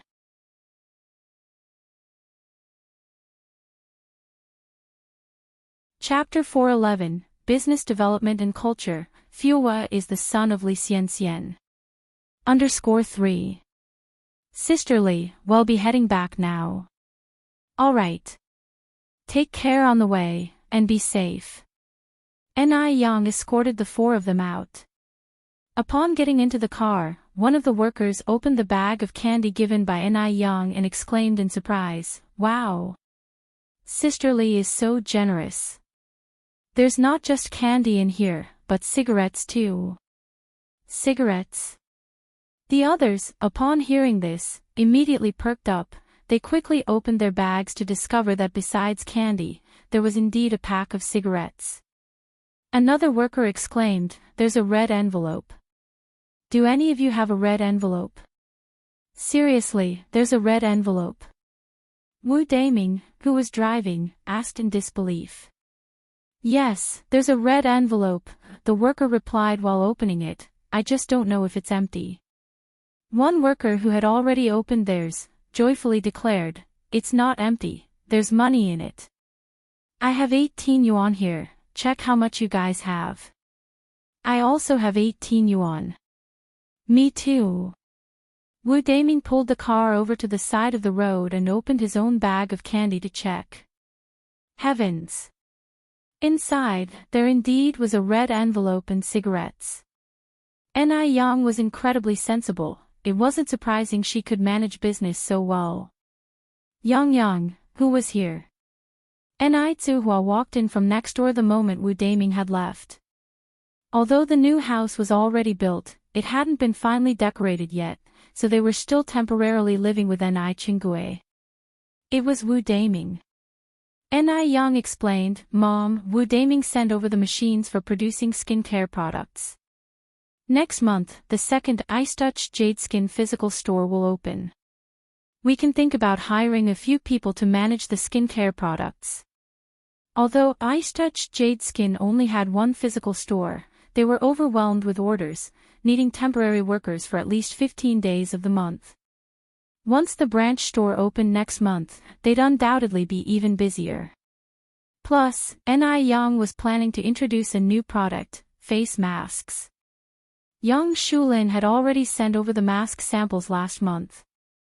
With Ni Yang's confirmation that there were no issues, the mask sheets would arrive in bulk at the end of the month. Ni Zuhua nodded. Yang, how many people do you think we should hire?" Ni Yang thought for a moment. "Let's start with 5. "Alright, I'll mention it in the village tomorrow."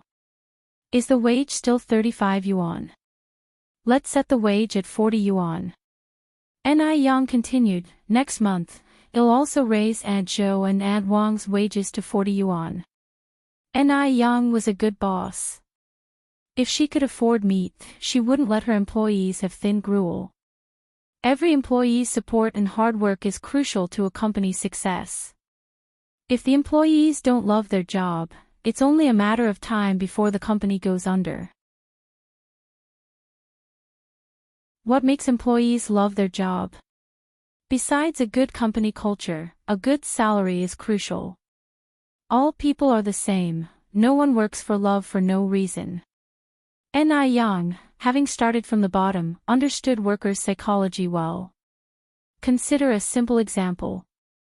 2 best friends held the same job, but they worked at different companies. If the salary of one was a third higher than the other, one wouldn't need to guess what would happen. The one earning less would attempt to switch to the other company, while the other would stay put, work hard, and not give anyone a chance to poach her. A company that makes its employees want to quit is not a good company. Ni Zuihua never interfered in Ni Yang's business matters. She simply nodded her head and repeated, "All right, I'll bring it up in the village tomorrow." "By the way, Mom, how much aloe vera and portulaca have we harvested lately?" Ni Yang asked. Ni Zuhua replied, "All the aloe vera and portulaca we've harvested recently have been used to make skincare products. We have no inventory left." Ice Touch Jade Skin, due to its effectiveness, had become popular all over Beijing. People from nearby cities had even heard of it and came to buy it. The number of employees at the Ice Touch Jade Skin physical store had increased from the initial 4 to 6. No inventory left. Ni Yang frowned slightly. "What about the roses?" Ni Zuihua replied, "We've harvested around 50 gene of roses. They've all been made into pure rose dew and rose essential oil. After distilling rose petals, 2 products can be extracted. One is rose essential oil, and the other is pure rose dew. Approximately 0.0025 g of rose dew and 0.0002 g of essential oil can be made from a single gene of rose petals.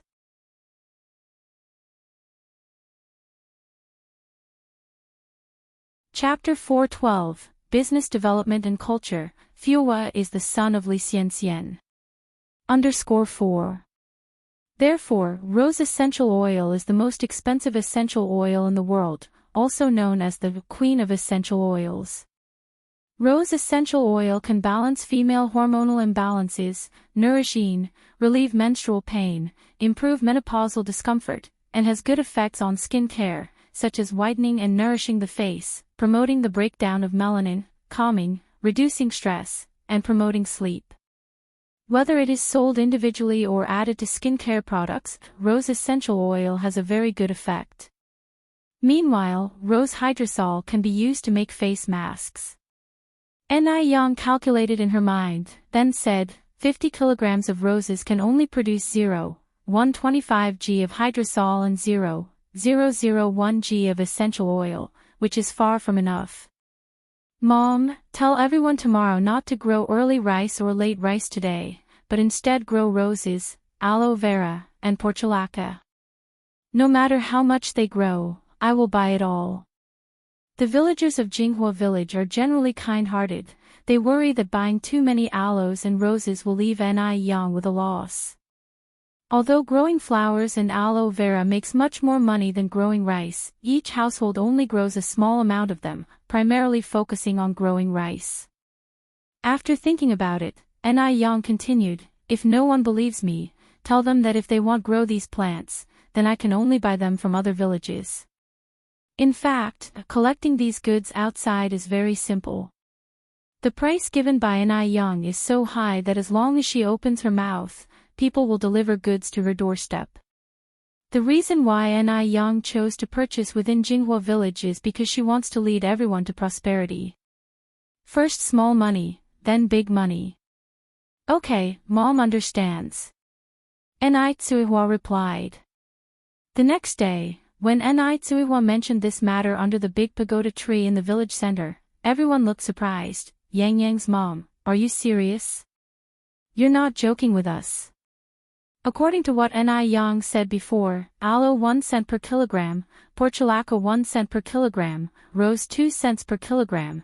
If they planted these crops on all their land, they would earn at least 1 to 2,000 yuan a year. What does earning 1 or 2,000 yuan a year mean? You have to know, at this time the monthly rent is only about 10 yuan. Ordinary farmers can earn at most 1 or 200 yuan a year by farming. This is no different from getting rich overnight. Ni Tsuihua said very seriously, what's there to joke about such a thing? This is exactly what Yang Yang said, and she also said that if you all don't grow these crops, she can only go to other villages to buy them. How can they let other villages take advantage of such a good opportunity? Plant, we will plant when we go back. Our family was planning to sow rice seedlings tomorrow. Since you said so, Yang Yang's mom, I will plant aloe vera when I go back. Then my family will grow more roses and portulaca. Yang Yang really is our village's lucky star. Ever since she came to the village, our lives have been getting better and better, and we have more hope for the future. Yang Yang's mom, you must have earned a lot of good karma in your previous life to have such a good daughter like Yang Yang in this life. Hearing the praises for Ni Yang, Ni Tsuihua, as a mother, was also happy. Ni Yang is now handling the remittance procedure for Wu Daming in the bank. This era is different from future ones. In the future, remittances can be handled in 3 seconds by just transferring an account on your mobile phone. But in this era, you need to personally go to the bank counter to handle it, and compare various pieces of information. It can't be done without 2 hours. Ni Yang had been sitting at the counter for more than an hour, and only half of the procedures had been completed. Ni Yang couldn't leave and couldn't do anything else while sitting here, so she bowed her head and wrote a corporate planning book on the counter. When her information is needed for verification, the bank teller can just call her. Miss Ni. The teller's voice echoed in the air again. Ni Yang looked up and saw a handsome face. This is Shangwan Su. Where did the female teller just go? Shangwan Su seemed to see Ni Yang's confusion, smiled, and explained, my colleague needed to go out for a while, so she asked me to cover for her on the counter. Ni Yang nodded. Mr. Shangwan is a good leader. It is not easy for a bank president to do this. Shangwan Su modestly said, I'm just a nominal leader. By the way, is the recipient called Wu Daming? Is the residential address at 399 Shihai Road? Yes. Direct remittance of 60,000 yuan. Shangwan Su asked again. Yes. Ni Yang nodded.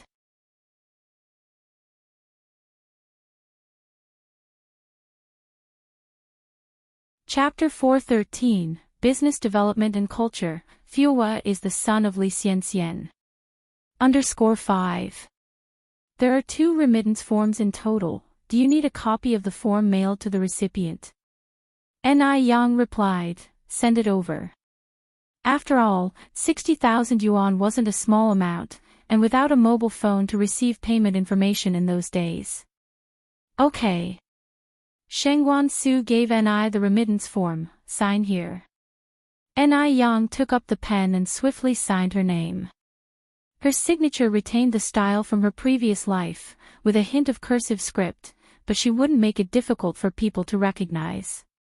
Shangwan Su took the signed remittance form, and a look of admiration appeared in his eyes. The handwriting was simply too beautiful. It didn't seem like it came from the hand of a girl. Instead, it seemed like it was written by a boy, exuding an air of grandeur. During those days, women received a lower level of education on average. Most people who came to the bank would choose to use a thumbprint for identification, and some people's handwriting was crooked even when they wrote their own names. People like Ni Yang were really too rare. No doubt, Ni Yang really surprised him. Shangwan Su tore off the duplicated remittance form and handed it to Ni Yang. Miss Ni, the money has been remitted. The recipient will receive it within 2 working days. We will be mailing the other copy of the remittance form later this evening. Okay, thank you. Ni Yang expressed her gratitude politely. Shangwan Su gave a light smile. You're welcome, it's what we should be doing. After Ni Yang left, the staff whispered amongst themselves, do you think our bank manager has taken a shine to Miss Ni? Falling for Miss Ni isn't surprising at all, she's so beautiful and so rich. What exactly does Miss Ni do? How is she so rich? Miss Ni is the owner of New York milk tea shop and sour fish noodle restaurant. Really? Of course it's true. Last time I went to buy milk tea, I saw Miss Ni helping out in the milk tea shop with my own eyes. A tall, attractive female employee came over, laughing and saying, our bank manager is from a wealthy family, a true blue blood. It wouldn't be possible for a sole proprietor like her to reach his level, right? Indeed. How could they forget that, no matter how rich or beautiful Ni Yang was, she was ultimately just a sole proprietor. Ni Yang parked her bicycle in front of a traditional Chinese medicine store. The moment she entered the main entrance of the medicine store, she saw the boss grabbing a child by the ear and cursing as he came out, little beast. A bastard born without a mother. You dare to steal from me. If it happens again, I'll teach you what 8-2 tastes like. The phrase, 8-2, was a popular euphemism for being put in jail during that time. The child immediately knelt on the ground, holding onto the boss' leg and pleaded, please help my dad, boss. He's really ill. I only have one father. He cannot die, please. I'm bowing to you. As long as you agree to save my father, I can be your servant. If his father weren't so sick, he wouldn't have risked stealing the medicine. Get lost. Get out of here. I'm not a charity. People die every day in this world. If I were to save everyone, could I handle it? The store owner kicked the boy away. His words were realistic but also cruel. Ni Yang went over and helped the child up. Are you all right? Upon looking, Ni Yang was taken aback. Wasn't this the young boy Fua she met last time? Fua. Fua recognized the lady who had given him candy that day. Sister. Fua, what happened to you? Fua, holding back tears, said, Sister, my dad is very sick. Can you save him? Please. The compassionate nature of a doctor would not allow Ni Yang to ignore such a plea. Where do you live? Take me to see your father. Upon hearing this, Fua, seeing the last glimmer of hope, his downcast eyes suddenly filled up with hope. Sister, my home is at 15 Walled Road. Ni Yang followed by asking, Can you tell me what condition your father is in now?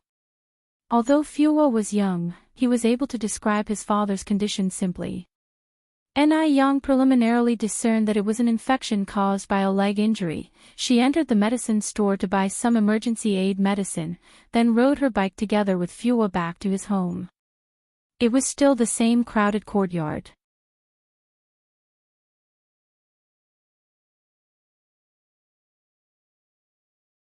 Chapter 4:14, Business Development and Culture. Fua is the son of Li Xianxian. _6. There were several children playing with mud in the courtyard. They wanted to tease Fua when they saw him approaching but stopped at the sight of Ni Yang, who was walking beside him. Children are often afraid of strangers after all. Sister, my dad stays here. Fua pushed open the room door. The room was dimly lit, and one could scarcely see a person lying on the bed. Fua swiftly got up with a stool and opened the window. Ni Yang walked to the bedside, seemed to tug at the man's eyelids a little, then sat down to take his pulse. The room was dirty and messy, and it was filled with an unpleasant smell. But Ni Yang didn't seem to mind. Looking at Ni Yang, Fua's voice trembled a bit as he asked, Sister, can my dad still be saved? His father has been running a high fever since midnight yesterday and hadn't had anything to eat or drink since. Your father will be fine, don't worry. Ni Yang's voice was soft and gentle, carrying a calming influence like a spring breeze in April. Feeling reassured, Fua asked, Really? Ni Yang nodded, Absolutely. The man was not severely injured. His legs were initially paralyzed from a fracture, but this condition became progressively worse due to lack of prompt treatment and eventually led to a coma. Another reason was the environment. Living conditions here were very poor. The bedding was moldy and the furniture was covered with dust. Such conditions were conducive to bacterial growth. Ni Yang gave the man a pill to reduce his fever and inflammation, then said, Fua, can you wait for me here? I'm going out for a while. Okay, Fua nodded. About half an hour later, Ni Yang returned with a brand new bedsheet and a bag of herbal medicine. 5 minutes later, 2 middle-aged women arrived as well. The sudden arrival of strangers made Fua a bit nervous. Ni Yang explained, Don't be scared, Fua. These 2 aunties are here to help clean up. The 2 women were diligent. After greeting Ni Yang, they began to clean. Ni Yang then asked, Fua, could you heat a bath for me? Sure, Fua nodded, I'm on it. Helping out made Fua very happy. Shortly after, Fua came back in and said, Sister, your bath water is ready. Ni Yang removed a bag of herbal medicine and handed it to Fua. Fua, pour this bag of herbal medicine into the bath. Alright, Fua took it. After a while, 2 robust men came in from outside. Is Comrade Ni Yang here?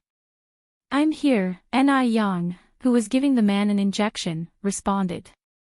The 2 robust men walked into the room, hesitating. Comrade Ni Yang, are we to bathe this fellow? Ni Yang nodded, yes. The men looked a bit uneasy. The man on the bed was just too dirty. No words were more apt than dirty and stinky to describe the situation. Yang followed up, don't worry, you too. I'll pay double. The man was indeed very dirty, and if they didn't give him a good bath, it would affect his recovery from the illness. Once Yang decided to lend a hand, she would follow it through to the end. Upon hearing her words, the men immediately replied, Comrade Yang, rest assured, leave it to us. Double pay, only a fool would refuse such an offer. Smiling, Yang thanked them, I appreciate your help. The two men lifted the man on the bed, may I know where the bathing place is? It's over here, please follow me, uncles, Fuwa immediately responded. Fuwa was not stupid, he of course knew that Sister Yang was helping them. The two rugged men carried the man to take a bath while Yang helped to tidy up the room. In no time, the room was renovated. Yang picked up a few magnolia flowers from outside and put them by the windowsill, filling the air with a gentle fragrance. Yang settled the pay for the two middle-aged women. Both of them earned 2 yuan in total. They only worked for 2 hours, considering the price level of this era, they profited quite a bit. When the two workers finished bathing, Yang also paid them 1 yuan each. Thank you, young comrade, please think of us if you need anything done in the future, they said. Yang nodded, certainly. After bathing, the man laid on the fresh bedding. Fuwa asked, Sister, when is my dad going to wake up? Yang put her hand on the man's wrist and said, Don't be anxious, Fuwa. Just wait a bit more. Okay. Fuwa nodded. Yang found 4 wooden sticks and gauze to fix the man's legs in place. Sister, can my dad stand up again? Yes. Hearing this, Fuwa excitedly asked, Sister, really? My dad can really stand up? Of course. Yang reassured him with a gentle nod. Thank you, sister. You're welcome. Yang patted Fuwa's head. Wait a minute, sister. Fuwa ran into the kitchen and picked out a shriveled, rotting apple from the cupboard. He had found this apple in the trash and had kept it, planning to give it to his dad for nourishment.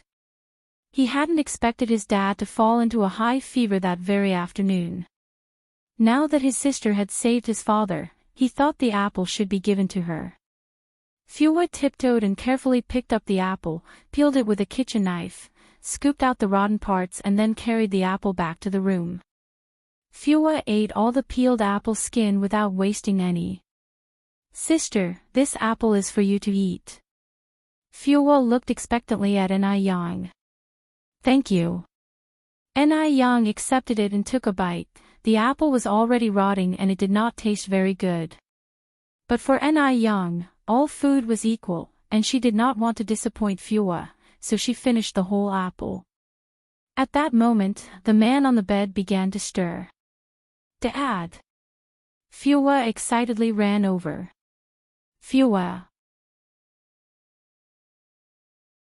The man patted Fuwa's head, then turned and looked at Yang with pale face. Thank you for saving our lives, you are like our second parents.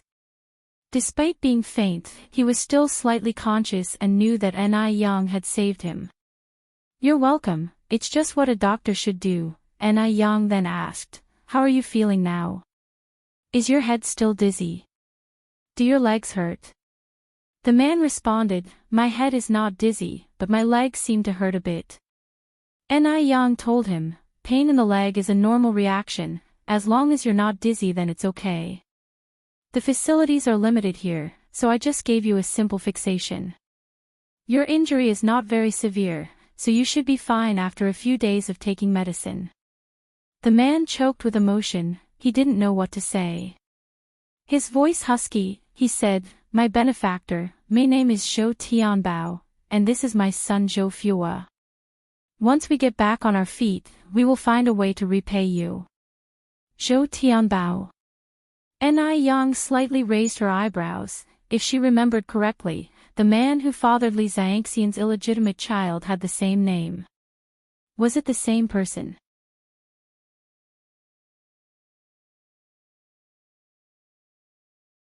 Chapter 4:15, Many Years of Red Moles, the show is really good to watch. _1 Ni Yang continued, may I ask, where is Fua's mother? Hearing these words, Zhou Tianbao's expression darkened for a moment, before he responded, she's gone. Despite public claims that Fua's mother had died, Zhou Tianbao did not want to lie in front of Ni Yang. Haven't you tried searching for her? From this, Ni Yang could preliminarily ascertain that Fua's mother was Li Xianxian. Zhou Tianbao replied, the reason we came all the way to Beijing was that we heard she was here. Ni Yang nodded and comforted, I believe you will find Fua's mother. Zhou Tianbao sighed, now, I'm just a useless man confined to a bed, even if we found her, what could we do? Ni Yang smiled, rest assured, your legs will get better. Upon hearing this, Zhou Tianbao's eyes lit up. Really? Benefactor, can I really stand again? Yes. Ni Yang nodded confidently, I am a doctor, I don't make baseless promises. Trust me, as long as you take your medicine on time, your legs could be better in 10 days, or at most, half a month. Possibly no one could comprehend what it feels like for someone who has been bedridden for a long time to hear these words. Tears streamed down Zhou Tianbao's face, thank you, thank you. Ni Yang laughed, medicine is for the benefit of the people. Precision is paramount.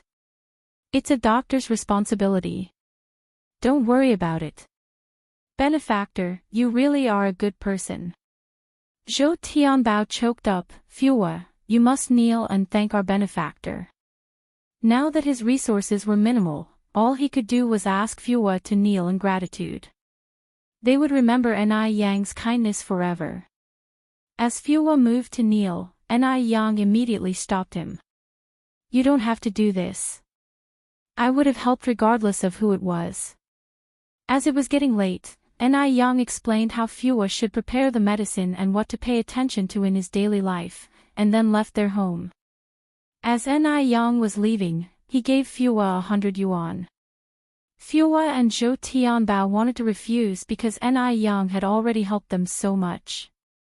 Not only did he treat him, buy them enough Chinese medicine and new bedding, but he also hired someone to bathe him, thoroughly cleaning their home. Since Zhou Tianbao had been paralyzed, he hadn't bathed. It may have just been his imagination, but after bathing, he felt renewed. Ni Yang said, Fua's dad, you should accept it. After all, you're still bedridden, expenses are unavoidable. Though 100 yuan might not be much, it can resolve half a year's worth of living expenses. Once your legs are better and you are able to earn money, you can return it to me then. Only then did Zhou Tianbao allow Fua to accept it. With this 100 yuan, added to the hope of standing again, Zhou Tianbao felt more hopeful about the future. Zhou Tianbao instructed Fua, Fua, you must remember this benefactor's grace for life. Without him, you wouldn't have a father now. Your mother may have given birth to you, but she did not raise you for even one day. She doesn't deserve to be a mother. You could be unfilial to your mother, but you can't be an ungrateful wretch. Fua nodded wisely, I know, Dad. At the Western restaurant, Shengguan Dehui arrived 20 minutes ahead of the agreed time. After all, this was his first date with Lin Fang, and arriving early was a basic show of respect to the woman. Where on earth was the rationale for letting a woman wait for a man? Time ticked by, and an hour passed, but Lin Fang was still not there. What was going on? Shengguan Dehui checked his watch, and a trace of impatience was visible in his eyes. Shengguan Dehui, a college professor as his side gig, despised people who couldn't be punctual. Because simple actions can reflect a person's character. Punctual people are meticulous, while those with poor time management are lax, self-centered, and inconsiderate of others. Just as Shengguan Dehui was about to leave the cafe, Lin Fang finally arrived late. She apologized, I'm really sorry. I was supposed to be early, but I ran into a complication on my way here and kept you waiting. In reality, Lin Fang had purposely arrived late, wanting to test the extent of Sheng Wandihui's regard for her. It seemed that Sheng Wandihui was indeed very fond of her. After all, she was a whole 40 minutes late. If it were someone else, they would have certainly left by now.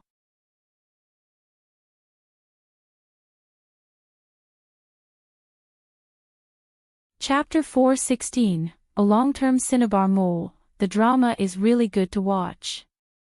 _2. Sheng Wandihui wasn't an unreasonable man. Understanding that accidents happen, he wouldn't be unyielding. What sort of accident is it? Is everyone okay? Lin Fang replied, everyone is fine, it's just delayed some time, I truly apologize. As long as everyone is fine. Sheng Wandihui handed the menu to Lin Fang. What do you fancy eating? Accepting the menu, Lin Fang browsed it and said, I would like a filet mignon done medium rare, and a fruit salad. I will have the same as you, said Sheng Wandihui, who was not particular about Western food, as he preferred Chinese cuisine. Lin Fang, who had done ample homework before coming and even researched on Sheng Wandihui's hobbies, thus brought up something of his interest. I don't really have any specific hobbies during my free time. Besides taking care of my plants and feeding the birds, my major interest is rock climbing. A sparkle appeared in Sheng Wandihui's eyes as he laughed. I also enjoy rock climbing. Do you prefer indoor or outdoor climbing? The most crucial thing for two people to live together is to share common interests, compatible values and ideally, same hobbies. Seeing Sheng Wandihui's reaction, Lin Fang knew her words didn't miss the mark. Both are fine for me. But outdoor climbing is more dangerous, I rarely go alone. Sheng Wandihui nodded, that's thoughtful of you. Outdoor climbing is indeed riskier. We could go together sometime. Sure, Lin Fang readily agreed, as long as you wouldn't mind me being a little clumsy. How could that be possible? Because of Lin Fang's clear attempt to concede and please, their conversation was rather smooth and pleasant. Having paid the bill, Sheng Wandihui asked, do you mind if we pack this? Sheng Wandihui was taken aback. Lin Fang explained, we live in a place where there are many stray cats that no one wants. Seeing so much of the steak left untouched, it seems a terrible waste to just dispose of it. She was truly a kind person. Commending her inwardly, Sheng Wandihui immediately summoned the waiter to pack the leftovers. Is this enough steak? If not, I can order another serving to be packed. Lin Fang said, this is enough. If it's not, I can cook some rice back home, no need to order more. It's a bit of a waste to throw leftovers, food does not come easy, and we should all hold a profound respect for it. Hearing her words, Sheng Wandihui gave a more approving nod. It seemed that Lin Fang was way more virtuous and good-natured beyond his imagination. Her like was hard to come by, and to meet her was indeed his fortune. People of this era were generally more innocent. Marriages were rarely practiced after a relationship of a year or two, most people got married after a few months of knowing each other. Sheng Wandihui believed that Lin Fang was his ideal partner. At his age, Sheng Wandihui had long given up faith in love. He simply wished to find a woman who could live with him, as long as he had a companion for the future days. The waiter handed the packed steaks to Sheng Wandihui. Accepting them, Sheng Wandihui thanked him. The two of them stepped out of the restaurant together. Sheng Wandihui then said, Miss Lin, where do you live? I could drop you home.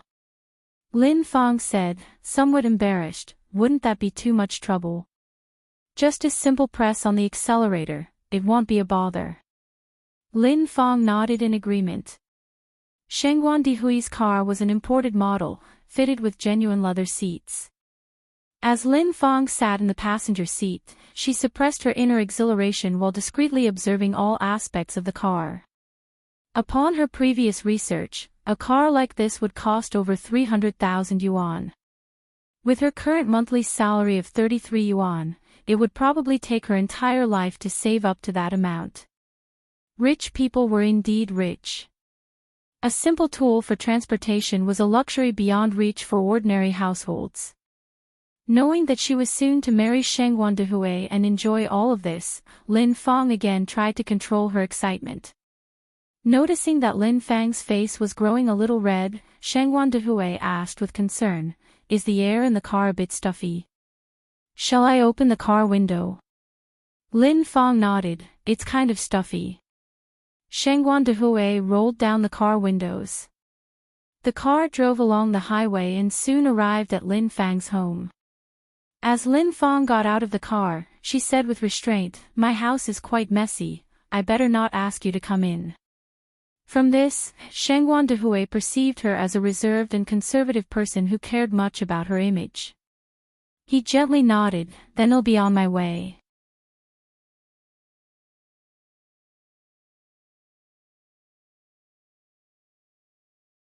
Chapter 417, Many Years of Red Moles, the show is really good to watch. _3. Drive slowly on the road and be careful. Lin Fang instructed. "I will." Shangguan Dehui nodded. After Shangguan Dehui left in his car, Lin Fang turned around and headed towards the apartment building. When she returned home, she could hear weak, desperate cries. "I'm so hungry, I want to eat, I need water too. I'm thirsty, I'm dying, someone help." The old man had not eaten or drank all day, his lips were dry and cracked. How could he not be uncomfortable? Nevertheless, Lin Fang acted as if she hadn't heard any of the cries. She went straight to her room, lied down on her bed, and began to plan her lavish life of leisure. At the Shangguan's residence. As soon as Shangguan Dehui returned home, Mrs. Shangguan asked, "Dehui, how did your first date go today? How do you feel about the girl?" "She's someone I can live with." Shangguan Dehui answered. Old Mrs. Shangguan laughed, "So, you had a good impression of her?" Shangguan Dehui nodded. Hearing this, Mrs. Shangguan was very pleased. "Dehui, I'm relieved to see you letting go of the past and embracing new emotions." Yet, within Shangguan Dehui's heart, there was a deep, unforgettable mark. The person he couldn't forget wasn't the mother of Shangguan Su and Shangguan Shi, but a girl he had once met in the countryside when he was a young educated youth. This is what happened. One day, when Shangguan Dehui, then a young educated youth, was looking after a forest on the mountain, he accidentally fell into a trap set by hunters. A girl, around 16 or 17, who had been herding cattle, had saved him. To save him, the young girl accidentally hurt her ankle. Shangguan Dehui was smitten with the girl at first sight. However, in those conservative times, they parted without even knowing each other's names. After some time, Shangguan Dehui eventually learnt the young girl's name and address, but she was nowhere to be found. She had vanished. Some people said she got married, others said she moved homes. In an age where communication was not as advanced, they lost touch from there. Later on, Shangguan Dehui started searching for her everywhere. Any whispers or rumors, reliable or not, he would chase after them, only to face disappointment every time. Eventually, Shangguan Dehui returned to the city. Unable to resist his family's pressure, he was forced to marry Su Fun, the mother of Shangguan Su and Shangguan Shi. Shangguan Dehui was responsible. Once he decided to marry Su Fun, he was determined to fulfill his responsibilities as a husband. They lived a relatively loving life. Unfortunately, Su Fun passed away due to complications during childbirth after giving birth to their twins, a boy and a girl. Since then, Shangguan Dehui remained single. Now, after 20 years, Shangguan Dehui has long forgotten what the girl looked like, having only seen her once. All he remembered was that people in the village used to call her Daya. At present, Shangguan Dehui no longer harbored any hope of finding her. After all, so many years have passed, even if he found her, what would it change? Perhaps she's now the mother of several children. It's difficult to relive the past. Some people can only live in your heart. Thinking about the past, Shengwan Dihui's face was filled with sorrow. He turned around and went to his study on the third floor, starting to practice calligraphy to calm himself. Ni Yen was riding her bicycle in the twilight of the setting sun. The breeze blew gently, stirring her long hair into a disheveled beauty. A black jeep slowly passed her by. The man in the driver's seat glanced at her. His usually calm eyes were suddenly agitated, as if a stone had been thrown into a still lake. Ripples instantly formed. It's her again. Ni Yen. Mo Baichuan slowly withdrew his gaze. Ni Yen always said she isn't interested in him. If that were truly the case, would she appear before him time and again? This woman, the mask she wears is too thick. Mo Baichuan's mouth curved into a mocking smile. He turned the steering wheel and drove towards Li Xiangxian's dormitory. It was about time to give Ni Yen a bit of a shock. Ni Yen is someone who needs a good shaking. Mo Baichuan's hand on the steering wheel tightened unconsciously, his knuckles turning white, veins bulging. Ni Yen didn't go home immediately. Instead, she stopped at the vegetable market to buy groceries and flour. Upon returning home, she ran into Gooden playing with little Ni Yun. Little Ni Yun was growing more noticeably each day. Only 10 days ago, he was still toddling unsurely, but now he was walking sturdily.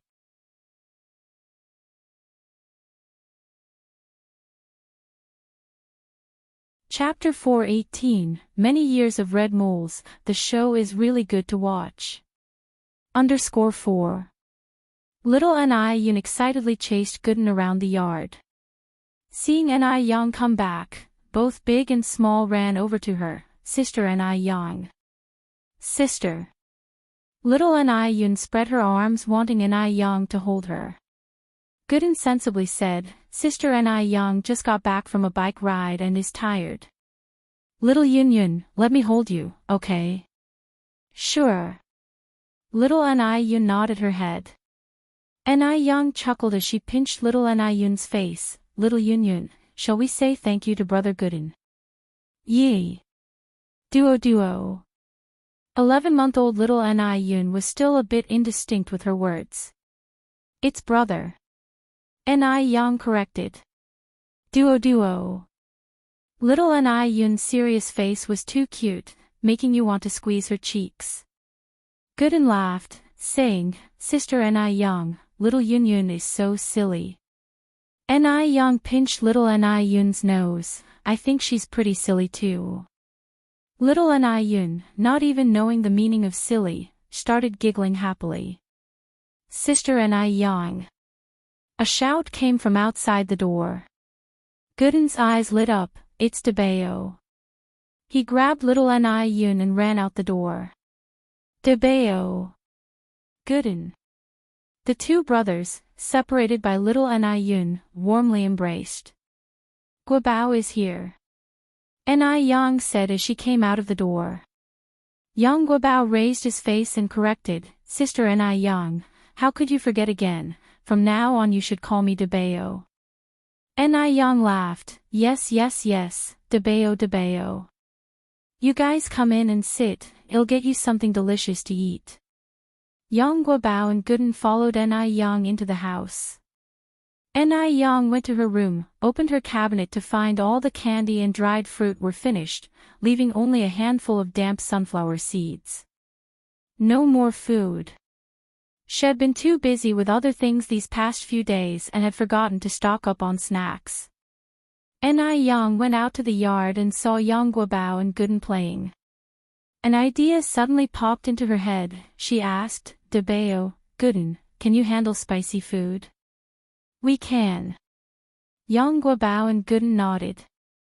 Ni Yang went on, you two keep little Yun Yun occupied in the yard. I'm going to make something delicious that you've never tasted before. A delicious treat they've never tasted before. Upon hearing this, Yang Guabao and Gooden's eyes lit up, they involuntarily swallowed hard. Ni Yang turned and went into the kitchen to work on it. First, she kneaded the flour into a dough and let it rise. Then she heated up a pot of rapeseed oil. When the oil was half hot, she added star anise, cassia bark, bay leaves, ginger, green onions, etc. and let it fry over low heat for about 10 minutes. Soon the air was filled with an enticing aroma. After 10 minutes, she added onions and cilantro and continued frying. 5 minutes later, she turned off the heat, covered the pot, and let it sit for another 5 minutes. Then, she picked out all the spices, onions, and cilantro. Next, she drizzled the well-prepared fragrant oil on chili powder, added cumin powder, 13 spices, MSG, etc., and a bowl of spicy yet aromatic oil chili sauce was ready.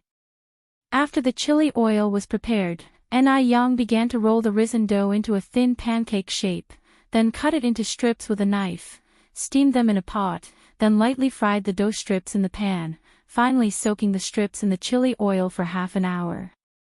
After half an hour, a spicy and delicious serving of spicy strips was ready. Right. The delicacy Ni Yang made with spicy strips. Spicy strips were a snack that appeared in 1998 and completely swept the globe in 2000, with various brands competing to put it on the market.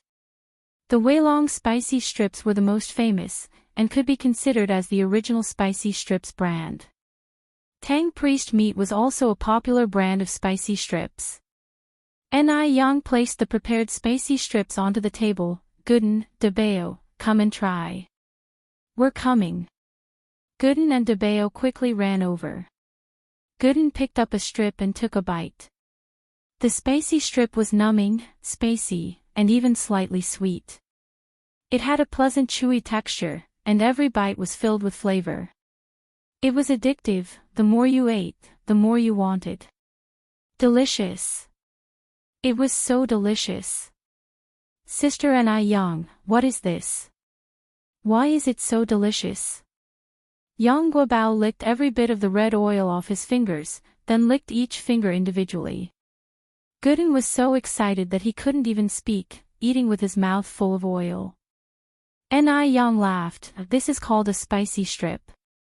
Spicy strip. Yang Guobao continued, Sister Ni Yang, how is this made? I've never tasted something so delicious in my life.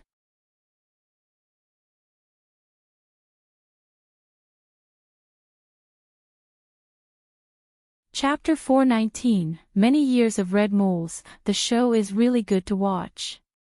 _5. Ni Yang explained, the origin of the spicy strips is Xiangnan Pingjiang. I saw the method of making it from a tree and then learned it. Yang Guobao nodded, Sister Ni Yang, you are truly amazing. After swallowing the spicy strips in his mouth in one breath, Gooden shouted out, Long live Sister Ni Yang. Ni Yang laughed, I've made a lot of spicy strips, you guys can invite the other kids in the village to come and eat together. Alright. Well, go invite them now. Gooden and Yang Guobao were very eager to share these delicious snacks with everyone else. In no time, they returned with more than a dozen children in tow. Ni Yang had made 5 big plates of spicy strips, and the children devoured them all. As a result, the already amazing Sister Ni Yang became even more amazing in the eyes of these children. By the time they finished the spicy strips, it was already evening, and Ni Yang began to prepare dinner. Dinner was still made up of 4 dishes and a soup, focusing on dietary fiber and breast enhancement. The next day, Ni Yang took Ni Tsuihua to the city to try Japanese food. At this time, there were already 3 Japanese restaurants in the city, but Ni Yang took Ni Tsuihua to the largest one in the downtown area. This Japanese restaurant was doing quite well. It had a total of 3 floors, and the decor was very classic and romantic, making it a perfect date spot. Ni Yang ordered dishes such as sea urchin mixed with jellyfish, salmon sashimi, grilled eel, tempura, etc., and also ordered desserts and fruits. Little Ni Yun was sitting on her baby chair, holding a slice of watermelon and nibbling away. The sashimi and sea urchin were raw. Enai Tsuihua had never tried them before and was a bit put off. She frowned and said, "Yang Yang, why do foreigners like to eat these unpalatable raw ingredients?" Enai Yang laughed. "The traditional culture in our country believes that food should be minimally processed and eaten as naturally as possible. The best flavor is found when food is closest to its natural state. Although salmon sashimi and sea urchin are raw, the grilled eel, assorted ramen, and tempura are all cooked. Try some, Mom." Enai Yang put a piece of grilled eel into Enai Kuihua's bowl. Enai Tsuhua tasted it and commented, "This grilled fish is quite delicious." Enai Yang continued, "Although the sashimi is raw, the flavor isn't bad once you get used to it." Enai Tsuhua asked, "Yang Yang, is it very expensive to eat here?" Enai Yang laughed, "It's not too expensive." "How much is this meal?" Enai Yang thought for a moment, then said, "Probably more than 300 yuan. Japanese restaurants in 1984 were not cheap, especially high-class ones. When Enai Tsuihua heard that this meal cost more than 200 yuan, she tasted the salmon sashimi again, chewed carefully, and said, "It feels like eating raw fatty meat, it's too greasy and slightly fishy, not tasty." She could also tell that the portions were very small. There were only 7 or 8 slices of fish in a plate, the rest was ice and shredded radish used as garnish. Enai Yang picked up a piece of salmon. "You can't eat it like this, Mom. You have to dip it in soy sauce and wasabi. This green thing is wasabi." Enai Tsuhua continued, "What is wasabi? I've never even heard of it before." Wasabi is a condiment, also known as wasabi root. It's a bit spicy and is great for getting rid of the fishy taste. Try it. Enai Yang spoke as she placed a piece of salmon dipped in wasabi and soy sauce into Enai Kuihua's bowl. Enai Tsuhua tasted it and nodded. The flavor does seem to have improved quite a bit since before. After speaking, Enai Tsuihua asked again, "Won't there be parasites in this raw meat?" In the countryside, people were extremely hesitant to eat raw meat. If she hadn't witnessed the medium-rare steak at the Western restaurant earlier, Enai Tsuihua would absolutely refuse to eat raw fish. Enai Yang explained, "Mom, salmon live about 8,000 meters deep in the sea, so under normal circumstances there would be no parasites. Furthermore, before it is consumed, it is generally frozen at -30 degrees Celsius to kill any parasites, so even if there were any they would be dead. You don't have to worry." 2-0. Enai Tsuhua nodded, finally able to relax. Halfway through the meal, Enai Yang excused herself to go to the washroom. On her way to the washroom, Enai Yang came across a person she found very annoying. Mo Baichuan. Mo Baichuan was sitting at a dining table, leisurely eating his sashimi. As a scion of a wealthy family, his dining etiquette was very distinguished. Enai Yang withdrew her gaze, not intending to greet him, and continued towards the washroom. 2.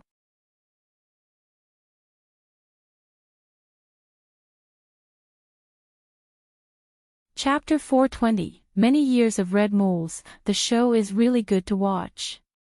_6. Enai Yang saw Mo Baichuan and of course, Mo Baichuan saw Enai Yang as well. In fact, from the moment Enai Yang entered the shop, Mo Baichuan had noticed her. The only reason he appeared so calm was to imply that he no longer cared about her. No matter what Enai Yang did, he would not even bother to take an extra glance at her. He was going to make her beg him for mercy. How long could she last under his complete indifference? Mo Baichuan picked up a napkin and wiped the corners of his mouth, a mocking glint flashing in his eyes. Enai Yang was just about to enter the restroom when she heard the faint murmur of conversation.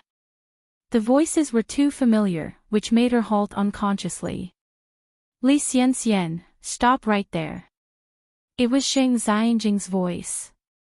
Li Xian turned around and said disdainfully, "Who do you think you are?" Why should I stop just because you told me to?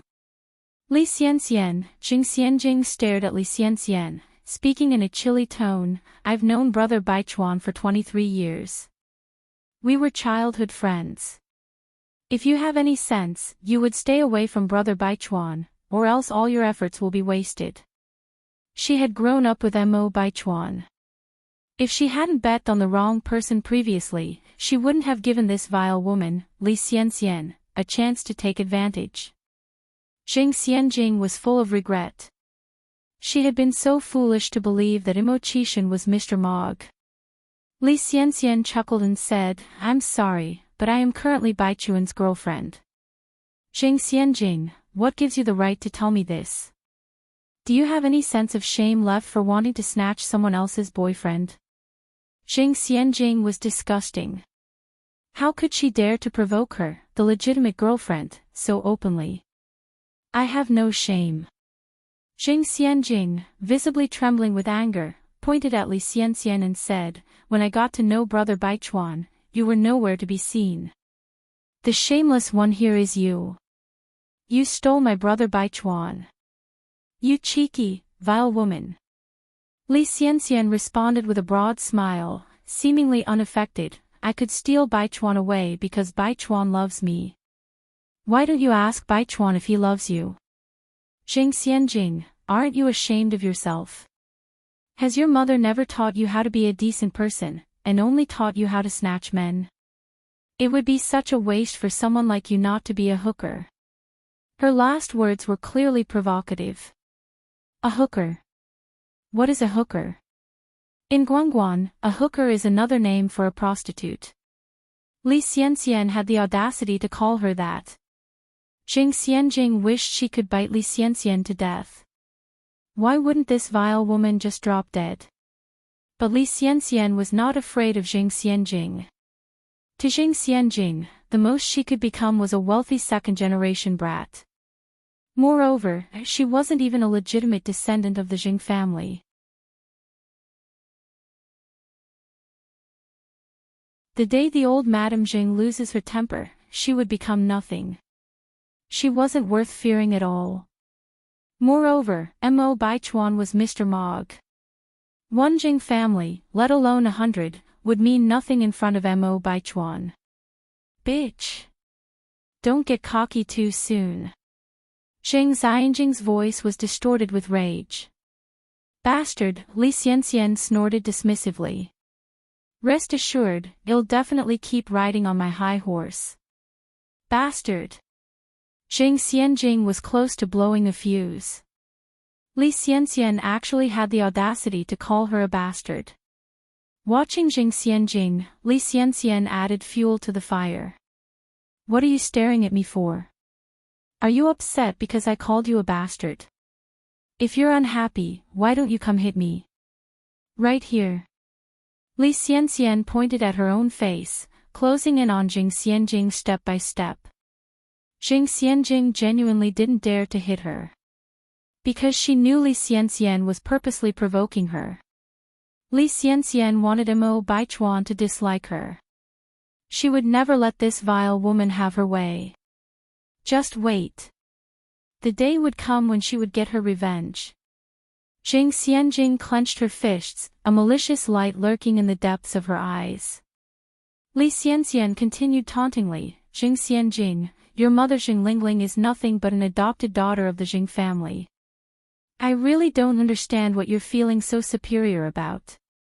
As an adopted child, you should know your place.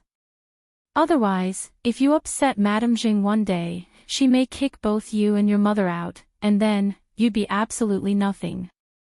Jing Xianjing looked up at Li Xianxian and said, word by word, you cheap thing, remember what you said today. Li Xianxian chuckled, of course, I remember. You've just hit a wall and you can't fight back. I'm not scared in the slightest. Jing Xianjing shot a fierce glance at Li Xianxian before striding out of the restroom, Li Xianxian hot on her heels. Once the pair had left, Ni Yang emerged from behind the bathroom door, a faint smile playing on her lips. She had to admit, the information she had gathered today was quite something.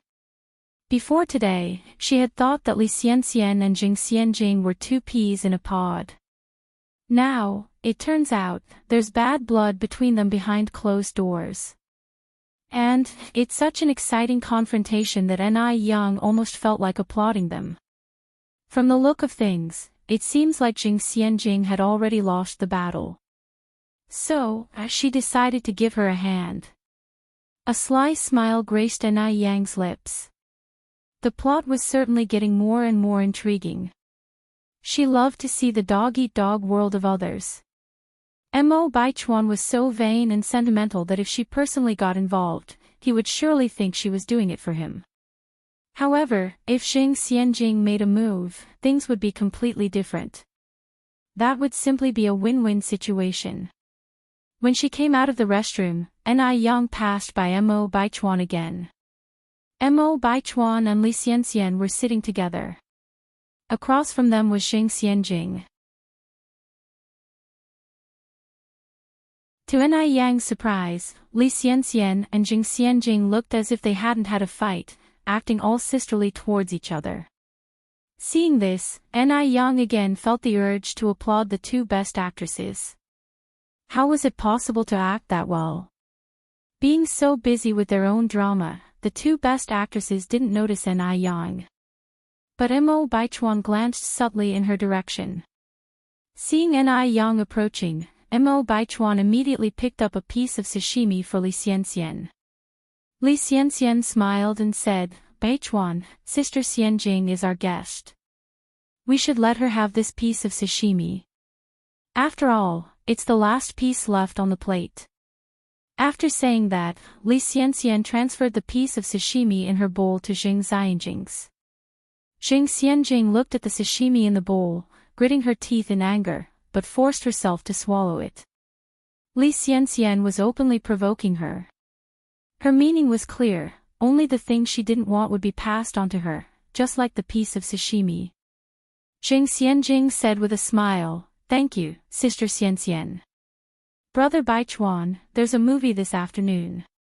Why don't we three go and watch it together? Li Xianxian is enjoying this, is she?" Well, she'd make sure Li Xianxian had a miserable time. Mo Baichuan glanced at Li Xianxian and pretended to dote on her. "This is up to Xianxian." Li Xianxian gasped in surprise, then said, "I've also looked at this afternoon's movie schedule. It doesn't seem like there is anything interesting to watch." Mo Baichuan obliged her by saying, "Then we won't go." Li Xianxian looked triumphantly at Jing Xianjing. Jing Xianjing grimaced, "Cheap thing, don't rejoice too soon." Ni Yang sat down at the dining table with a broad smile on her face. Little Ni Yang greeted her excitedly. Ni Zuhua wondered, "Yang Yang, what good news have you come across? You have such a huge smile on your face."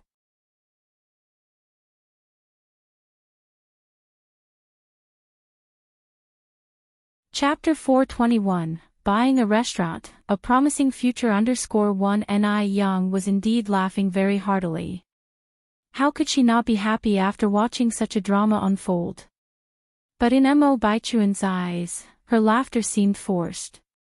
Because throughout the whole situation, he didn't even spare an extra glance at Ni Yang. He treated Li Xianxian so well, and Ni Yang must surely feel jealous. But she also desired his attention, so she was forced to put on a brave face. Thinking of this, Mo Baichuan reached out and put another piece of sushi in Li Xianxian's bowl, knowing that this would surely provoke Ni Yang. Li Xianxian blushed slightly, "Thank you, Baichuan." Jing Xianjing felt a mixture of emotions in her heart. It was overwhelming. If Li Xianxian hadn't butted in, the person accompanying Mo Baichuan right now would surely be her. How dare Li Xianxian, this wretched woman, act so arrogantly here? No. She must win back Mo Baichuan. Definitely. A nefarious glimmer surfaced in Jing Xianjing's downcast eyes, but she maintained a soft smile on her face. "Mom, guess what I saw earlier?" Ni Yang asked Ni Zuhua. "What did you see?" Ni Zuhua curiously asked. Ni Yang took a bite of her dessert. I saw two dogs fighting. Ni Tsuihua gasped, there's nothing unusual about that, dogs fight all the time. I see it every day in the village. Ni Yang just kept smiling, saying nothing. When they were almost done eating, Ni Yang called the waiter to pay the bill. Miss, that would be 318 yuan in total, the waiter announced. All right, Ni Yang handed over the money. Spending 318 yuan on a single meal, which equates to a common wage earner's 10-month salary, would have previously made Ni Tsuihua feel distressed. But now, Ni Tsuihua had grown accustomed to it. As they earned more money, they encountered different things, their living standards increased and their perspectives widened accordingly. Little Yun Yun, come to sister, Ni Yang gestured toward little Ni Yun. Sister, little Ni Yun extended her arms. Ni Yang picked up little Ni Yun, and Ni Tsuihua picked up her bag, following in Ni Yang's footsteps. Mo Baichuan's gaze unintentionally swept toward Ni Yang's side and discovered that her seat was already vacated. There was a mocking glint in his eyes. So, Ni Yang couldn't sit still anymore, could she? Mo Baichuan subtly withdrew his gaze, turned to Li Xianxian, finished eating. Let's head back once we're done. Okay, Li Xianxian nodded gently. Jing Xianjing followed up, Brother Baichuan, where are we going this afternoon? Just as Li Xianxian thought that Mo Baichuan would certainly ask for her opinion, he responded, you guys can go out this afternoon, I have other matters to attend to. He had already provoked Ni Yang, so naturally there was no need to keep up the act with Li Xianxian. Li Xianxian was momentarily stunned, then wisely said, work is important, Baichuan, you go ahead. It seems that Mo Baichuan doesn't like Li Xianxian as much as she thought. Jing Xianjing quickly seized the opportunity. Brother Baichuan, I also have things to do this afternoon, could you drop me off on your way? Sure, Mo Baichuan nodded. He and Jing Xianjing grew up together, their relationship was like siblings, so giving her a lift was completely normal. Thank you, Brother Baichuan. Jing Xianjing stood up, Xianxian, we're leaving first. The word "we" sounded particularly irritating to Li Xianxian. How cunning of Jing Xianjing. Li Xianxian replied with a smile, Baichuan, make sure to safely take Xianjing home. Mo Baichuan nodded in agreement. Jing Xianjing gleefully clung to Mo Baichuan's arm, Brother Baichuan, let's go. Looking at their departing figures, a simmering rage flashed in Li Xianxian's eyes, as if she were about to burn Jing Xianjing to ashes. It seems the plan needs to be accelerated. She must have a child to tether Mo Baichuan tightly to her. Ni Yang was out shopping with Ni Tsuihua, carrying little Ni Yun in her arms. As they passed by a handbag shop, Ni Yang suggested, Mom, let's go buy a bag. Ni Tsuihua was still using a bag made from scraps of fabric. I have a bag, we don't need to waste money, Ni Tsuihua refused. Ni Yang laughed and replied, let's buy one, it's not that expensive. We spent over 300 yuan on our meal, what's a bag compared to that? Ni Tsuihua hesitated for a moment before finally accompanying Ni Yang into the store. At that time, big brands like LV, Versace, Gucci, and Bulgari hadn't yet penetrated the domestic market, so all the bags sold in the store were locally produced, with tube bags being the most popular. Conveniently hung on the handlebars of a bicycle, tube bags were both stylish and practical.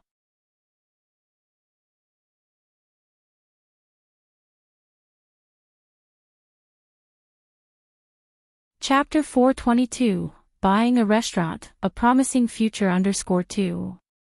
Ni Yang picked out two bag styles, one in a cylindrical design and another lattice bag. The cylindrical one was for Ni Tsuihua, and the lattice handbag was for herself.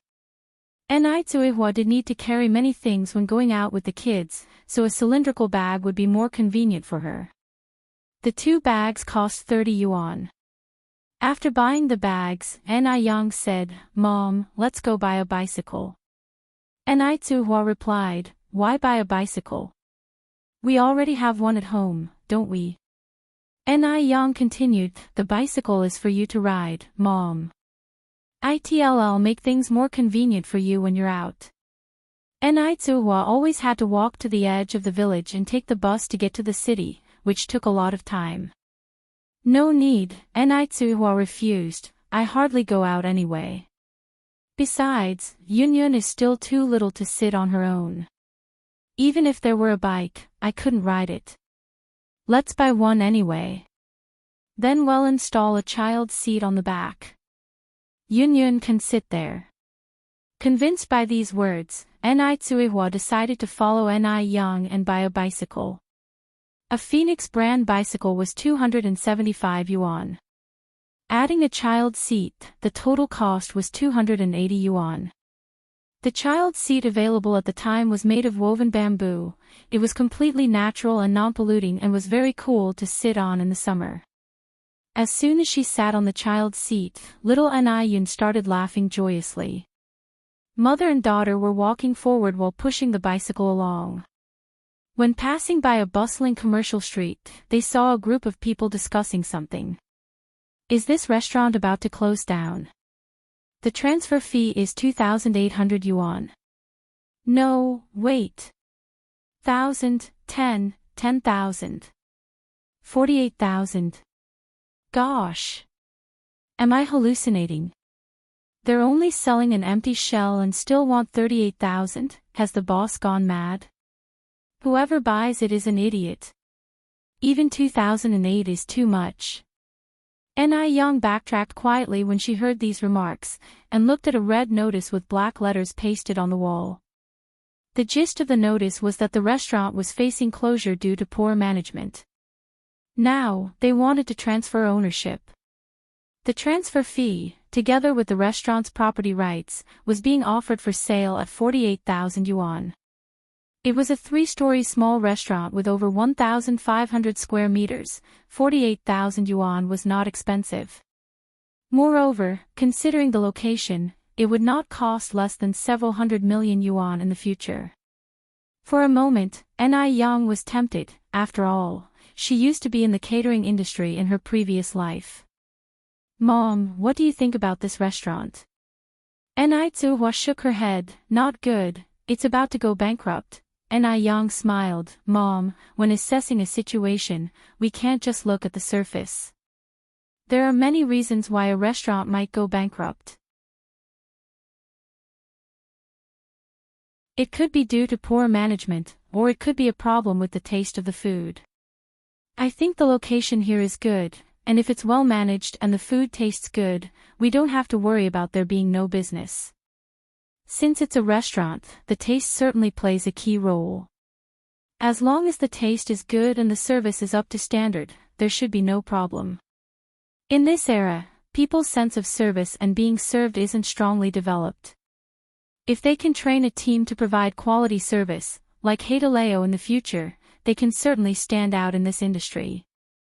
As a mother knows her daughter best, Enai Tsuhua quickly grasped Enai Yang's intentions. Yang, you're not thinking of buying this restaurant, are you?"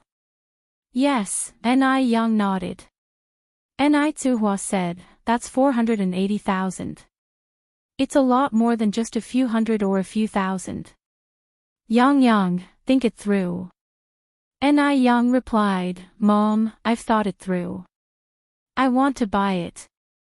If she bought the restaurant, even if she didn't run it, she wouldn't lose anything just leaving it as it was. On the contrary, she would make a fortune. Of course, Enai Yang wanted to buy it. What's more, Enai Yang was confident she could turn the business around. This way, she could make money and see her asset appreciate. It was like hitting 2 birds with 1 stone. 480,000 was a large sum for Enai Tsuihua. She expressed some concern and said, Yang, do we really have that much money?" Even though she knew the milk tea shop, noodle restaurant, and skincare shop were all very profitable and making good money, Enai Tsuihua had not actually worked out the figures. She did not know just how much money Enai Yang had. Enai Yang patted Enai Kuihua's hand. "You don't need to worry about the money. Tsuhua continued, Yang, the restaurant owner couldn't even make a profit before going bankrupt. Are you sure you will succeed if you take over? This is 480,000, not 48, or 4,800. Yang, our noodle restaurant, milk tea shop, and skincare shop have done very well. Maybe we should not bother with anything else. As the old saying goes, don't fuss over trifles, and you won't end up poor. We should live a steady life. We have enough money, we just need to have enough to spend. I'm content with the life we have.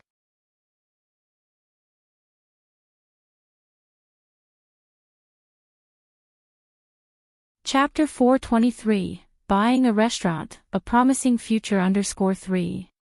Perhaps it was because she had suffered many hardships in the first half of her life, but Tsuhua now had no great ambitions and was very content with her current situation. Mom, said Yen, a life without dreams is a life without purpose. I may be a commoner without grand dreams, but I just want to become a female tycoon and prove to the world that there's no difference between men and women. As long as one is willing to work hard, a girl can also make a name for herself. Tsuhua herself had lived a painful early life due to a cultural bias preferring boys over girls, so every time Yen made such a declaration, she felt a deep resonance. Girls are no different than boys, they are not handicapped or deficient in any way. Why should they receive unequal treatment? Tsuhua continued, I understand the principle you're talking about, but 480,000 yuan is no small sum. I hope you'll consider carefully. Yen nodded her head, don't worry, Mom. I never take on anything if I'm not confident about it. And I never do loss-making businesses. Alright. Tsuhua continued, you go and have a good talk with them, then. I'll take Yun and go check on our noodle restaurant.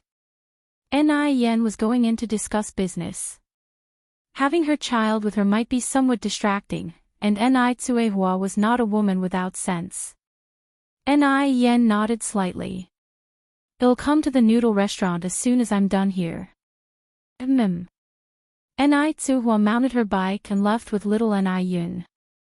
Instead of going straight into the restaurant, Yen hailed a taxi. Sir, could you take me to the agricultural bank? At this point in time, taxis were a luxury, used only by a minority of people. Even Benz cars with 3 rows of seats were used as taxis. By the early 1990s, it was the heyday of cars with vanity plates and economy models. Alright. The cab driver was a very talkative man. Young lady, you don't look like you're from around here. Yen nodded slightly, I'm from Haiqing. Haiqing is more than 1,000 kilometers from Beijing, isn't it?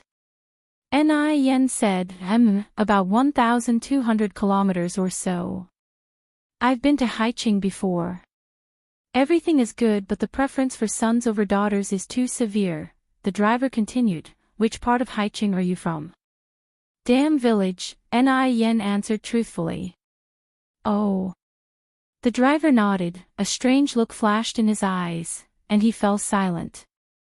In a short time, they arrived at the entrance of the agricultural bank. In order not to worry about finding a taxi later, Yen looked at the plate on the dashboard and said, Mr. Su, would you mind waiting here for me? I'll be back shortly. I'm willing to pay extra. If she was willing to pay extra, what reason did he have to refuse? Mr. Su nodded, sure, I'll wait for you here. Thank you, Mr. Su. Yen pulled out a yuan and handed it to him. She entered the bank and requested a check from the teller. Though checks didn't become universally accepted until 2006, in Beijing in the 1980s, people could already issue checks with unlimited amounts. These checks, however, could only be used within Beijing and not elsewhere. When she exited, Mr. Su was still waiting at the door. Yen opened the car door and got inside. Mr. Su asked, young lady, where would you like to go now? Yen answered, back to the place we just came from. All right, Mr. Seuss said as he started the engine and started to engage her in casual conversation. You're quite attractive, young lady. Do you have a boyfriend? If not, I could introduce you to someone. Yen replied politely, thank you for the offer, but I already have a boyfriend. Oh, that's a shame. The young man I was going to suggest to you, his family is quite well off. By the way, do you have any sisters at home? I have one younger sister who's 11 months old. Just one sister? Mr. Sue asked. Yen nodded, not saying much. Mr. Sue glanced at Yen through the rearview mirror, a look of surprise flashing across his eyes. He didn't say anything else. Shortly, the car arrived at the entrance of the restaurant. Yen stepped out of the car and entered the restaurant. Watching Yen's receding figure, Mr. Sue had a complex expression on his face. After a moment, he drove off. Although the restaurant was in the process of being sold, it was still in business. The waiters inside weren't very enthusiastic. Seeing Yen walk in, none of them even bothered to greet her. Yen walked up to one of them and asked, "Hello, is your boss around?" The waiter responded with indifference, "Our boss is in the private room on the 3rd floor."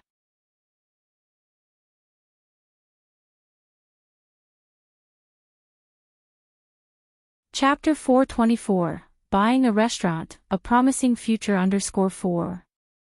Young wasn't angry, and she said, "Could you take me there?" "Follow me," the waiter strode forward.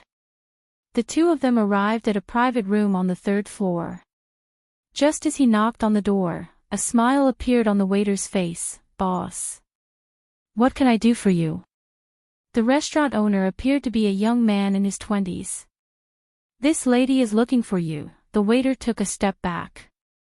"Hello," Young spoke softly. At the sight of Young, the young man blinked, then said, "Hello." As Young walked in, she said, "I'm here to discuss the sale of your restaurant." At that, the young man seemed taken aback. Young was thin and young. Although she was quite pretty, she didn't fit the image of a rich person. In this day and age, most of the rich were somewhat overweight. Rich people could afford to eat meat, their bellies were plump, so naturally, they were fat. Someone like Young, clearly, looked like an ordinary person who couldn't even afford meat. How could she afford to buy a restaurant? The man expressed his doubts. Young knew he had apprehensions. After all, she was quite young. "This is a check." Young placed a check on the table. Seeing the check for $480,000, the man expressed his confusion. "Are you sure you're serious?" The young man had seen the world and knew full well that the check wasn't fake. Young smiled calmly. "Does it look like I'm joking?" Even though she was smiling, there was not a shred of joking in her words. She didn't act like a 17-year-old girl, but more like someone who had faced trials and tribulations. The young man sobered up, stood up, and pulled out a chair. "Please have a seat." "Thank you." Young sat down gracefully. "Let me introduce myself. I'm Young, you can just call me Xiaoni, and I will be taking over your restaurant." The young man said, "Nice to meet you, Miss Ni. My name is Chen Jitsang." Chen Jitsang was 27 and a returned international student who embraced new ideas and was educated in the ways of modern schooling with no prejudice against small business owners. He studied hotel management abroad, considering his professional knowledge comprehensive. In school, he was an outstanding student, so his confidence in owning a restaurant and soaring in the industry was high. However, theoretical knowledge and practical experience turned out to be quite different. The restaurant had lost hundreds of thousands within a year. Chen Zikang's initial enthusiasm had turned into general despair. His family stopped funding the restaurant, so he had to sell it and return home to take over the family business.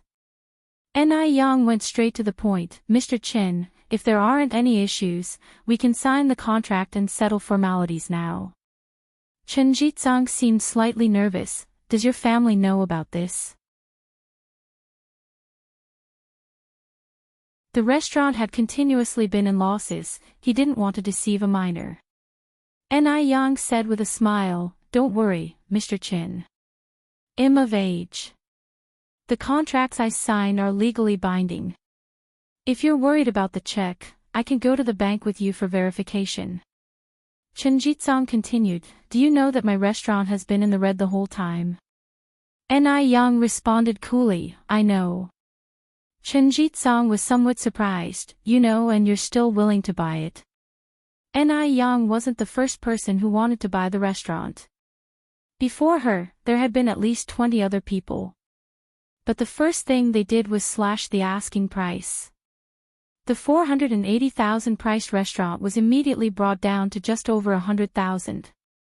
However, Ni Yang didn't seem to have any intention of negotiation. This was strange. Ni Yang was blunt, "I'm confident I can make it popular." Chen Jitsang laughed, "I was just as ambitious when I started." After that, he posted a lease transfer notice. It was a sad recollection. Having had such a failed venture, Chen Jitsang had no desire to start over. He was better off inheriting the family business.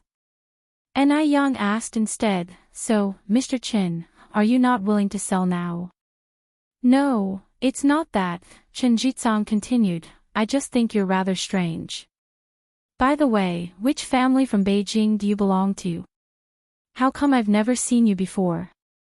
Seeing Ni Yang's indifference towards the 480,000, Chen Jitsang subconsciously thought she was from a well-off family.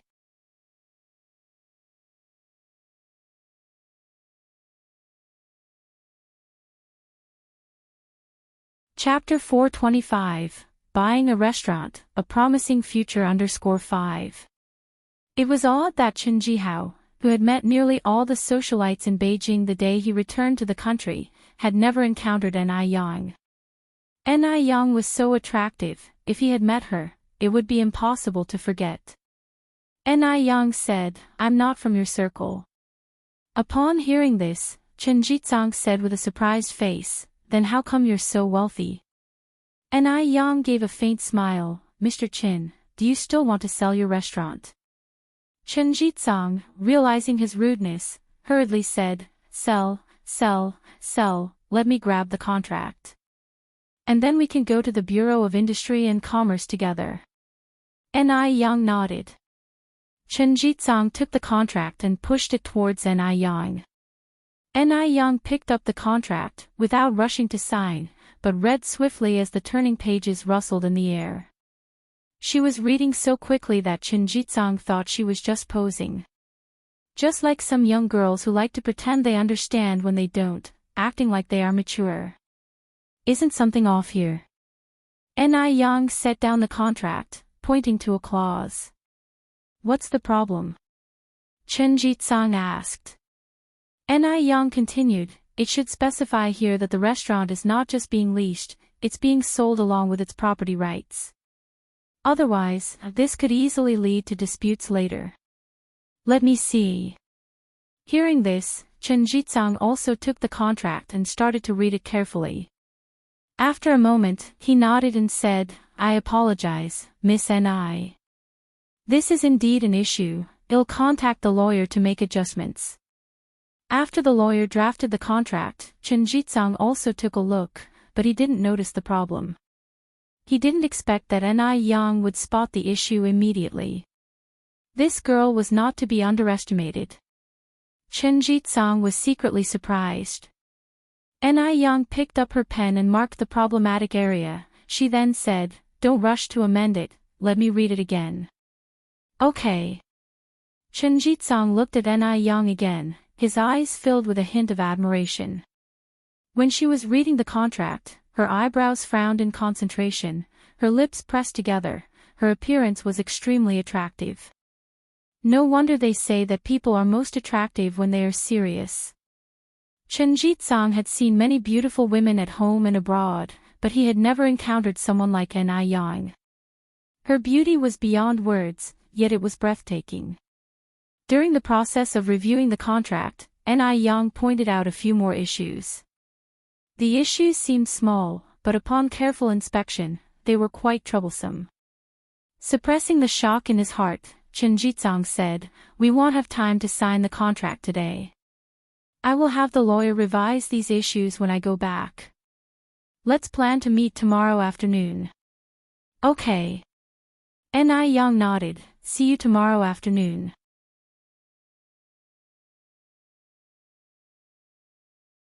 "Would Miss Ni like to take a tour of the restaurant?" Chen Jitsang asked. Ni Yang smiled subtly. "I'd be delighted." "This way, please." Chen Jitsang led the way. Following Chen Jitsang from the restaurant's kitchen to the front hall, Ni Yang roughly understood why Chen Jitsang was losing money. It was because Chen Jitsang failed to bring out the special features of the restaurant and his management was too by the book. The chefs he hired were all experts in making local Beijing cuisine. Beijing dwellers were tired of local dishes, and with the staff lacking service skills, business wouldn't be great. After a tour of the restaurant with Chen Jitsang, Ni Yang said her goodbyes. Chen Jitsang walked Ni Yang to the door. "Miss Ni, let's meet again tomorrow afternoon." "Okay." Ni Yang nodded. "Goodbye, Mr. Chen." "Goodbye." Watching Ni Yang's retreating figure, Chen Jitsang felt an unease in his long-settled heart, as if it had been hit by a lost deer. He hadn't felt this impulsive for many years. He suddenly felt thankful for his decision to return from studying abroad and to open a restaurant. Had he not opened a restaurant, he wouldn't have made a loss, and consequently, he wouldn't have met Ni Yang. Upon arriving at the noodle restaurant, Ni Tsuihua asked, Yang, how did your business negotiation go?" Ni Yang replied, "It's essentially settled. I'll be making the payment and discussing the contract tomorrow." Ni Tsuihua nodded. "Now that you've made a decision, I won't say much. As long as you know what you're doing." Ni Yang slipped her arm through Ni Tsuihua's. "Mom, don't worry. I will make sure our lives get better." In the evening, Ni Yang and Ni Tsuihua cycled back to Jinghua village. The first thing Ni Yang did when she got home was to feed the mina with bugs.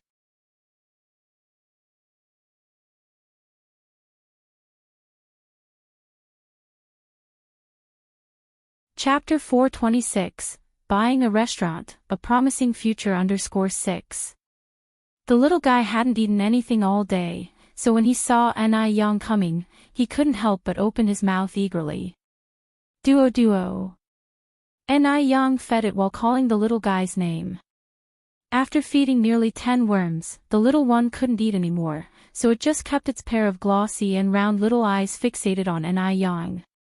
Believing that good education starts from young, Ni Yang began to repetitively greet the little one by saying Ni how. Not sure whether the little bird understood or not, it clacked its beak after a while, then tucked its head under its wings. Yang. Ni Tsuihua's voice came from the kitchen. "Coming." Ni Yang stroked the little bird's sparse feathers, and then went for the kitchen. Yang, how do you make those spicy strips? Can you teach me?" "Of course." Ni Yang nodded and began to teach her step by step. Making spicy strips isn't actually difficult, the most important things are mastering the oil chilies and timing for dough raising. Ni Tsuihua is intelligent, she could already replicate the process after one teaching. The following day, around 1 in the afternoon, Ni Yang arrived at the restaurant as promised. Chen Jitsang had been waiting for quite some time. When he saw Ni Yang coming, his eyes lit up. "Miss Ni." "Mr. Chen." Ni Yang nodded slightly in greeting. Chen Jitsang presented a contract to Ni Yang. After Ni Yang reviewed it and confirmed that there were no issues, she signed it. "Miss Ni, your penmanship is quite good." Chen Jitsang praised genuinely. "Thank you." After the contract was signed, they went to the agency to handle various transfer procedures and to register the property. By the time all the procedures were complete, it was evening. The golden sunshine covered the earth.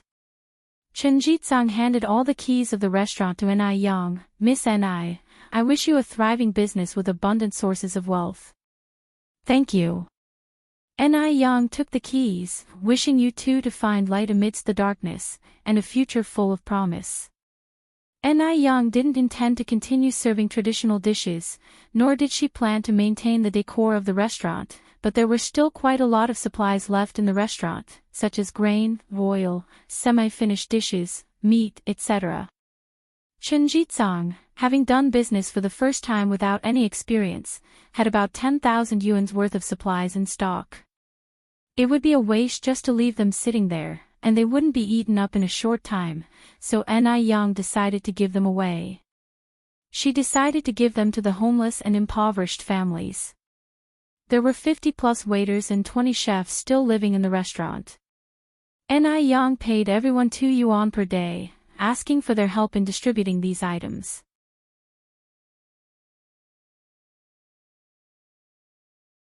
There is a road in Beijing called Walled Road.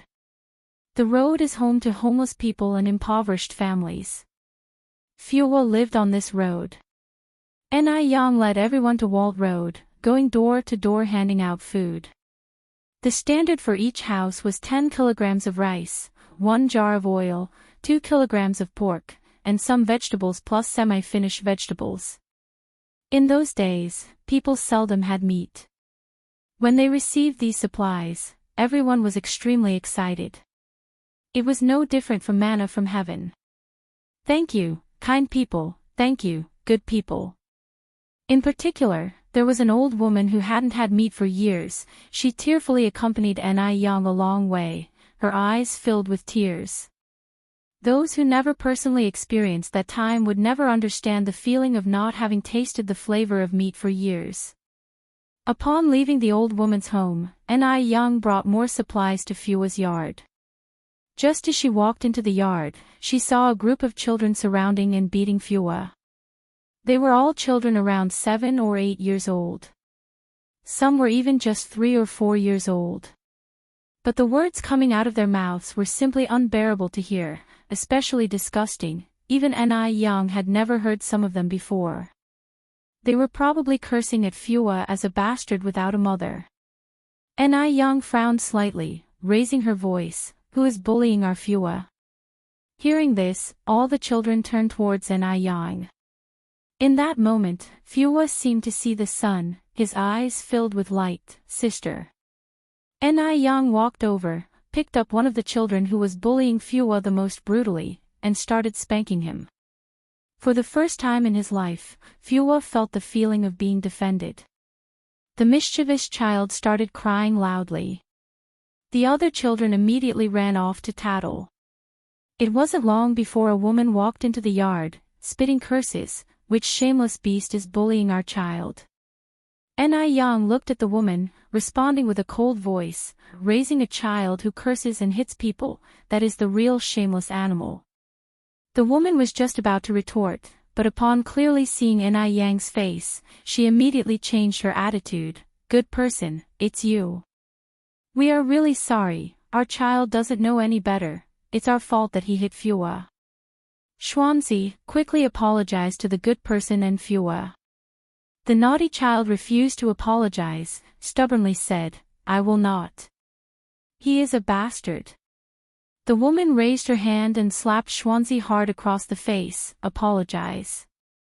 Crying, Xuanzi apologized to Fuwa, promising that he would never bully Fuwa again. Xuanzi's mother also emphasized over and over that she will discipline Xuanzi in the future. Ni Yang was not the type to hold a grudge when she was in the right. Upon seeing the mother and son like this, she decided to let it go. After this incident, Fuwa's friends all knew that Fuwa had a very formidable sister. No one dared to bully him anymore. Taking the opportunity of delivering food to Fuwa, Ni Yang also performed a checkup for Zhou Tianbao. She found that he was recovering particularly well. In a few more days he would be able to remove the stick from his leg and walk. The There weren't many classes during this period, so Li Xianxian returned to Mo Baichuan's side and continued to work as his assistant. Even though they were in a romantic relationship, apart from some public occasions, Mo Baichuan did not make any intimate moves toward Li Xianxian, not even a simple kiss or hug.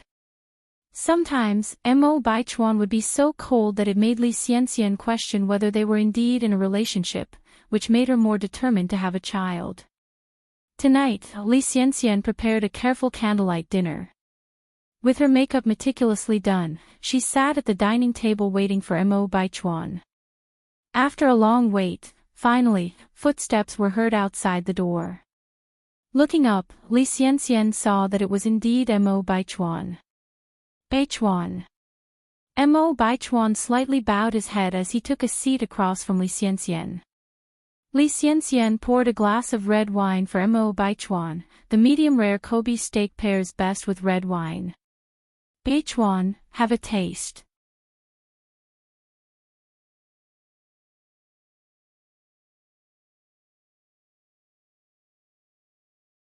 Chapter 427, A Not-to-be-missed Drama. _1. The steak was personally fried by Li Xianxian. To be able to cook a master-level crispy tender steak, she had intentionally attended a culinary course in our country for over a month. The red wine was personally purchased by Li Xianxian. It had been decanted previously, you could smell the fruity taste of grapes even before it reaches your throat. It was top-notch red wine from F country. Mo Baichuan picked up his glass and took a small sip. The taste is good.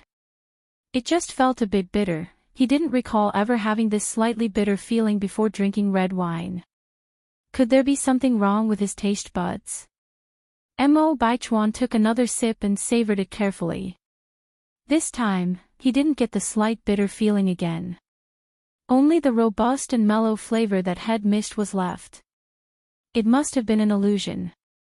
Li Xianxian stole a glance at Mo Baichuan from the corner of her eye, a crafty smile hooking up at the corner of her mouth. Try the steak again. Li Xianxian stood up and switched the cut steak in front of her with Mo Baichuan's. No need, Mo Baichuan held down his plate, his tone indifferent, I can do it myself. All right. Li Xianxian sat down without feeling awkward and started to smile. Mo Baichuan was cutting the steak with his eyes down, his posture graceful. After all, he was a young master born into a wealthy family. This kind of demeanor that emanated from his bones was something ordinary people could never imitate without making a fool of themselves. Li Xianxian simply looked at him, the deep infatuation in her eyes impossible to conceal. Just thinking about how this excellent man would soon completely belong to her made Li Xianxian unable to contain her excitement once again. Baichuan, Li Xianxian took a sip of red wine and asked hesitantly, have you told your parents about us? What are you referring to? Mo Baichuan bit into the steak, savoring it carefully. From Mo Baichuan's reaction, Li Xianxian could tell that he didn't really care about this matter. A feeling of unwillingness flashed in Li Xianxian's eyes. Just what was she in Mo Baichuan's heart? In order to reach his heart, to stand beside him, she had transformed from a naive country girl who knew nothing into someone who could please the sophisticated ladies of Beijing. No one knew how much effort she had put into this. And what about Mo Baichuan? Mo Baichuan didn't even bother to inform his parents about this important matter. The more Li Xianxian thought about it, the more aggrieved she felt. Her heart was filled with an indescribable sadness, yet she managed to conceal it well, feigning shyness as she said, I mean, our relationship. At first, Mo Baichuan was a bit taken aback, then he said, when the time is right, I will naturally tell them. Li Xianxian nodded, then said hesitantly, Baichuan, I feel like your parents don't really like me. While cutting the steak, Mo Baichuan said, my parents are very easygoing, you're overthinking. Li Xianxian didn't respond. She just poured another glass of wine for Mo Baichuan. Meanwhile, at the Jing family's residence, the assistant was reporting Li Xianxian's whereabouts in the past few days to Jing Xianjing. About a week ago, Li Xianxian ran around 10 pharmacies, all just to buy a specific secret potion. What kind of secret potion? Zhang Xianjing looked up at the assistant. The assistant's eyes flickered. He leaned in and whispered in Zhang Xianjing's ear. Upon hearing this, Zhang Xianjing was shocked. Really? The assistant nodded. After Li Xianxian left the pharmacy, I had someone purchase an identical potion from the pharmacy. Here it is. The assistant took out a small green bottle from his pocket. Written on the bottle were the words Spring Breeze Palace. You're sure it's that potion? Zhang Xianjing squinted her eyes. This Li Xianxian really had wild ambitions, to think she dared to buy even this kind of potion. Fortunately, she was prepared and had someone following Li Xianxian. Yes, the assistant nodded. I have already had a doctor authenticate it. What is Li Xianxian doing now? Zhang Xianjing asked next. The assistant continued. Tonight, Li Xianxian invited Mr. Mo for a dinner. What? Zhang Xianjing abruptly stood up from her chair. How could you tell something so important only now? You incompetent. She bought that kind of potion in one breath, and invited Mo Baichuan for dinner in the other. Even a fool would know Li Xianxian was up to no good. She was utterly shameless. Enraged, Zhang Xianjing stormed out, fearing that every second wasted, Li Xianxian and Mo Baichuan would become a fait accompli. After a few steps, Zhang Xianjing broke her stride. Where are they having dinner? The assistant responded, at Li Xianxian's residence. The moment the assistant's words echoed, Zhang Xianjing had already disappeared from sight.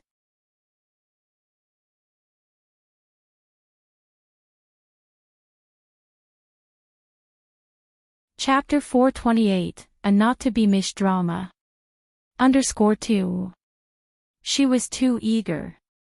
She was dying to expose Li Xianxian's ugly facade to Mo Baichuan, and finally, she was given this chance to pay back for the insults Li Xianxian has thrown at her in the Japanese restaurant the other day.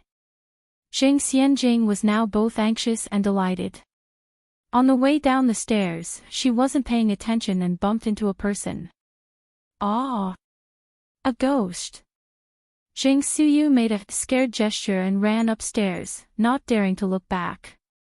If it were usual, Zhang Xianjing would definitely have taken this opportunity to teach Zhang Suyu a lesson in private. But today, she had no time to deal with a lunatic. Zhang Xianjing didn't even have time to call her driver. She quickly grabbed her car keys and left. She drove recklessly, eventually arriving at Li Xianxian's residence in the base. The base had tight security, but Zhang Xianjing's face was her pass. After all, she grew up with Mo Baichuan, so she had been to the base hundreds, if not thousands, of times. Zhang Xianjing parked her car under Li Xianxian's apartment building, then climbed up to the second floor.